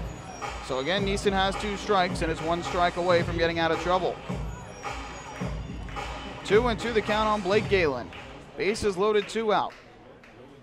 Eric Neeson is ready. And the 2-2 pitch, a fastball that must have just missed up and away. Neeson and everybody thought it was strike 3 on the Ducks. And now Kevin Bye is barking from the third base dugout. And home plate umpire Buzz Albert. I think the Ducks also thought that he went around. So now the count full at 3-2. A walk would force home a run. Runners will go on the pitch. And the 3-2 from Neeson is a fastball that misses low and inside for ball 4. Another walk allowed by the Ducks, their 4th of the inning. A run scores, and it's now a 6-4 game. So Neeson struck out Kachimoto, but walks Sawatsky and now walks Galen. He had 2 strikes on both hitters. And now the bases are loaded with 2 out, and that's going to bring up Cole Garner. And that will bring Kevin Byes out of the dugout and likely spell the end of the night for Eric Neeson. Neeson thought he had strike 3 on a fastball with a 2-2 count. It was a check swing, home plate umpire as well as the third base umpire, Bill Reuter, said he did not go around. So Neeson with some control issues, and now Neeson had a couple words from Buzz Albert as he's walking off the field, still barking at Albert. And so now runners at every base again. It's now a 6-4 game, and now the righty Jeremy Accardo is going to come in. That run is charged to Bobby Blevins, who again started this whole thing off by walking 2. So Accardo comes in, and he is going to face the dangerous Cole Garner. We'll take a break and come right back. Barnstormers are threatening, and what is now a 6-4 game. Hey, this is pitcher Eric Neeson, and you're listening to Ducks Baseball on the Ducks official YouTube channel, youtube.com/DucksBaseball. Hey Ducks fans, your recreation destination this year is The Rinks at Hidden Pond Park. The Rinks features 2 full-size ice rinks, a 97-acre summer day camp, a New York State licensed preschool academy, and a wide variety of birthday party options. Learn to skate, join one of many hockey leagues, swim in an Olympic-sized pool, and enjoy all the fun that The Rinks has to offer. Visit us today at 660 Terry Road in Hauppauge, or check us out online at therinks.com. The Rinks, your recreation destination. Life without Ducks baseball. Emily, quit texting. James, get off the iPad. Honey, pick a channel. Life with Ducks baseball. Bethpage Ballpark is set, Quacker Jack is ready, and the flock is prepared to defend their title. All we need is you. For game times, promos, and tickets, visit liducks.com. It's a blast. Now that's more like it. Long Island Ducks baseball. Life is better here.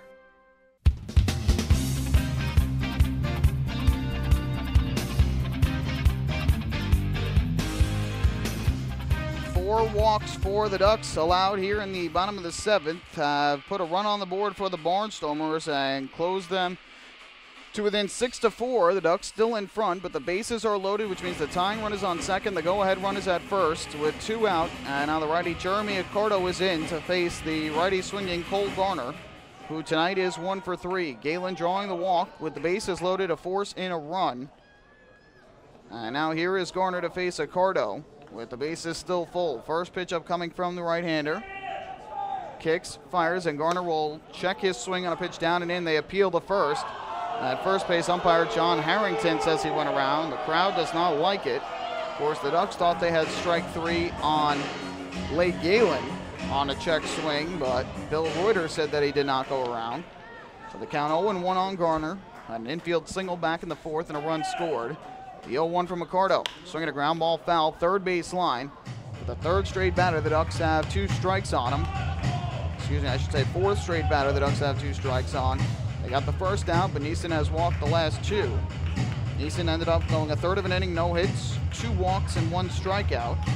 The 2 runners at first and second are his responsibility. The runner at third is the responsibility of Blevins. And the 0-2 from Accardo to Garner. Low and outside, great block at home plate by Jan Vasquez to keep the runners where they are. Count is now 1-2. Jason Richardson warming down the right field line still for Lancaster. He will come on and pitch the 8th. Ducks had a 6-0 lead after the top of the 4th. Barnstormers got 2 in the bottom of the 4th. The last 9 Ducks hitters have been retired by Pete Andrelzik. Now the 1-2 from Accardo to Garner. They swung on and ripped in a left field, well hit. Going back is Adam Bailey, still going back. He reaches up, dives, and he can't get it. It's over his head and all the way to the wall. In to score from third is Ramon. In to score from second, Zawatsky. And in to score from first is Galen. It's a bases clearing 3-run double for Cole Garner. And the Barnstormers take a 7-6 lead here in the 7th inning. Well, the Ducks bullpen has blown it here tonight. For Bobby Blevins, again, the right-hander pitched well, but he is denied a win.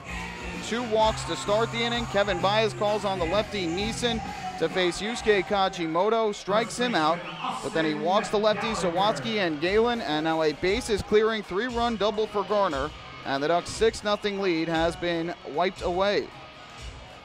So now that will bring up the lefty swinging Austin Gallagher. And the first pitch on the way from Accardo. Runner goes for third. Pitch is high for a ball. Throw to third. Harris did not go and cover third, and it's a stolen base for Cole Garner. It's a stolen base, and in relation to Lancaster. So Garner with the double, his 6th of the year, 3 RBIs. He now has 33 on the season. Check it out at jonescable.com. And now Cody Scarpetta is off the hook for the loss. Barnstormers now out hitting, now with 7 hits in the game. They've closed it within 9-7 as Gallagher takes inside, and it's now 2-0. The Ducks bullpen having trouble throwing strikes here. Ducks pitchers got to 2 strikes on Zawatsky, 2 strikes on Galen, 2 strikes on Garner, and could not put either of them away. And the job by Pete Andrelzik to keep the Ducks bats at bay has proven large now. 2-0, and Gallagher pops it up foul, third base side out of play. And the count goes to 2-1. So Bobby Blevins' line is done. And he ends up surrendering 5 runs, 4 earned. Neeson's line is done. He's given up 2 runs, both earned. And all 4 runs that have scored this inning, all because of walks. And walks will kill you. Late in a game, in a 3-run ball game, cannot afford to walk so many hitters. 2-1 to Gallagher, and he swings and rockets one into right field. Going back, Lentini, he turns and looks, and you can forget it.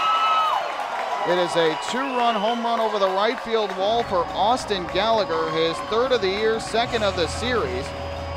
6 are in the inning for the Barnstormers, and they have now taken a 9-6 lead.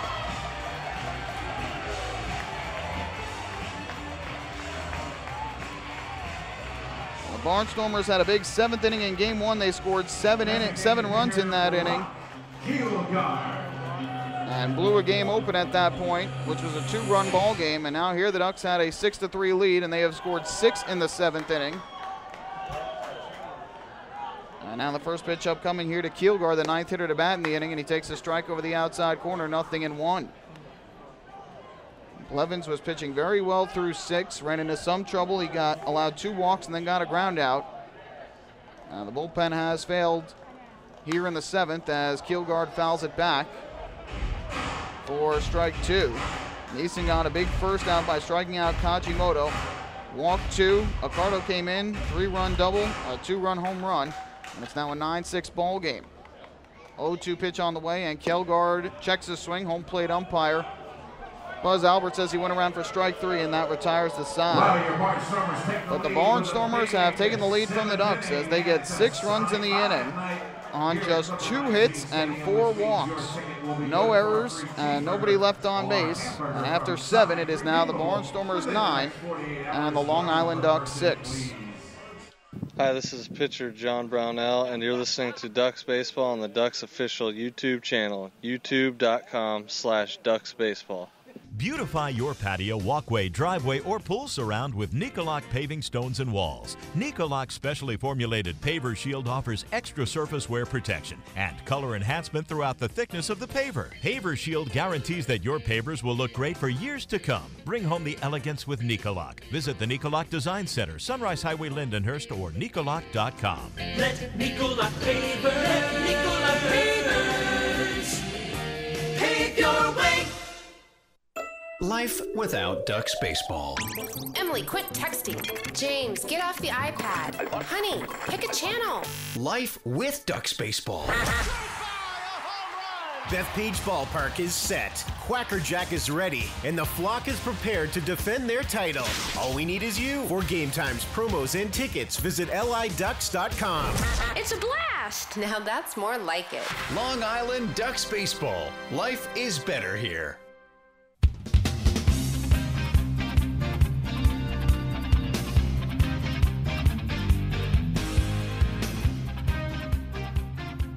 Well, we head to the 8th inning, and the Ducks are going to need a rally like they did the first time these two teams met at Clipper Magazine Stadium. The Ducks in that game had a 7-0 lead, saw that lead get wiped away, but rallied back for a 10-8 win. And here tonight, the Ducks had a 6-0 lead through the first 3.5 innings, but after a 6-run bottom of the 7th, in which 6 runs scored on just 2 hits and 4 walks, Barnstormers have now taken a 9-6 lead, and it is the right-hander Jason Richardson who now comes on to pitch, and he takes over for Pete Andrelzik, who deserves tremendous recognition in this game. The Ducks offense, which put up 19 runs in yesterday's game and put up 6 through the first 4 innings today. Butch Hobson makes the move to bring in Andrelzik in the 5th. and he retired all 9 hitters he faced. He is now in line for the win. 3 innings of work, no hits, no runs, no walks, and 2 strikeouts. And he is in line to pick up his first win unless the Ducks can find a way to rally in this ball game. Leading off for the Ducks, the left fielder, Adam Bailey. For the second time in this series in the 7th inning, after the starter struggles and allows 2 of the first 3 to reach, the bullpen allows a big inning, allows several runs to score. It was a 7-run inning on Tuesday night and a 6-run 7th here on Thursday night. And the Ducks will have to try and find a way to rally back to avoid the series defeat. So the first pitch upcoming here from Jason Richardson to Adam Bailey, who will lead things off. And the first pitch on the way, and Bailey takes outside for ball 1. Bailey tonight is 1 for 3. The one hit was a solo homer to right back in inning number 3.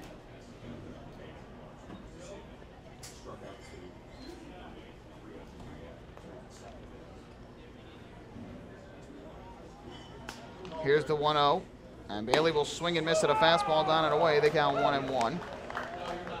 Richardson on the year for Lancaster has thrown in 12 games. He has a 5.06 ERA, no record. 12 hits allowed in 10 2/3 innings. He has given up 6 hits, all of them earned, 6 runs, all of them earned, 4 walks to 12 strikeouts. The 1-1, and Bailey swings and misses at a breaking ball way out in front. And the count 1-2. Adam Bailey almost made the catch of the night in that 7th inning when Garner ripped that ball deep to left field. And Bailey went back and to his left, made a full extension dive, and for a second it looked like he came up with it, but it ended up going off the end of his glove and trickled out. And 3 runs scored to put the Barnstormers on top. 1-2 pitch, and Bailey swings and taps one weakly foul up the first baseline. Cut through a high fastball and just got a piece. So the count goes to 1-2 on Bailey, who now leads the Ducks with 7 home runs and has 20 runs batted in on the season. He joins Lou Ford and the Department of Ducks, who have 20 or more runs batted in. Ford leads the Ducks with 32. Long look in for the sign from Richardson, and here comes the 1-ball, 2-strike offer into Bailey. Kicks and deals, and Bailey will take low and inside. Count goes to 2 balls and 2 strikes. In between innings, had several fans come by the broadcast booth and said that the Ducks should have been out of that inning with Galen at the plate. Thought they had called strike 3 on Galen, which was a check swing. Thought it was strike 3 regardless, but even with the check swing, thought it was strike 3. Call was not made. Galen ends up working out the walk, and the inning unfolds as it did as Bailey swings and misses at the breaking ball for strike 3. First strikeout for Richardson, and that is now 11 straight retired by Barnstormer pitching since the hit by pitch of Ruiz in the 4th. So 1 away, and that will bring up the catcher, Jan Vasquez. Vasquez, a switch hitter. He'll bat from the left side. He is 0 for 2 so far. Drove in a run when he was hit by a pitch with the bases loaded. That was way back in the 1st inning when the Ducks put up a 3-spot against Cody Scarpetta.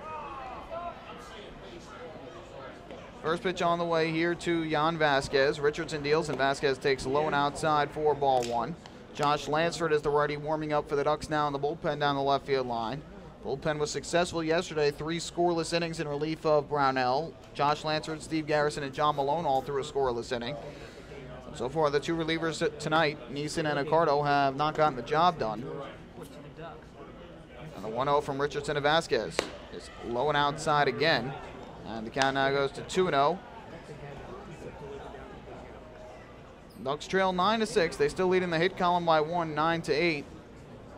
With that 6-run bottom of the 7th.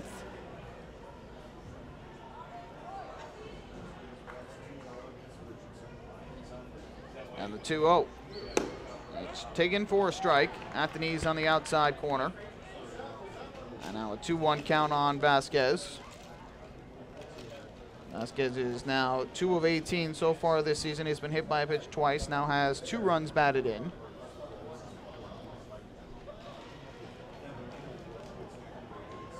2-1 from the right-hander. And Vasquez swings and rips one on the ground through the right side, a base hit. Good swing there by Vasquez, and he connects for the base hit to right, his first hit of the ball game. And so the Ducks with a 1-out base runner, and that'll bring up the shortstop at 9-hitter Dan Lyons. Lyons 0 for 3 thus far in the game, and he is the only Duck who has not reached base safely in tonight's ball game. This might be his last chance to try and extend his hitting streak, which is at 9 games thus far.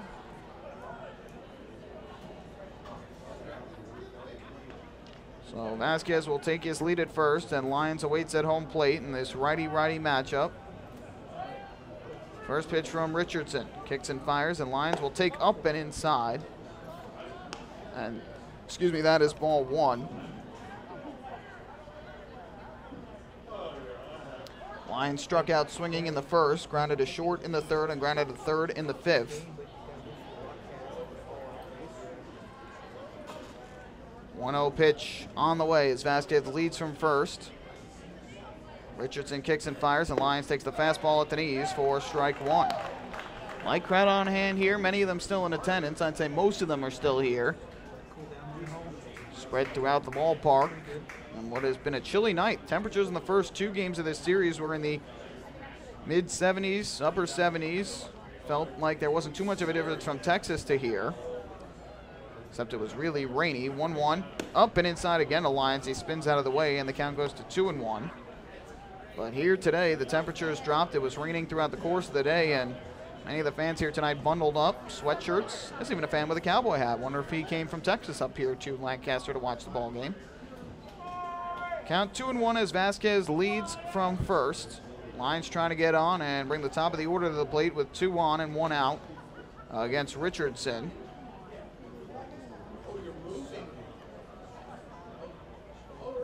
Two ball, 1 strike pitch upcoming.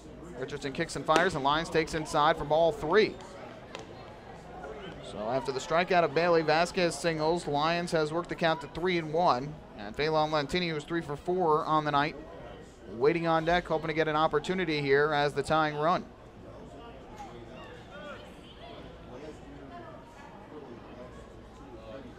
Three and 1 the count.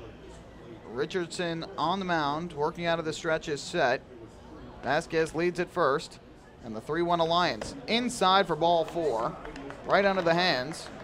And that's a Municipal Credit Union walk with a purpose. Every time a Ducks batter walks, the Quackerjack Foundation wins.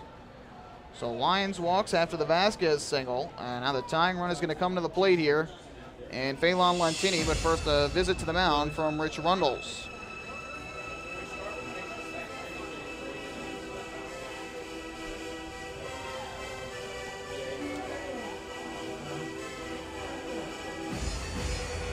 So the Ducks, after giving up 6 runs in the bottom of the 7th inning, see their lead evaporate.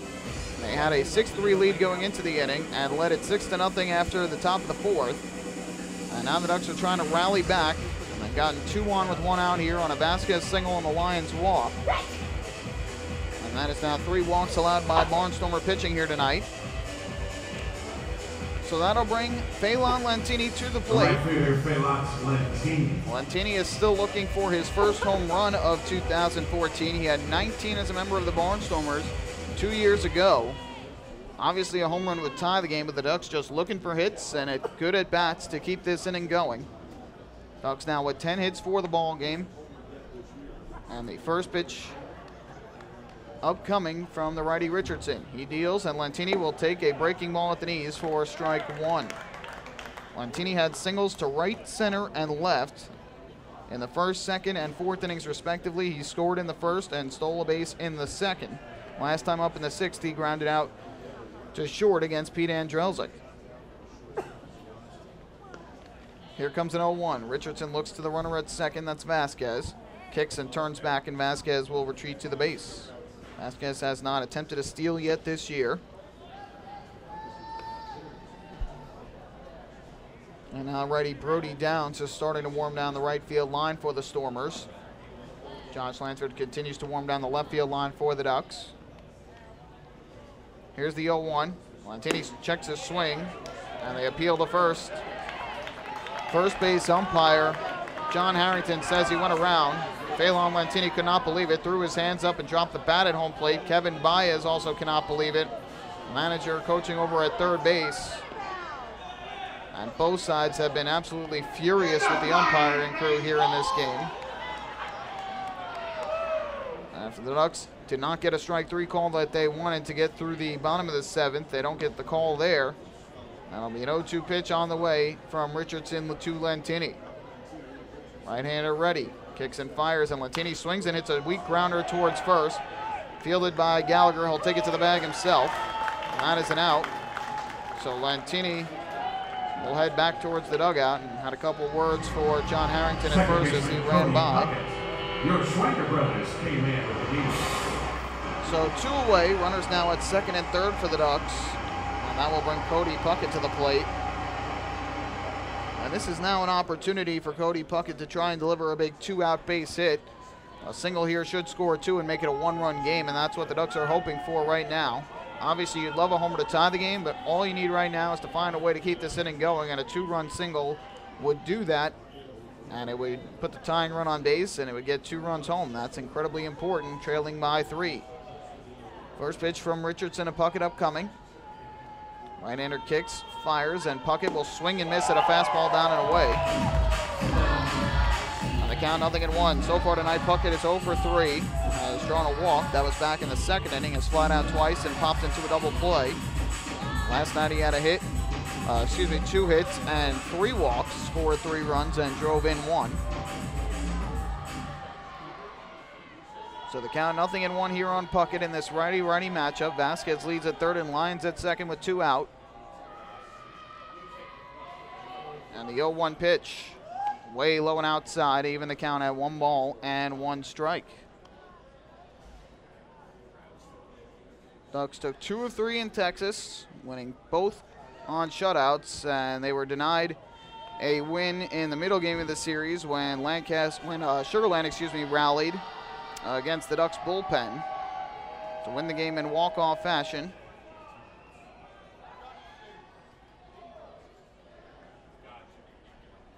One, way outside for a ball, 2-1. First 2 games of this series have been blowouts. Barnstormers won 11-3 here on Tuesday. The Ducks 19-3 here last night. So we went from good pitchers duels in Sugar Land to offensive showcases here in Lancaster. Part of that has to do with the ballpark, obviously, and much less of a deeper ballpark here in Lancaster, much more hitter friendly. Count is 2-1. Runners lead at second and third. Richardson looking at the runners, and now his pitch to Puckett. There's a check swing. Ball is fouled off at home plate. Puckett just got a piece, and now Richardson 1 strike away from getting out of trouble.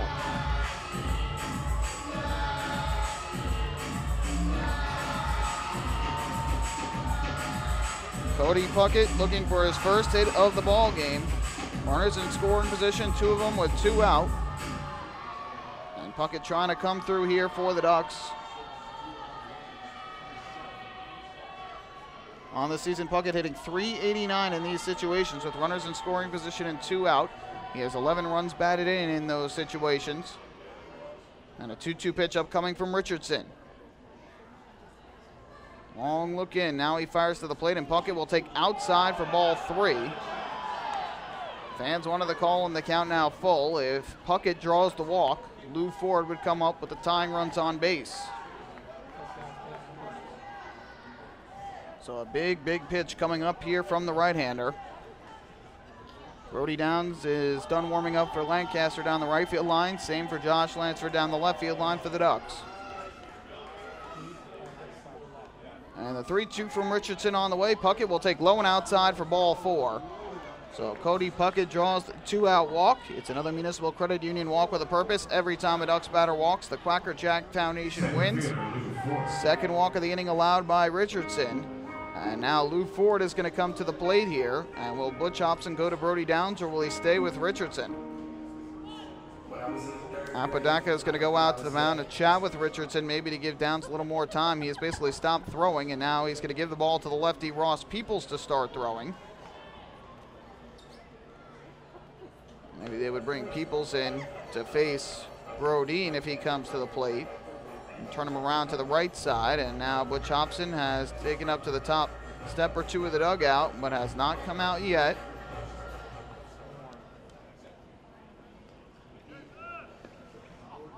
So Richardson, for the moment, looks like he's going to stay in to face Ford.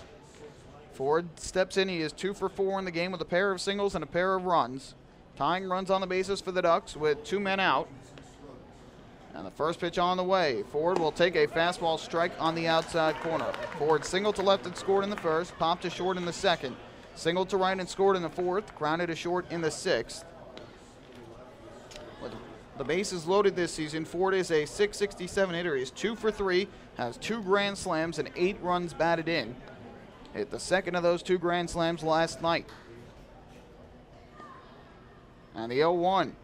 Swung on and lifted in the air to shallow left. Coming on is Garner. He won't get it. It drops in for a base hit. Into score from third is Vasquez. Around third and into score is Lyons. It's a 2-out, 2-run single for Lou Ford. The Ducks are back within 1, and it is now a 9-8 ball game here in the 8th inning. So the Ducks are finding a way to fight back here in this ball game. They have closed to within 1 and now have the tying run at second base. First baseman Joash Brodeen. With 2 men out. And that will bring up Joash Brodeen, who is scheduled to bat from the left side. And now Butch Hobson is going to come out of the dugout and call on the lefty Ross Peoples to turn Brodeen around to the right side. So Ford with his 3rd hit of the game. He picks up RBIs 33 and 34. And goes back in front for the league lead and runs batted in. Puckett stopped at second on the play. Big credit goes to Puckett for drawing that 2-out walk to get Ford to the plate. So Richardson will come out. We'll have another pitching change here at Clipper Magazine Stadium as the Ducks have closed to within 1.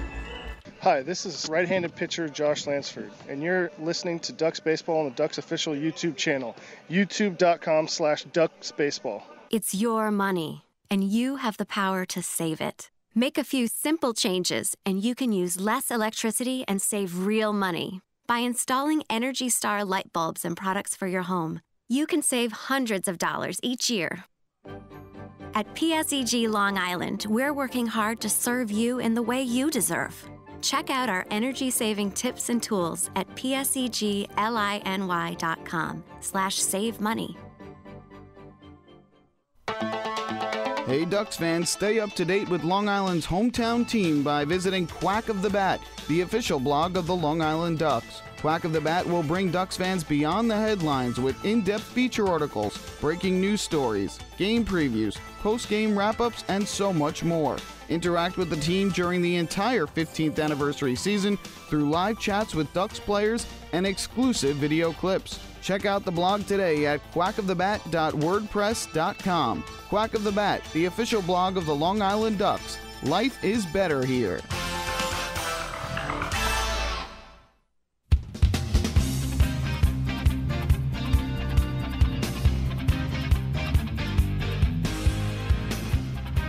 The Ducks, after seeing their 6-0 lead evaporate, the Barnstormers with a 6-run 7th inning, taking a 9-6 lead. Ducks have rallied here in the 8th on 2 singles and 2 walks, including a 2-out, 2-run single to left by Lou Ford.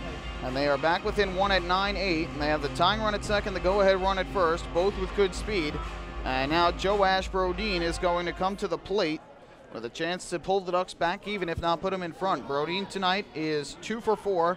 A 2-run homer, an RBI single. He has scored twice and driven in 3.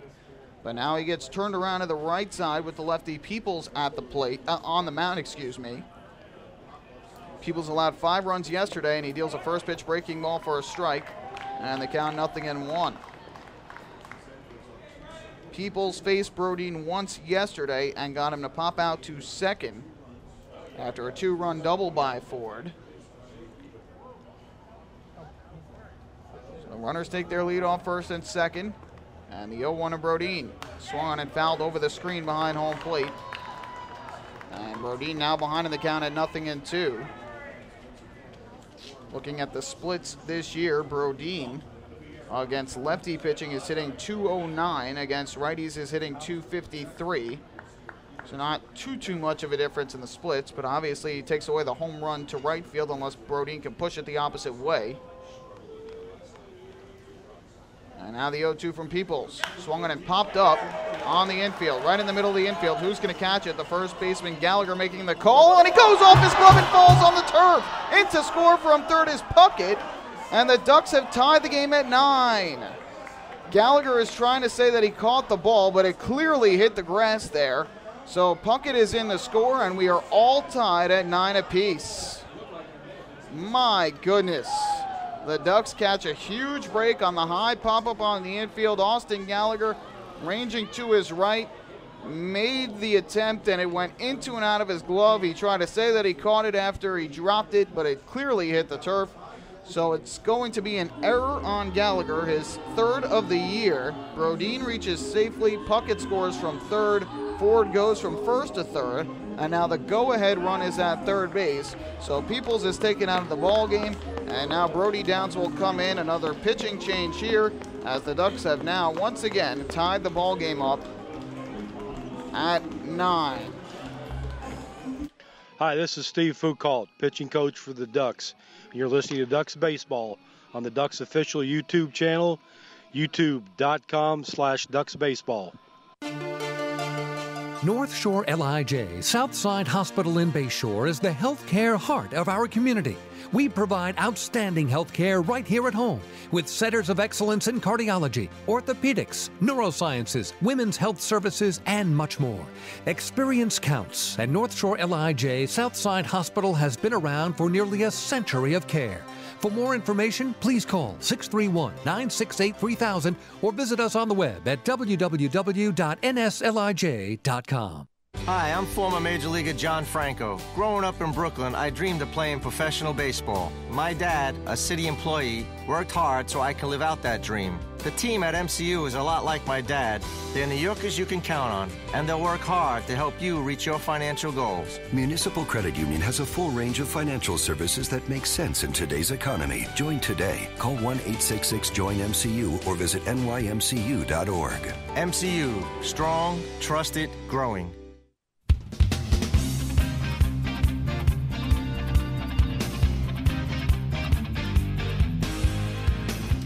What a wacky ball game here at Clipper Magazine Stadium.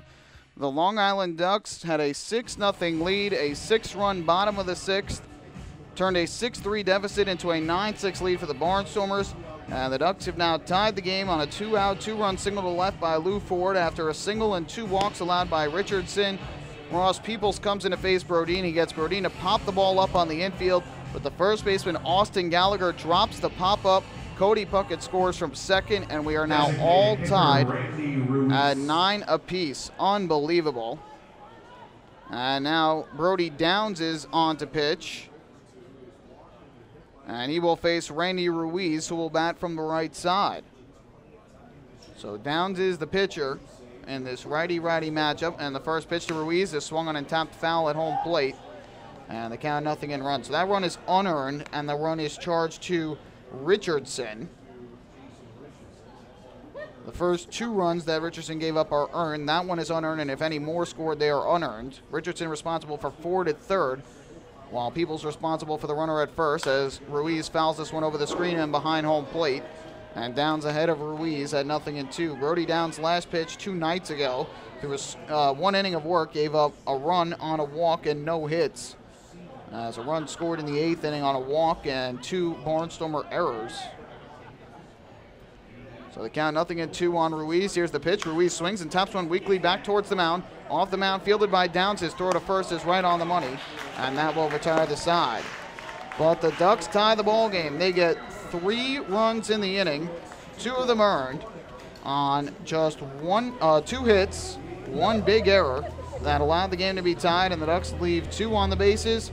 We've got a brand new ball game again. We go to the bottom half of the 8th inning with the Ducks and Barnstormers now tied at 9. Hey fans, this is pitcher Brett Lauren, and you're listening to Ducks Baseball on the Ducks official YouTube channel, youtube.com/DucksBaseball. James Simmons is going back. He is looking up, and on the Park Night, that one is gone and reaches a kennel in Central Islip.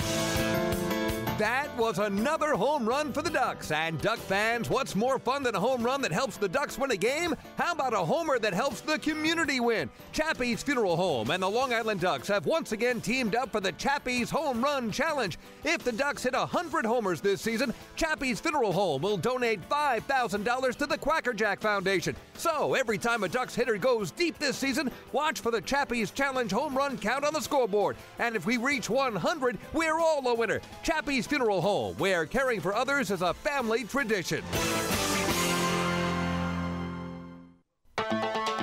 Hey Ducks fans, stay up to date with Long Island's hometown team by visiting Quack of the Bat, the official blog of the Long Island Ducks. Quack of the Bat will bring Ducks fans beyond the headlines with in-depth feature articles, breaking news stories, game previews, post-game wrap-ups, and so much more. Interact with the team during the entire 15th anniversary season through live chats with Ducks players and exclusive video clips. Check out the blog today at quackofthebat.wordpress.com. Quack of the Bat, the official blog of the Long Island Ducks. Life is better here.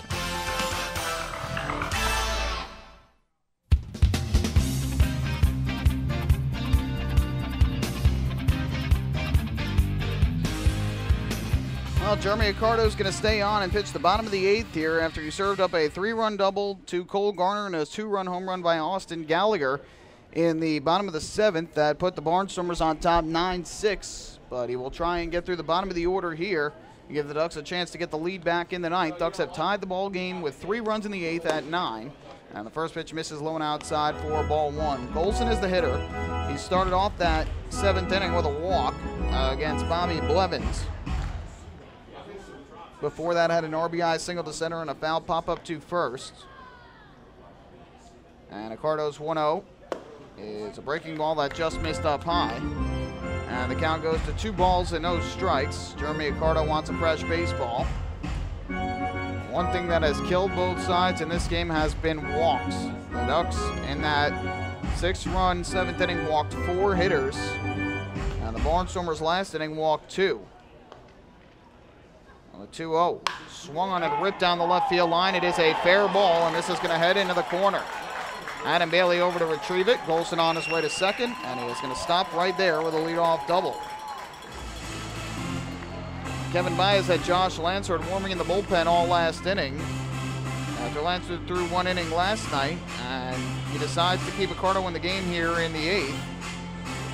Golson picked up the leadoff double, his 2nd hit of the game, and 8th double of the year. Now we're going to get a pinch hitter here for Amos Ramon, as it looks like this may be Jerry Owens coming out on deck, and indeed it is Jerry Owens. We'll get a nice cheer from the fans. Barnstormers third baseman Amos Ramon, number 21, Jerry Owens.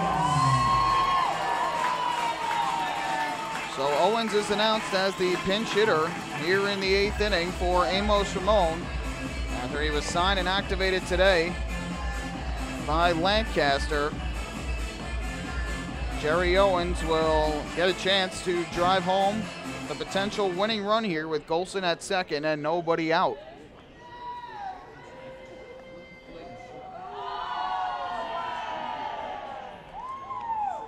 So Owens will step up to home plate, and the corner infielders are now in to guard against the bunt. We'll see if Owens tries to lay down the bunt. He's been a very good sacrifice bunter in his career. He was a leadoff hitter for the Barnstormers back in 2013. He was very successful in that spot. Started the year in Mexico and hit well there, and now is back here with Lancaster. So the corner infielders in to guard against the bunt. Runner at second, nobody out. Accardo from the stretch, first pitch, and Owens does not square to bunt. He takes a strike on the outside corner, 0-1.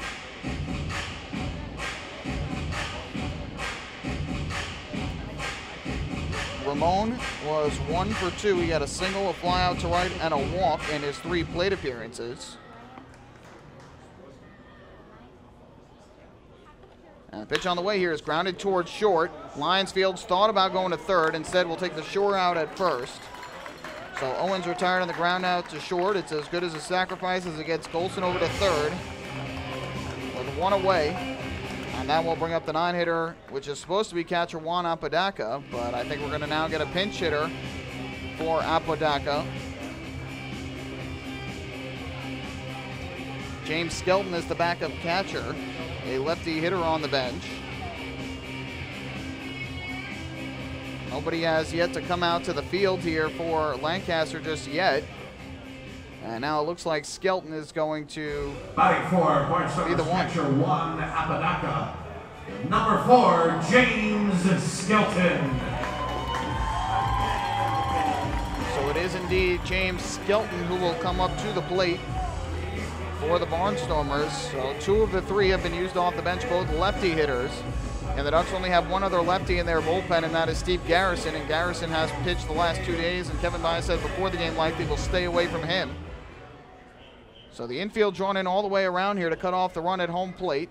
And it is going to be James Skelton as the pinch hitter for Juan Apodaca, who was 0 for 3 to this point. First pitch up coming from Accardo. Right-hander kicks and deals, and Skelton fouls this one off third base side out of play. And the count is 0-1. Skelton on the season for Lancaster is a .222 hitter, 14 of 63. He has 6 home runs and 11 runs batted in thus far. Accardo trying to get the second out here and keep the runner at third. And the 0-1 is low and outside for a ball. It evens up the count at 1 ball and 1 strike. Runner at third is Golson. He doubled to start the inning and went to third on the ground out by Owens. 1-1 pitch from Accardo. Kicks and fires, and Skelton swings and misses at a good breaking ball down and away. On the count 1-2. Jason Urquidez, the closer for the Barnstormers, who pitched an inning in last night's game and gave up a 2-run home run to Keith Castillo. Warming up in the bullpen again down the right field line.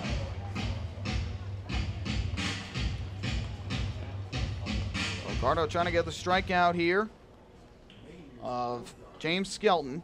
The 1-2 is low in the dirt. Good block at home plate by Jan Vasquez. So now we'll leave it up the count at 2 balls and 2 strikes. Ducks scored 3 in the first, 1 in the third, 2 in the fourth. Barnstormers 3 in the fourth and 6 in the seventh. Ducks rallied back with 3 in the eighth to tie the game at 9, and that's where we stand. That's where we stand right now. Excuse me. 2-2 from Accardo. Kicks, fires, and this is swung on and missed for strike 3. Vasquez will throw to first to complete the out. His throw was low, and Brodin caught it right above the dirt. Dangerous there. First strike, second strikeout for Accardo. Putout goes 2-3. And now we'll leave it up to Yusuke Kajimoto to try and get Golson home from third. This has been another exciting ball game between these 2 teams. And after blowouts the first 2 nights and what looked like was going to be another one here tonight, it has turned into another exciting affair between the Ducks and the Barnstormers. So with 2 out, here is Yusuke Kajimoto to the plate. Switch hitter batting from the left side against Accardo. First pitch, rocketed into center field. Racing back is Lou Ford. Still going back at center. Reaches up. It's over his head. And this is going to go to the wall. Golson is in a score. Kajimoto will stop at second. It's an RBI double. And the Barnstormers lead it 10-9. Kajimoto, a hard line drive to center. Ford was racing back and had to make a leap. And it went over his glove. So Kajimoto with his 15th RBI of the year, his 8th double. After going 0 for 4, he now puts the Barnstormers back in front. That is the 3rd run given up by Jeremy Accardo. And with 2 away and a runner at second, now Lance Zawatsky is going to come to the plate. So the Ducks again will need to find a way to rally. Accardo is ready to go, and his first pitch on the way to Zawatsky is taken on the outside corner for strike 1. Zawatsky has struck out twice, grounded a short, and drawn a walk in this game. He scored in that 7th inning. All 4 hitters that walked in the inning scored for Lancaster. 0-1. This is grounded to the right side. Cody Puckett, the second baseman, will throw over to Brodin at first for the putout, and that retires the side. With a 2-out RBI double by Yusuke Kajimoto gives the Barnstormers the lead. They get a run on 2 hits and leave 1. We go to the 9th. Ducks need a run to tie it as they trail 10-9 here on this Thursday night against Lancaster. Hey fans, this is catcher Keith Castillo, and you're listening to Ducks Baseball on the Ducks official YouTube channel, youtube.com/DucksBaseball. Hey, Ducks fans, the official hotel of the Long Island Ducks is the Clarion Hotel and Conference Center in Ronkonkoma. Uncover the perfect balance of memorable, award-winning service and the most central location Long Island has to offer. The Clarion Hotel and Conference Center is located less than a quarter mile from the Islip MacArthur Airport with a state-of-the-art health and fitness center, high-speed internet access, a world-class outdoor pool, and the great food and fun inside the Brickyard Bar and Grill. There's never been a better time to visit the Clarion Hotel and Conference Center. Best of all, it's only minutes away from Bethpage Ballpark. The Clarion Hotel and Conference Center, the official hotel of the Long Island Ducks. Call 585-9500 today. That's 631-585-9500. Hi, I'm former Major Leaguer John Franco. Growing up in Brooklyn, I dreamed of playing professional baseball. My dad, a city employee, worked hard so I can live out that dream. The team at MCU is a lot like my dad. They're New Yorkers you can count on, and they'll work hard to help you reach your financial goals. Municipal Credit Union has a full range of financial services that make sense in today's economy. Join today. Call 1-866-JOIN-MCU or visit nymcu.org. MCU, strong, trusted, growing.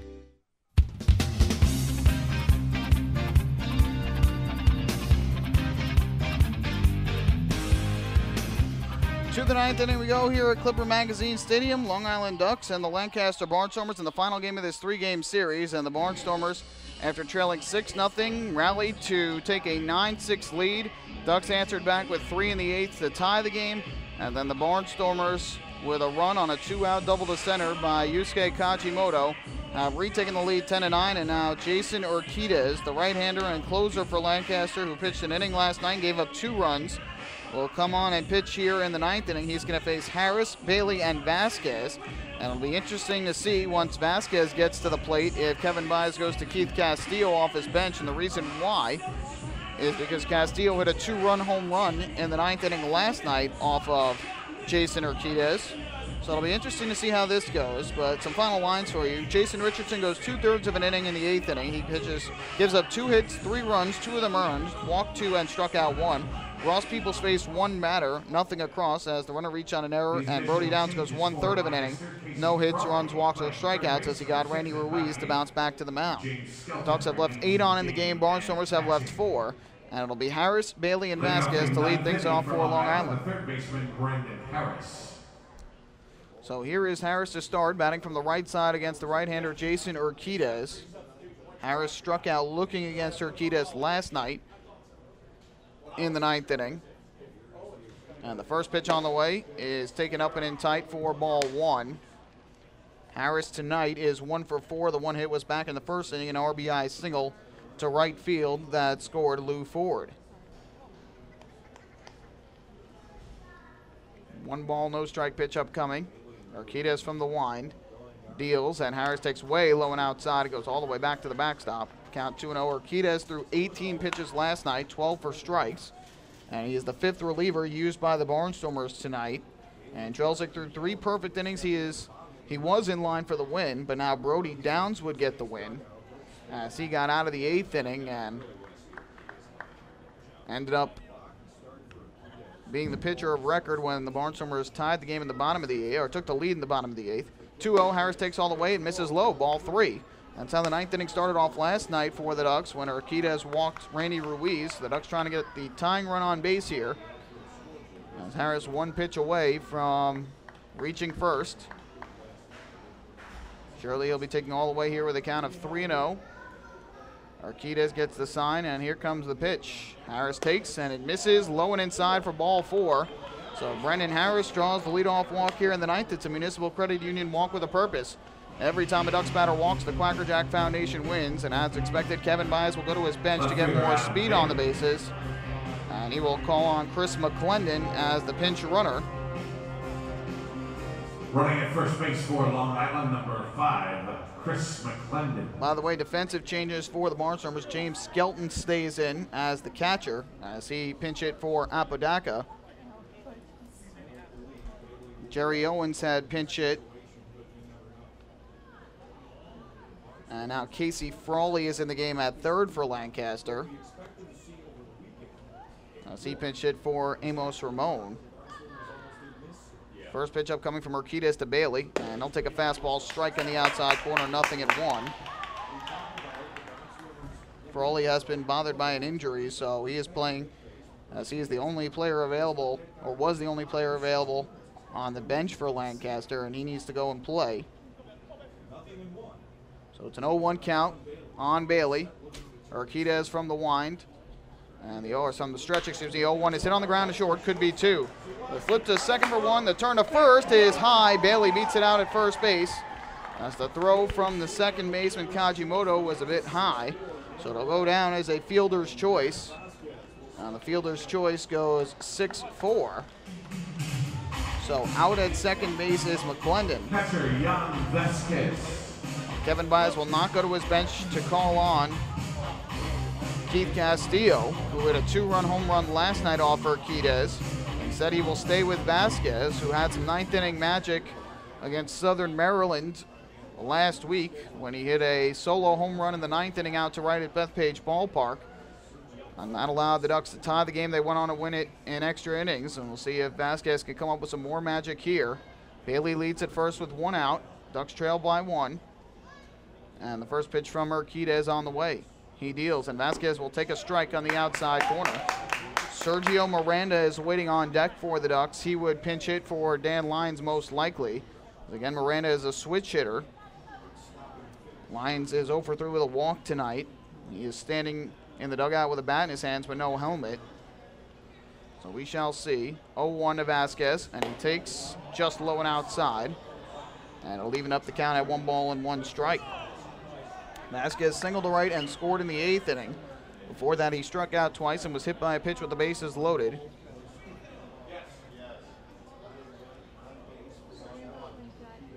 The 1-1 strike pitch upcoming.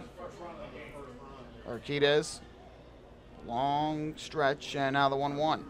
Popped up foul, third base side, and back into the crowd. So the count now 1-2 on Vasquez, the 8-hitter and catcher for the Ducks. 9 runs, 11 hits, 1 error in the game for Long Island. 10 runs, 10 hits, 1 error in the game for Lancaster. Another high-scoring offensive affair. But this time, it has been a much closer game after the first 2 were blowout victories. So it'll be a 1-2 strike pitch with Bailey leading at first and 1 away. The pitch on the way from Urquidez is swung on and lifted in the air to shallow right center, going out to second baseman Kajimoto, and he cannot make the catch. It drops in. Now Bailey has to go for second, and he will get there safely. Bailey initially had started back towards first. Kajimoto could not come up with the shallow pop-up. And a little bit of life for the Ducks there. That would have been the second out of the inning, but Vasquez reaches on what will be an error on Kajimoto. It'll be his 3rd of the year. And now the Ducks with a tying run in scoring position and 1 out here in the 9th inning. And Lancaster's struggles defensively are continuing here tonight. They have made an error in each of the last 2 innings. The error in the 8th inning allowed the tying run to score. And now a pinch hitter for for Dan Lyons here. Sergio Miranda will come on. Kevin Baez, again, looking at splits, wants to go with Miranda as the pinch hitter for Lyons to get a lefty against the righty pitcher. So here is Miranda to the plate off the bench. First pitch on the way from Urquidez. Looks towards the runner at second. Deals to the plate, and Miranda takes a fastball on the outside corner for strike 1.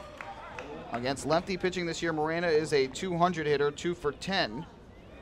Against righty pitching, Miranda is a 238 hitter, 5 for 21. So pretty even splits there for Sergio Miranda. Runners lead at first and second, 1 out. And the 0-1 fouled right back to the screen behind home plate. Good cut there from Miranda, and the count 0-2. Phelan Lantini is waiting on deck, hoping to get an opportunity, and he will as long as Miranda does not hit into a double play. Bailey with good speed at second, and a base hit could make this a 10-10 ball game. Vasquez decent speed at first. And it'll be an 0-2 pitch upcoming. From the stretch, Urquidez is set. And the 0-2. Miranda takes a fastball up high. So it is now a ball and 2 strikes.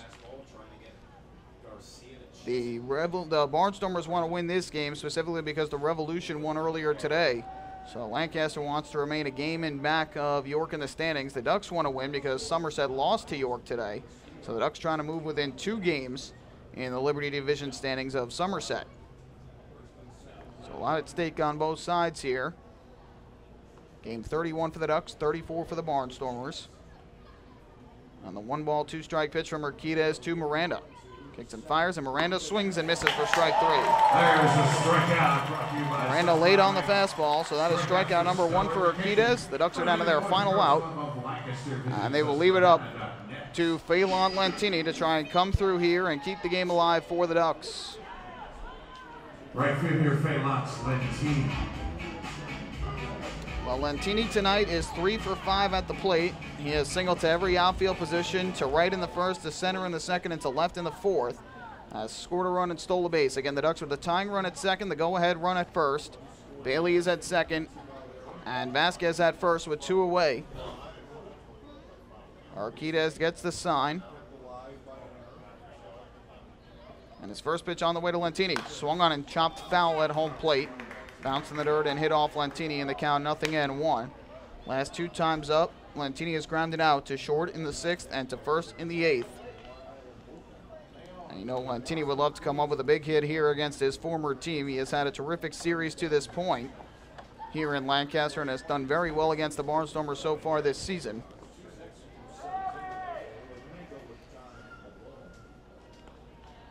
Ducks trail 10-9 here in the top of the 9th inning and are down to their final out. 0-1 pitch upcoming from Urquidez. Set on the mound. Pitch on the way, and Lentini takes low and outside. Good block at home plate by James Skelton, who was shaken up a bit on the play. He'll flip the baseball to the first base dugout, and the count now even at 1 ball and 1 strike on Phelan Lentini. Against righties this year, Lentini a .281 hitter, .350 against lefties. And Urquidez trying to nail down the save here tonight. Urquidez looking for his first save of the year with the Barnstormers. He is 2-0 to this point with a 5.40 ERA. 1-1 upcoming to Lentini. Runners lead at first and second, 2 out. Pitch from Urquidez. Lentini fouls this one off behind the plate. Cut through a high fastball, and the Ducks are down to their final strike. So the handful of fans that are still in this ballpark going to start to make some noise here to try and will Lancaster to the final out and to a series win here over the Ducks. Barnstormers swept the Ducks in their first meeting. That was at Bethpage Ballpark. Ducks took 2 of 3 here earlier this month. And now it'll be a 1-2 from Urquidez to Lentini. Kicking the pitch on the way, and Lentini will swing and line one into left field. Garner moving in, and he will make the running catch. This ball game is over, and the Barnstormers win it 10-9 and take the series 2 of 3 from the Ducks. So Garner got a good jump, ran in, and made the running catch on the line drive to left by Lentini, and a tough loss for the Ducks, who led it 6-0 after the top of the 4th inning, and who led it by a count of 6-3 going into the bottom of the 7th. But the Ducks give up 6 runs in the 7th to go behind 9-6. They tied the game in the 8th, but they give up a 2-out RBI double by Yusuke Kajimoto. And Lancaster wins the game and wins the series over the Ducks. Don't go anywhere. The postgame show is coming up next. We're going to recap this one and hand out the Nico Lock Player of the Game Award after this. Hi, this is manager Kevin Baez, and you're listening to Ducks Baseball on the Ducks official YouTube channel, youtube.com/DucksBaseball.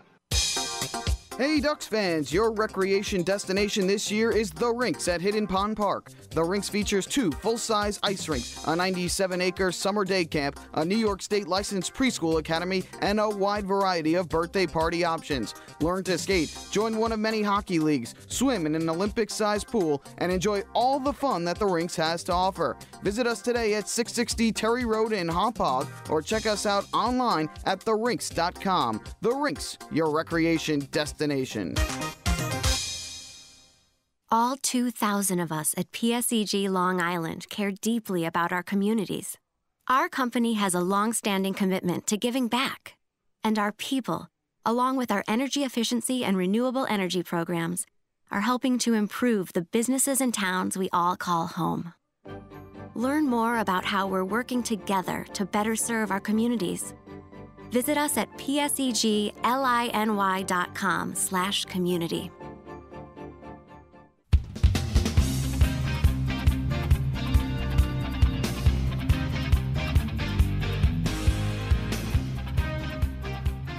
Well, the Ducks put the tying run at second, the go-ahead run at first, with 2 out in the 9th inning, but Phelan Lantini lines out to Cole Garner in left, and after the Ducks opened up a 6-0 lead in this game, they drop it 10-9 to the Barnstormers and finish the road trip with a 3-3 record, and Lancaster wins the game and stays a game behind the Revolution in the standings. Let's recap this one first here on the post-game show. And the Ducks again got off to a terrific start in this game for the second straight game in a row, as they got 3 runs in the first inning against Barnstormers starter Cody Scarpetta. After Lantini singled to open the game, Cody Puckett fly to right, Lou Ford followed with a single to left to put runners at first and second for Joe Ashbrodeen. He singled to right, and that scored Lantini to make it a 1-0 game. Randy Ruiz then drew a walk, and Brendan Harris then lined a single to right. That scored Lou Ford from third. And the Ducks led it 2-0 at that point, and after Adam Bailey popped to short, Jan Vasquez was hit by a pitch with the bases loaded. That scored the runner from third, Brodeen, and the Ducks led it 3-0 after 1. They would add another run in the third with 1 out, as Adam Bailey lifted a solo home run over the wall in right, his second home run of the series, and team leading 7th of the year. And the Ducks had jumped in front by a count of 4-0, and that made it 6-0 in the fourth, when with 2 out, Lou Ford singled to right, and Joe Ashbrodeen hit a 2-run home run over everything in right field. And so the Ducks led it 6-0 after 3.5 innings of play. Bobby Blevins threw 3 scoreless innings to start the game, but ran into trouble in the fourth, as with 1 out, Blake Galen lifted a solo home run to right, his 8th of the year, which ties him for the Atlantic League lead. Cole Garner then reached on an infield single to short, and Austin Gallagher followed with a single down the right field line. Garner went from first to third and then came home on an error by right fielder Phelan Lantini when he had trouble picking up the baseball. And so a run scored, and that made it 6-2. And then 2 batters later, Greg Golson with a 2-out RBI single to center, and that was a run-scoring hit that made it 6-3. But Blevins got out of the inning and then pitched back-to-back scoreless innings after that. And the Ducks took a 6-3 lead in the bottom of the 7th after Pete and Trelzik threw 3 perfect innings out of the bullpen for the Barnstormers to keep the Ducks at bay. And in the bottom of the 7th inning troubles come back again for the Ducks, as Bobby Blevins starts the inning. He walks Greg Golson, he walks Amos Ramon, and then gets Juan Apodaca to ground to third. So he had second and third with 1 out, and Yusuke Kajimoto coming to the plate. For the second time in this series, a lefty is brought in to face Kajimoto. It was Eric Neeson who came in, and this time Neeson was able to strike out Kajimoto. So he got the second out of the inning, but then walked Lance Zawatsky. After getting the 2 strikes on Zawatsky, he walked him to load the bases for Blake Galen. Got the 2 strikes on Galen, and on a 2-2 pitch, it was a close call. Looked like it might have been strike 3. After the inning, eventually, several people came by and said that it should have been strike 3. Several fans in the stands, that is. But ultimately, Neeston ends up walking Galen to force in a run, and that made it 6-4. Kevin Byes then took the lefty Neeson out, brought in the righty Jeremy Accardo to face the righty Cole Garner. Garner hit a deep drive into left field. Adam Bailey raced back, made a diving attempt, but the ball went off the glove of Bailey. 3 runs scored, and on the 3-run double by Garner, the Barnstormers took a 7-6 lead. And then the next batter was Austin Gallagher, and he lifted a 2-run home run over the right field wall for his 3rd of the year. 5 runs scoring on those 2 hits given up by Accardo. And just like that, it was 9-6 in favor of Lancaster. Accardo got out of the inning, and then in the top of the 8th inning, the Ducks would send 8 men to the plate and take advantage of some miscues to tie the ball game at 9. With 1 out, Jan Vasquez singled to right. Dan Lyons then drew a walk, so the Ducks had runners at first and second with 1 out. Phelan Lantini grounded to first to move the runners to second and third with 2 away. And then Cody Puckett drew a big walk, and that set the stage for Lou Ford, who lifted an RBI, a 2-run single into left field, a broken bat single that scored Vasquez and Lyons. That brought the Ducks to within 1. Ross Peoples was then called on, a lefty by Butch Hobson, to turn Brodeen around to the right side. and he got Brodina hit a pop-up on the infield, but first baseman Austin Gallagher had trouble with it. It hit off the end of his glove, fell to the ground. A run scored as Puckett scored from second, and the Ducks had tied the game at 9.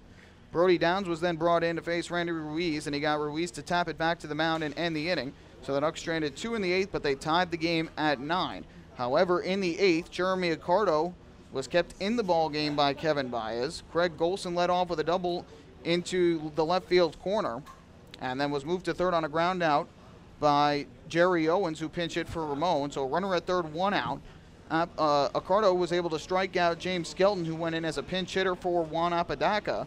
But with 2 out and the runner at third, Yusuke Kajimoto, with Accardo still on the mound, delivers an RBI double to center off the glove of Lou Ford as he reached up to try and make the leaping catch. And the RBI double put Lancaster on top 10-9. Accardo got out of the inning, and then in the 9th inning, the Ducks were threatening against Jason Urquidez. A leadoff walk by Brendan Harris. Chris McClendon went into pinch run, but Adam Bailey grounded into a 6-4 fielder's choice. And then Jan Vasquez reached on an error when a soft liner in a right center was dropped by Yusuke Kajimoto. So the Ducks had the tying run at second, the go-ahead run at first with 1 out. But Sergio Miranda was called on as a pinch hitter for Dan Lyons to set up a lefty swinger against the righty pitcher. Miranda struck out swinging, and then Lentini lined one into left field, and Cole Garner was able to catch up to it for the final out of the game. And the Barnstormers won it 10-9. A tough loss for the Ducks. 10 runs, 10 hits, 2 errors for the Barnstormers, who left 4. 9 runs, 11 hits, 1 error for the Ducks, who left 10. The winning pitcher in relief is Brody Downs, who improves to 2-1 as he got the final out of that top of the 8th inning. Jeremy Accardo, the loss for the Ducks, falls to 3-3. He allowed 3 runs on 4 hits in 1 1/3 innings, struck out 2. And the save went to Jason Urquidez, his first of the year.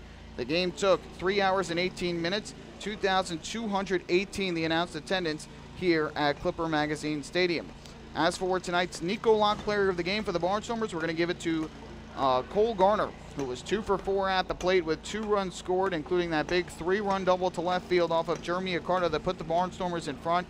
He is tonight's Nico Lock player of the game. Nico Lock retaining walls and paving stones, a company synonymous with quality and service in the manufactured concrete industry for almost 50 years. We're going to take one more break. When we come back, the out-of-town scoreboard will set you up for tomorrow's homestand opener against the Somerset Patriots after this here at the Clip. Hey fans, this is outfielder and hitting coach Lou Ford, and you're listening to Ducks Baseball on the Ducks official YouTube channel, youtube.com/DucksBaseball.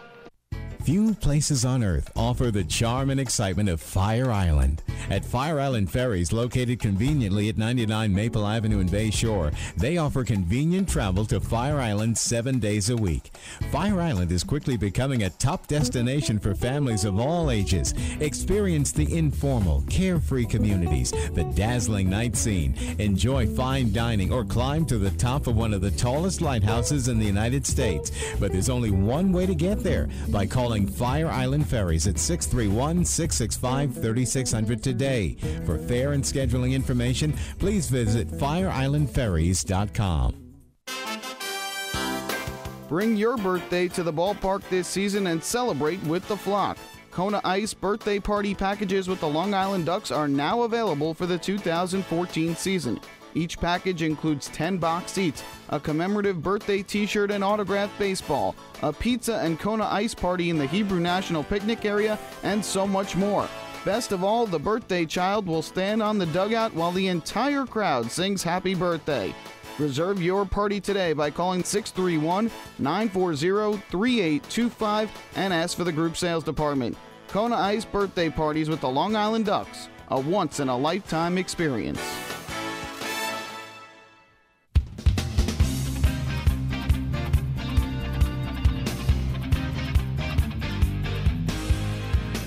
Back one final time here at Clipper Magazine Stadium, where the Long Island Ducks lose a tough one tonight by a count of 10-9 to the Lancaster Barnstormers.